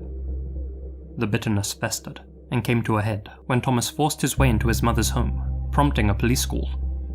Although no charges were filed, the incident deepened the growing rift between mother and son. It seemed that in order to get his hands on his money, Thomas needed to take his de facto father-in-law, Patrick, out of the picture. And being a doctor, old Tommy here decided to use his medical expertise to orchestrate an elaborate murder that would appear natural and undetectable. In January 2024, he began weaving his intricate web of deceit. Using NHS-headed paper, Thomas drafted a letter under the name Mr. Raj Patel of the Community-Associated Nursing Team, offering Patrick a home visit for a COVID booster jab. The letter even included a QR code linking to a professional-looking questionnaire, complete with a scheduled appointment of January 22nd. Trusting the legitimacy of the letter, Patrick accepted the offer. Meanwhile, Thomas meticulously prepared for their fateful meeting. He booked a room at a hotel under a false name and drove there in the family car, outfitted with fake license plates. Disguising himself as a nurse, he donned a mask, tinted glasses, a hat, and a long coat. A recovered photo from his computer showed that he had also experimented with a wig, false beard, and moustache. He even created this fake NHS ID to fool passers-by that he was Raj Patel, a man who didn't actually exist. The whole charade would have been laughable had his next move not been so sinister. On the morning of the appointment, Patrick answered the door, welcoming Nurse Raj into the house, and even calling out to Thomas's mother that the NHS man had arrived. The disguised Thomas played his part flawlessly, taking Patrick's blood pressure and collecting blood and urine samples in the lead up to the big finale.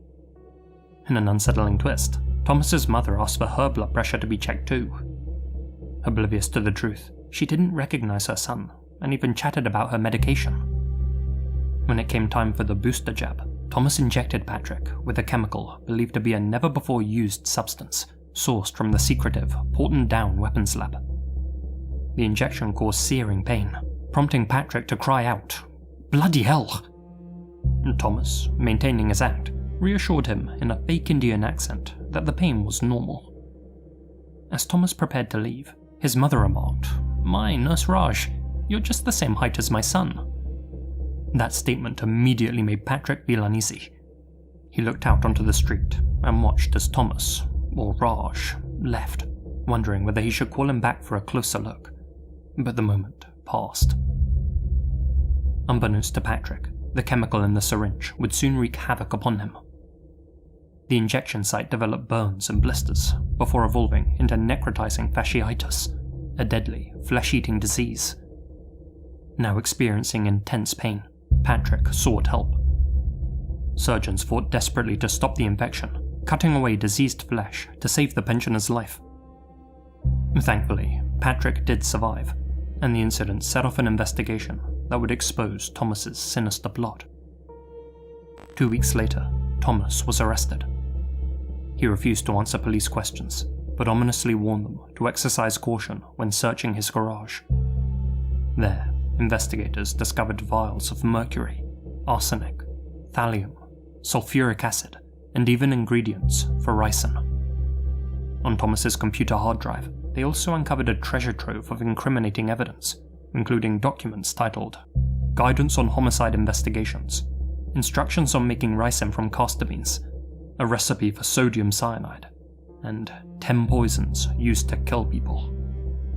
Police later discovered that Thomas had installed spyware on a computer at his mother's home, enabling him to monitor emails, internet searches, and even film the couple as they used it. Initially, Thomas admitted to only administering a noxious substance, claiming he intended to cause Patrick no more than mild irritation. However, as the prosecution's case unfolded, it became clear the evidence against him was overwhelming. Newcastle Crown Court heard that the substance he used was something only a knowledgeable poisoner would select, designed to avoid detection and complicate treatment. After hearing the opening arguments against him, Thomas changed his plea to guilty in hopes of leniency. He was sentenced to 31 years and 5 months behind bars. The revelation of Thomas's double life stunned those who knew him. To his patients and neighbours, he was an unassuming family man living on the edges of a quiet estate. Yet beneath the surface, he harboured a cold, calculating nature that led him to plan the slaying of a man he deemed an obstacle. Thomas Kwan's story is a chilling reminder of how greed can corrupt even those in positions of trust, leading an otherwise respectable GP to break his Hippocratic oath and become a would-be killer. Though thankfully, Thomas wasn't the mastermind he thought he was.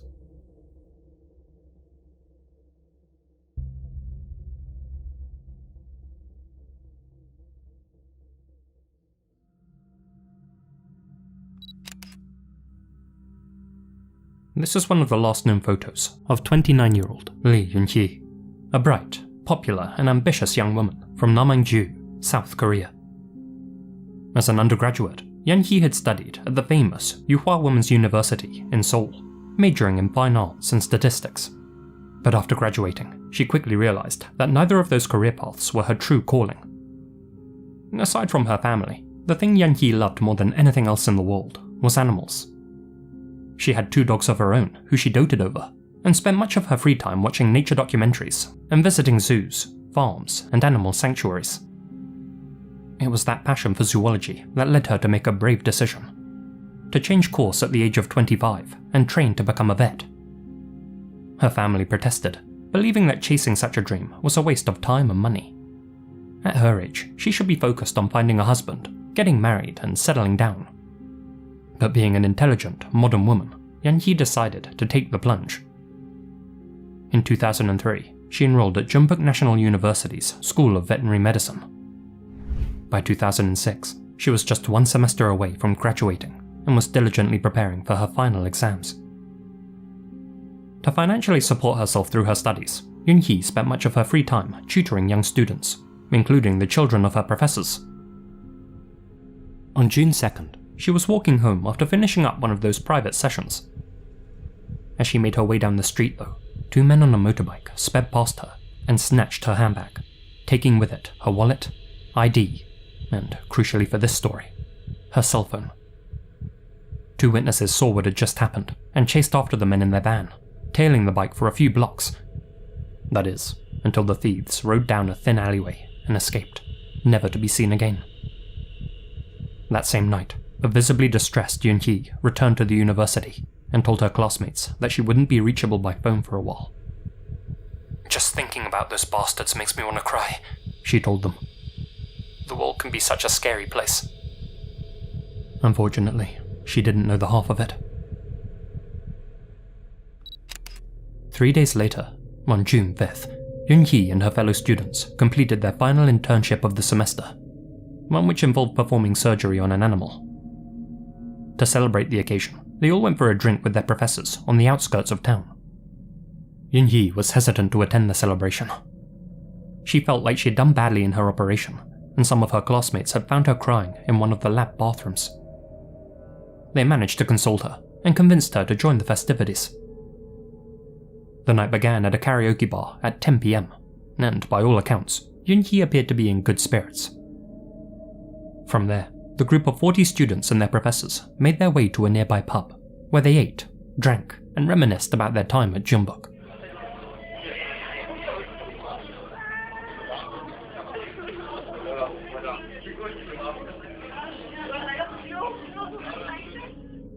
At 2:30 AM, however, Yunhee walked out of the pub bathroom with a scared expression on her face and quickly left the party without saying goodbye to anyone.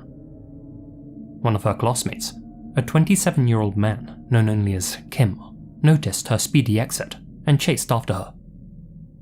Yunhee and Kim were reportedly very close, having gone to the same school before university, and he wanted to check that she was okay. When he asked her what was wrong, she allegedly told him that someone had followed her into the toilet, but didn't elaborate any further. Yunhee lived alone in a small studio apartment located in Gyeonggi, approximately 1.5 kilometers from the pub, or just under a mile. Concerned for her well-being, Kim offered to carry her backpack and walk her home, something he often did after their nights out.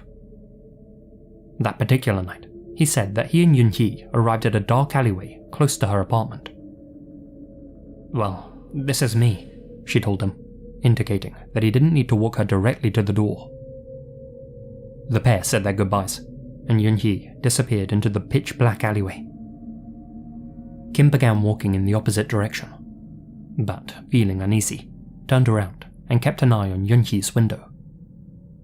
When he saw lights turning on inside, he felt satisfied that she was safe and returned to his own home nearby.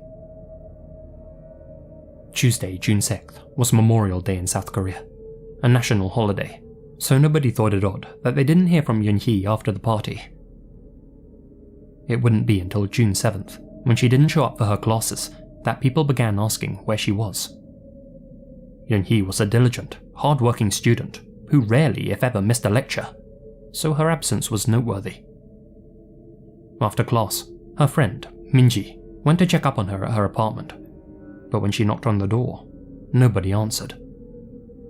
Yunhee was, of course, unreachable by phone, and Minji assumed that she was just feeling tired and needed a day off. But when she missed her classes again on June 8th and didn't show up to any of the events she had planned to attend with friends, 4 of her classmates, including Minji and Kim, decided to pay Yunhee another visit. When they knocked on the door, they were immediately greeted by the sound of her dogs barking. But again, no one answered. The door's digital lock required a passcode to open, and since none of them knew the combination, Minji called up Yunhee's elder sister. Unfortunately, she hadn't heard from Yunhee in days, and didn't know the code to unlock her door either. Worried and out of options, the classmates contacted the police, who, in turn, called up the landlord and had the door opened. Upon entering the studio, investigators were immediately hit by a rancid odor, that of dog urine and feces. They discovered Yunhee's 2 puppies lying on the floor, weak from hunger. They had clearly tried to scavenge the apartment for food, as pieces of paper and clothing were scattered all over the place. Curiously though, a dried bouquet that had previously adorned the wall, well out of the dog's reach, was now lying on the floor. Yunhee's backpack, the one she had brought with her to the party, was also on the floor, indicating that she had made it back to the apartment that night. Inside the bag were 2 syringes and a vial filled with an animal anesthetic, items which had been taken from the university's veterinary lab. Despite the state of the apartment, the police didn't initially suspect foul play and suggested that Yun-hee may have left voluntarily for some rest and relaxation. Since nothing was missing, and since there were no signs of a forced entry, the police assumed that she would soon return. But that explanation didn't sit well with the 4 classmates. Not only had they contacted Yun-hee's family members and confirmed that she wasn't with any of them, but leaving her dogs without food or water was completely out of character for the animal lover. And to disappear without telling anyone? That just wasn't the Yun-hee any of them knew. The Korean police have often been criticised for their poor handling of investigations, and, unsatisfied with their conclusion, 2 of the classmates, Minjin and B, went down to the station to personally file a missing persons report, while the other 2, Kim and A, remained at the apartment to wait for Lee Yun-hee's parents. But the place was a pigsty, and not wanting to embarrass the Lee family, Kim and A decided to clean the place up. Together, they mopped the floors, threw out all of the paper and dog-chewed fabrics, and cleaned several stained blankets and clothes in the washing machine, inadvertently destroying a huge amount of forensic evidence. Additionally, when Yun-hee's sister arrived to look around, she found a used cigarette butt on the studio's veranda. Believing it was Yun-hee's, and not wanting their parents to know that she may have started smoking, the sister decided to throw it away. Though this butt may well have been Yun-hee's, we'll never know for sure. For all we know, the DNA on it may have confirmed the presence of someone else at the apartment.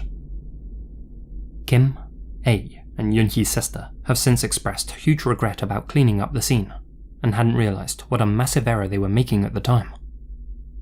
Since the cops hadn't asked them to preserve anything, the thought of doing so hadn't crossed their minds. Upon their arrival that same evening, Yun-hee's parents instantly realised that 2 items were missing from their daughter's apartment. The first was a hammer. Her father, Lee Dong-se, was adamant that his daughter kept one for DIY purposes. He had given it to Yun-hee personally and knew that she kept it in plain sight. The other missing object was her beloved coffee table. Yun-hee was particularly fond of the old thing. She ate all her meals off it and used it as a bedside table. Indeed, one of Yun-hee's other male friends, S, had come to fix one of the table's wonky legs on the morning of June 5th, about 16 hours before she was last seen. S confirmed that Yun-hee wasn't planning on getting rid of it. He stayed at the apartment for approximately 30 minutes, after which the pair walked to class together. S didn't attend the celebration that evening, and never saw Yun-hee again. It's worth noting at this point that there were rumours of Yun-hee and S being more than friends, though there's no concrete evidence to prove that. Strangely, while Yun-hee's father was walking around the neighbourhood searching for leads, he came upon the missing tabletop between 2 dumpsters outside the apartment, hidden amidst a pile of other discarded furniture. All 4 of its metal legs had been removed using a screwdriver and were nowhere to be found. They were likely taken off by a homeless person looking to scrap them.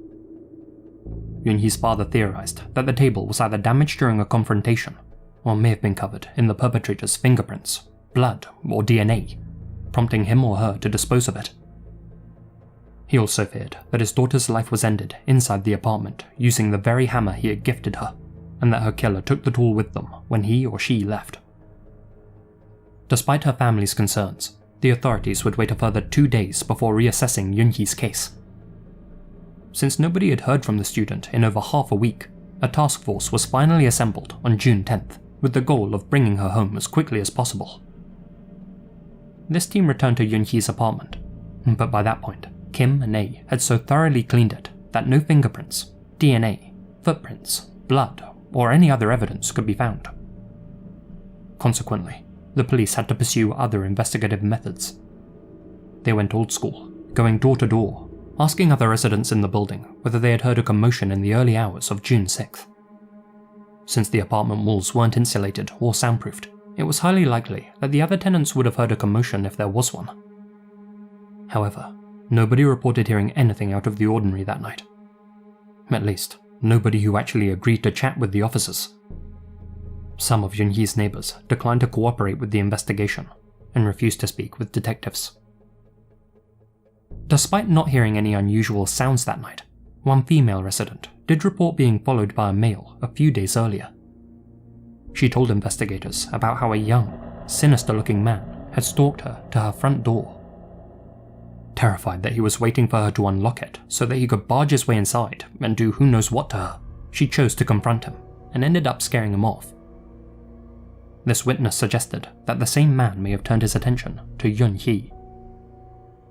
South Korea has a huge problem with stalkers, and such incidents do happen. Even as recently as May 2019, a young woman in Silim was followed back to her residence by a man in a baseball cap.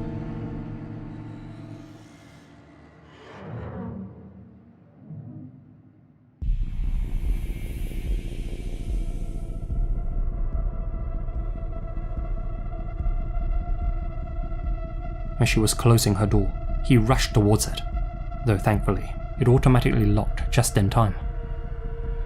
He remained outside her door for several minutes before leaving.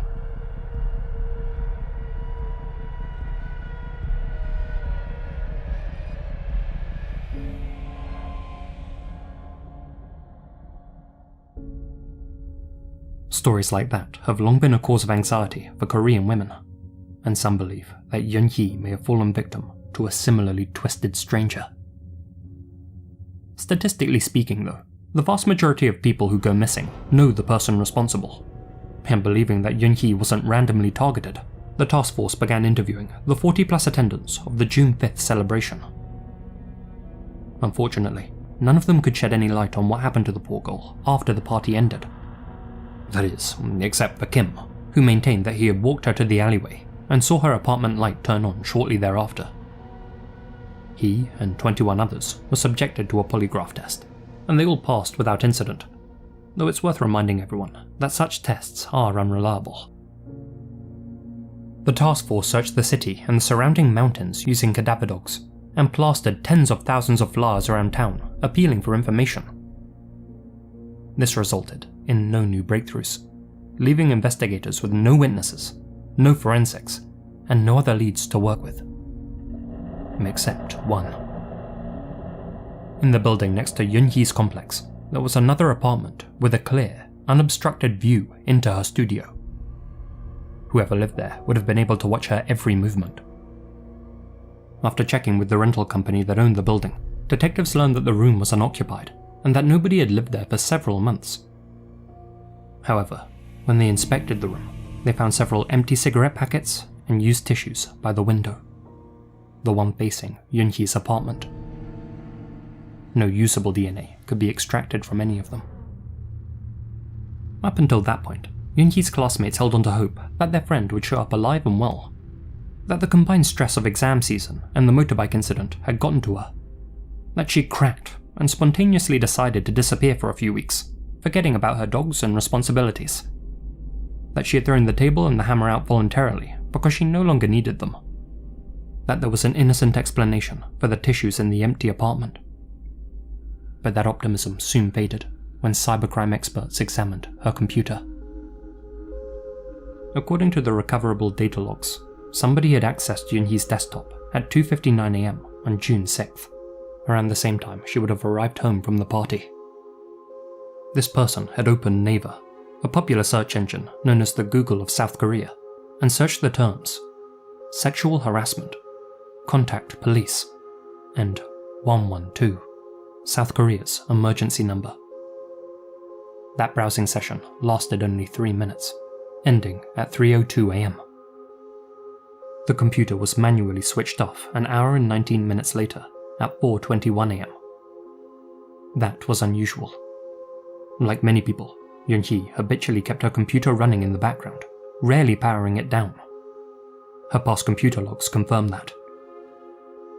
Given the timings, it stands to reason that Yunhee made those searches almost immediately after stepping through her front door. Considering the term she searched for, detectives believe that she may have been SA'd, either at the party or at some point on her journey home. Since she didn't have a phone, it made sense that she was exploring ways to report the incident online, but was interrupted 3 minutes later. experts later learned that between 2:15 PM and 5:21 PM on June 8th, somebody had turned Yunhee's desktop back on and deleted her chat history on Naton, a messaging app similar to Skype. The chat logs from 10:48 PM on June 4th to 3:04 PM on June 8th were unrecoverable. The software used for this mass deletion was IE History View, a program not widely known in South Korea. That suggests that the person responsible was knowledgeable about computers. Somebody clearly didn't want the authorities knowing who Yunhee had been messaging and what they had been chatting about. Could somebody have quickly asked her to come outside the night she disappeared? Strangely, on June 10th, somebody logged into Yunhee's account on a popular music website and checked her emails. The police traced the IP address to a motel in Seoul, but found no evidence of anyone acting suspiciously on their CCTV cameras, and crucially, no trace of Yunhee herself. It was now painfully clear to the task force that Yunhee had been murdered and disposed of somewhere.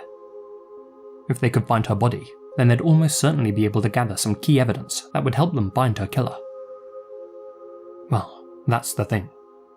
To this day, the whereabouts, and technically the well-being, of Lee Yunhee remain unknown. And though she is almost certainly dead, her remains have never been found. And there's probably a good reason for why. As part of their studies, the veterinary department at Jeonbuk routinely gathered animal carcasses for their students to dissect. Once finished with, the sliced-up animal remains were collected by an agency and sent to an incinerator. All the biomass was sealed inside special medical bags, and due to company policy, the collectors weren't permitted to look inside any of them. Not that they'd want to. On a typical day, about 40 kilograms of animal remains were placed into the incinerator. On June 8th, 2 days after Yunhee vanished, 110 kilograms were incinerated, 70 more than typical. The school worked with all sorts of creatures: dogs, cats, cows, pigs, some much heavier than others, but the record showed that no large animals had been processed that day. Since the ashes had been disposed of before forensic experts could examine them, we're left to wonder, could that extra weight have been Yunhee? She only weighed 45 kilos, but perhaps the rest of the excess weight came from other evidence. If Yunhee did go into the incinerator, that means whoever took her life had access to the lab's biomass disposal room.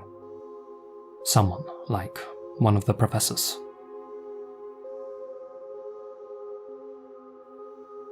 The first person of interest to consider is one of Yunhee's lecturers, a man known only as Professor Moon. This was the same professor whose children Yunhee was tutoring on June 2nd, the same day her handbag was stolen. Several students reported that Moon acted inappropriately towards Yunhee, often getting too handsy and flirtatious. On the night of the celebration, he had apparently tried to sit next to her, but Yunhee had asked him to switch seats so that she could get away from him, labeling him a creep. Suspiciously, Moon's alibi was remarkably inconsistent. He originally told investigators that he had left the party early and arrived home at 2 AM, but later changed that story when other witnesses said that he didn't leave until after Yunhee had stormed off. Korean internet users have debated whether Moon did something to Yunhee in the pub bathroom and then followed her home after the party. Not wanting to lose his job or damage his reputation and his marriage, he then entered her apartment. He may well have taken her life inside and somehow transported her to the biomass collection room on campus, or, more hauntingly, drove her there against her will while she was still alive, and finished her off amongst the animal carcasses, slicing and grinding her up to conceal her body shape in the bag. But unless Yunhee had left her front door ajar when she got home, let the professor in voluntarily, or was lured outside under the threat of a bad grade, how would he have bypassed her digital lock? The second suspect is, of course, the man with no name, some unknown stranger who had developed a fixation on Yunhee. In the minds of many, it isn't a coincidence that someone snatched the student's handbag mere days after she vanished. Theft is rare in South Korea, and the rider likely wanted to get his hands on Yunhee's personal effects, perhaps even the key to her apartment, or an ID card with her home address on it. Though most agree this theory is unlikely, it isn't outside of the realm of possibility either. Which brings us to our third and final person of interest. "There is a suspect that we're certain about," stated Yunhee's father, Lee Dong-se. "A man that used to live near Yunhee. He would follow her around like a stalker, but he slipped from our clutches due to a lack of physical evidence and CCTV footage." The man Yunhee's father was talking about was Kim. Although he tried to present himself as the perfect gentleman, we only have Kim's word that he offered to walk Yunhee home after the party. There's no surveillance footage of the two walking side by side to Yunhee's apartment, and none of the other attendees reported seeing them leave together. This has led some to speculate whether he followed her back to her apartment from a distance. However, I personally believe that she left with him willingly.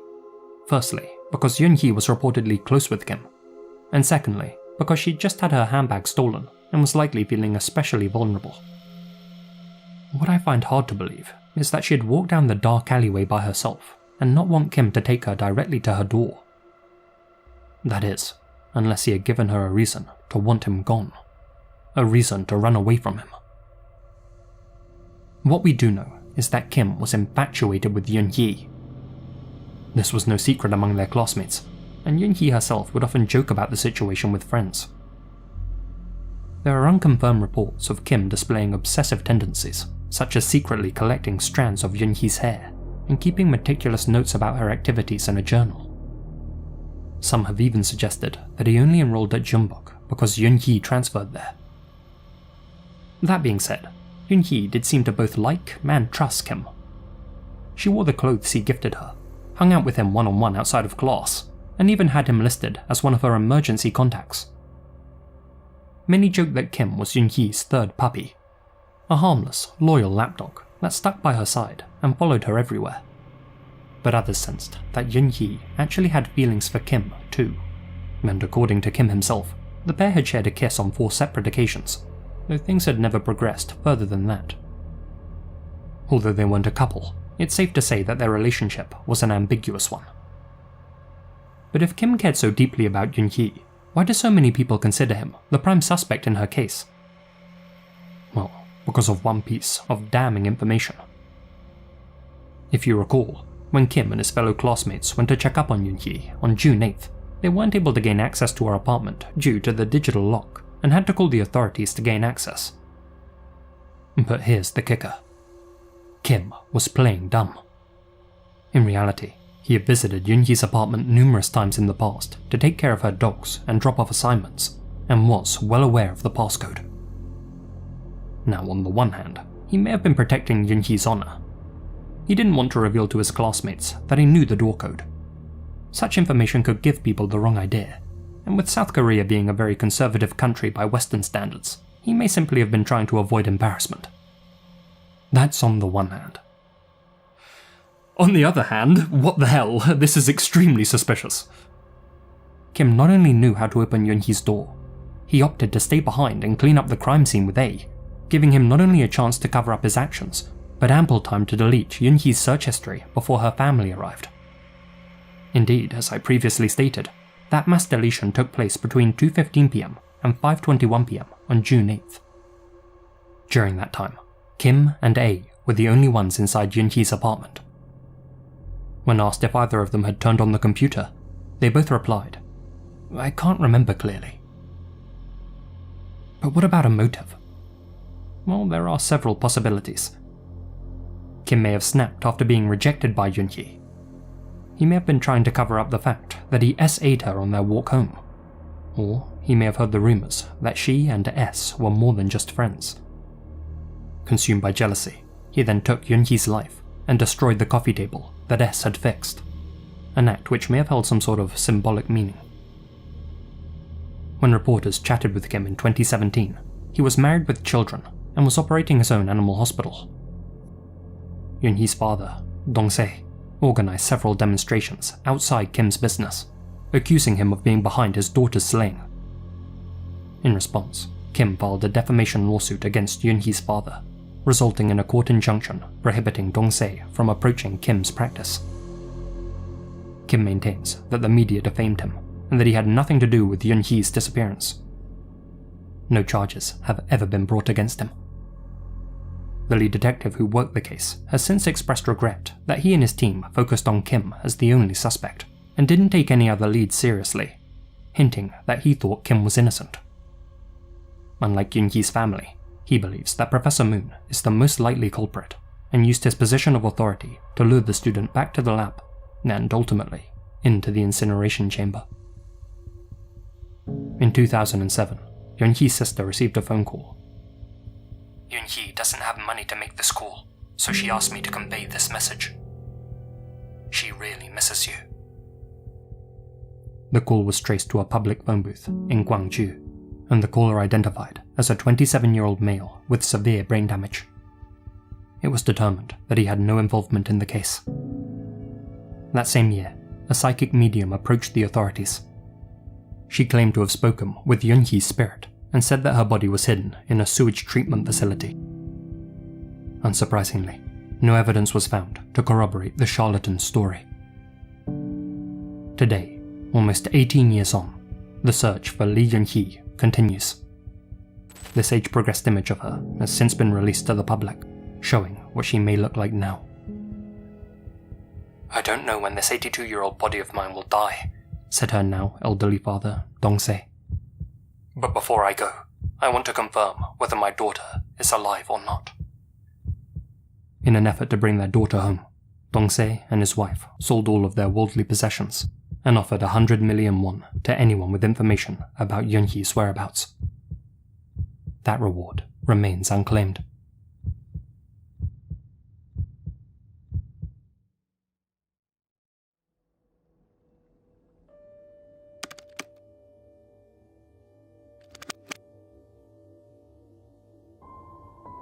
Do you guys ever think how many cults there are in Japan? It's a lot, but every time someone brings it up, it sounds way crazier than it actually is. Most of them are harmless stuff.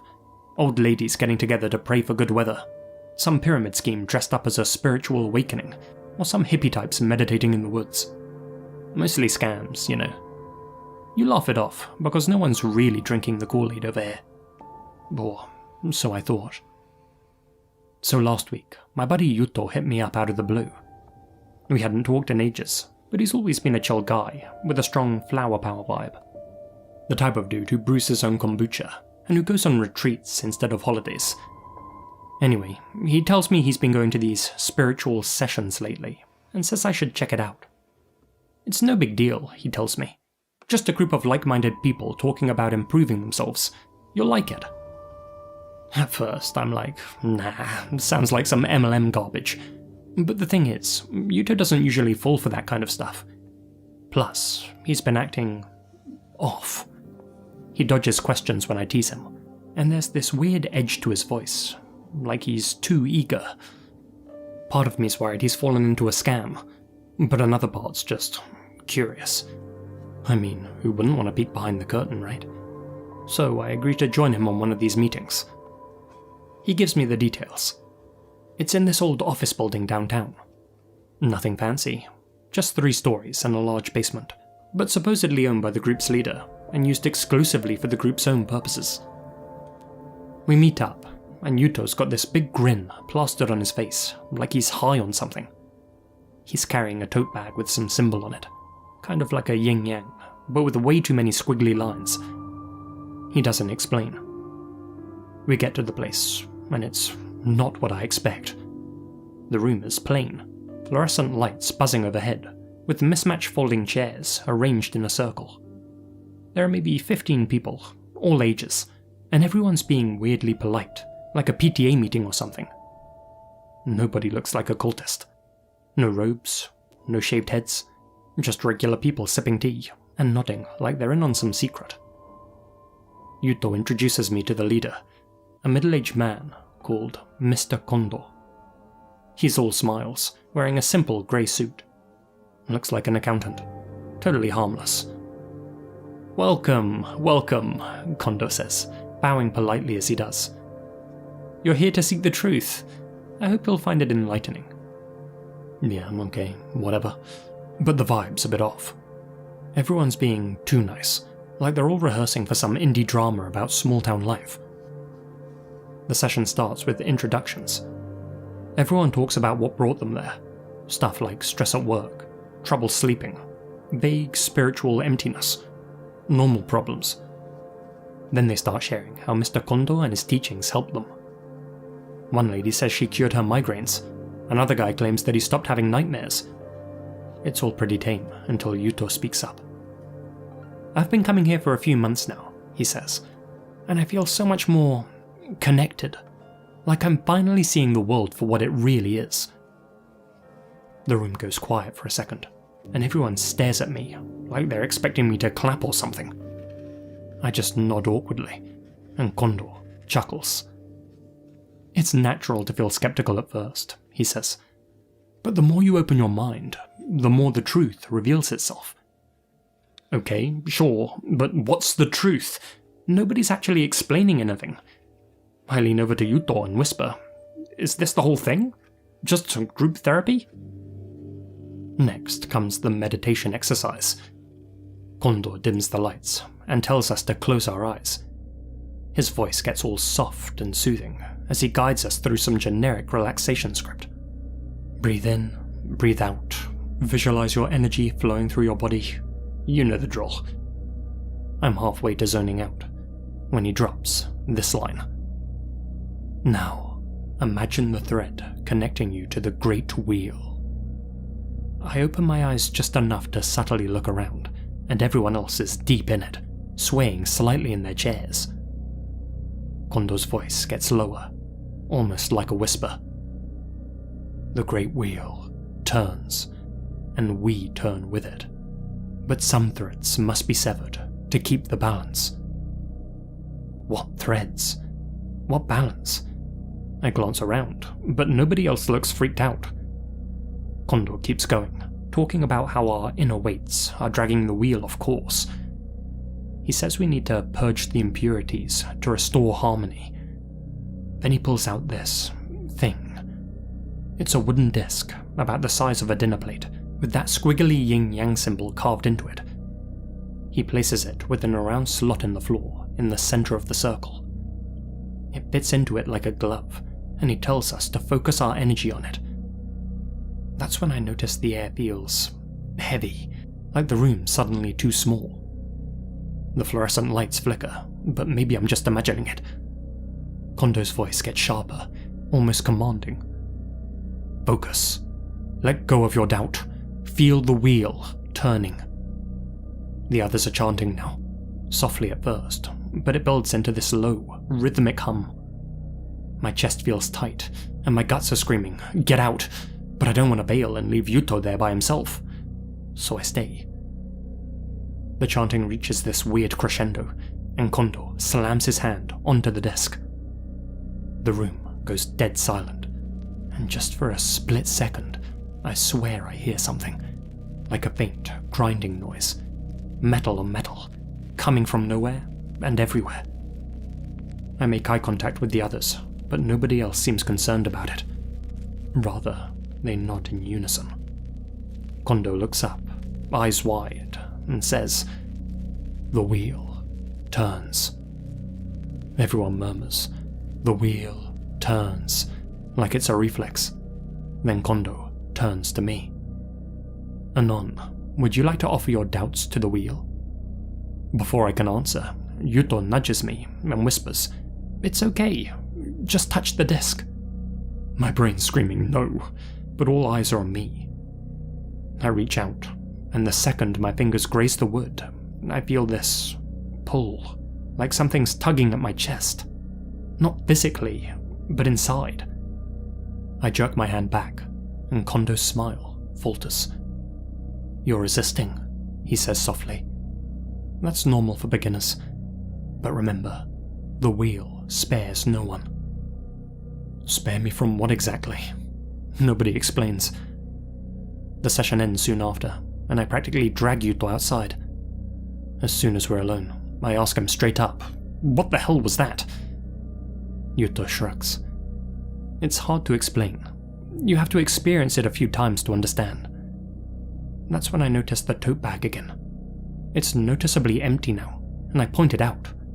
"What was in there?" I ask. He hesitates, and then smiles. Offerings for the wheel. I don't push. I just go home. But I'm seriously worried about him now. I want to make him see sense, so I plan on attending the next meeting with him and calling out this nonsense for what it is. Maybe then he'll see sense. Update. Okay, so I went back like I said. Don't judge me. I wanted to know what the hell my friend was getting into. This time, I didn't plan to blend in. Everyone was super friendly again, but not in a fake way. They genuinely seemed happy to see me there. Mr. Condor, the leader, gave a little speech about how the wheel turns for us all, and how our threads of doubt need to be severed to set us free. Still vague, and I just sat there with my arms crossed. But there's something about the way he talks. It's calm and commanding at the same time, like he knows exactly how to make you listen. During the meditation, I planned to nudge Yuto, when I felt that heaviness in the air again. The disc was back, and people were touching it one by one. When it got to me, I thought, heck, what's the harm in trying? This time, it felt stronger, like something inside me was being pulled apart. Not painful, but weirdly relieving. Yuto said afterwards, "See, you're starting to feel it." Feel what exactly? I'm not sure, but I can't stop thinking about it. We're meeting Kondo for a beer later, so I can pick his brain a little more and prove logically how their beliefs don't add up in front of Yuto. That should make him see sense. Update 2. Yuto and I met with Mr. Kondo for a beer after work. I plan to challenge his logic and expose him in front of Yuto. It's hard to explain, but after a bit of back and forth, I felt like I started to get it. The wheel isn't literal, duh. It's like this concept of life and energy constantly turning, with all of us as threads attached to it. When we cling to negative things, like doubt, fear, anger, it slows the wheel down. That's why the sessions are about letting go. When you touch the disc, you're focusing your energy to release those negative threads. We had a meditation session later that evening, and honestly, I felt lighter afterwards. I didn't realize how much stress I was carrying until now. I know it sounds hokey, but it worked. Yuto says it's the same for him. Even his boss has been noticing how productive he's been lately. Update 3. I know you guys are calling me a sucker in the thread, but hear me out. The wheel makes sense. Think about it. How much of your life is spent worrying about things you can't control? The wheel teaches us that those worries are just threads dragging us down. When you sever those threads, you feel free, lighter, more connected. I've been talking more with Mr. Kondo after sessions. He's not some scam artist after all. If anything, he's a genius. Super successful, financially and spiritually. A guy like that must know a thing or two about how to live properly, right? He's been doing this for years, helping people turn their lives around. One guy in the group said he quit drinking after just 1 month. Another said his chronic pain went away. It's not magic, let me get that straight. It's just about realigning yourself with your natural flow. It's just a way of living better. Update 4. Okay, something happened last night. During meditation, the room felt different. The air got heavier, like something was pressing down on us, and Mr. Kondo was guiding us as usual, but his voice sounded distant, like it was coming from far away. When I touched the disc, I felt this surge of heat in my chest. Nothing painful, but intense. For a moment, I thought I saw something. A faint, spinning shape behind my closed eyes, like a giant wheel turning, impossibly huge, with threads stretched out in every direction. Kondo called it the true wheel. He says I'm making progress, that I'm starting to understand what it really means to let go. I didn't want to admit it at first, but I think he's right. Update 5. I've been reading some of your replies, and honestly, most of you don't get it. And that's okay. The wheel isn't something you can understand just by reading a post. You have to experience it. Some of you asked about the offerings. Essentially, we just give up things that hold us back. Physical reminders of our negative threads. For me, it was an old journal that I used to vent all my frustrations. I handed it to Mr. Kondo, who said that he had feed it to the wheel, and then, during the meditation session, I immediately felt this release. You call it symbolism, but it's more than that. When the wheel turns, it takes those burdens with it. Update 6. Here's a twist for you. Yuto's thinking of leaving the group, and said that his mum's been nagging him about it. She thinks it's unhealthy, and calls it a cult. He laughed it off, and said that he's going to take a break to make her happy. Honestly though, I'm surprised. Yuto was the one who got me into this, and now he's walking away? I told him I thought he was making progress, but he shrugged and said, maybe, but it's not worth the drama at home. He said he'd tell Mr. Kondo at today's session, but he didn't show up. He's always been fickle. Update 7. Yuto hasn't been in the group for over a week now, but something happened at the last session that I can't stop thinking about. We were doing the usual meditation when the room felt different again. The air got heavier, and the grinding noise I thought I imagined in the first session was back. Soft at first, but louder as we focused on the disc. When I touched it, I saw something behind my closed eyes again, like a huge wheel in the darkness. I didn't mention Yuto's absence, but Kondo-san didn't bring it up either. It's like nobody noticed he was gone.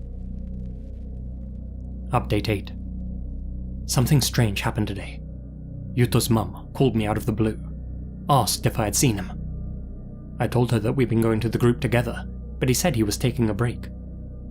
She got quiet for a second and said that she hadn't seen him in weeks. She's been calling his phone, but it just rings and rings. She thought maybe he'd gone back to the group. I told her not to worry, that he probably just skipped town for some space. Yuto's always been a free spirit after all. But, I don't know. I've been thinking about how he told me that he was going to talk to Kondo-san before he stopped coming. I'm sure it's nothing, but I'll ask him next time I see him, just in case. Update 9. Yuto is still MIA, but I don't think it's worth worrying about like some of you suggest. The wheel teaches us that people come and go in life, just like threads unravel and reconnect. Maybe he's moved on to a new path, and that's okay. The wheel did its job for him. His mum called me again, asking if I'd heard anything. I told her the same thing. He probably just left town. She started crying, but I didn't know what else to say. What's the point in clinging to worry? The wheel takes care of everything in its own time. As Kondo-san tells us, the wheel turns for us all, whether we realize it or not, grinding away the old and making way for the new. Maybe Yuto's new led him elsewhere. Anyway, the remaining group's been feeling tighter lately. It's hard to describe, but the more time I spend meditating with them, the more I feel connected to something greater. The wheel isn't just a metaphor, it's a force that turns through all things, balancing and cleansing. Update 10. The wheel is always turning. I've started hearing it outside the sessions. Late at night, when the world is quiet, there's this faint grinding sound. It's comforting, a reminder that the wheel is working, even when I'm not. Kondo-san says that I'm attuned with the wheel. It's part of me now. I'm starting to see how everything in life connects, how every thread, every decision contributes to the greater balance. Some people aren't ready to hear this, but that's okay. The wheel turns for everyone, whether they realize it or not. Final update. To those of you still following this thread, thank you. I hope my journey has helped one or two of you see the truth, even if only a little. Yuto's mum has stopped calling me. I guess she finally understands that he's moved on. So have I. I've let go of my doubts, my fears, even my connections to the outside world. The wheel has shown me my purpose, and I've decided to dedicate myself to it fully under Kondo-sama's mentorship. You might not understand yet, but that's okay. The wheel turns, for everyone. Even you, whether you acknowledge it or not. It grinds away the old, the unnecessary, and makes way for the new, the essential. And when the time comes, you'll feel it too. That grinding pull, stripping away everything unnecessary, leaving only what's true. The wheel grinds away the old. It spares no one. And that's how it should be. Thread closed by OP.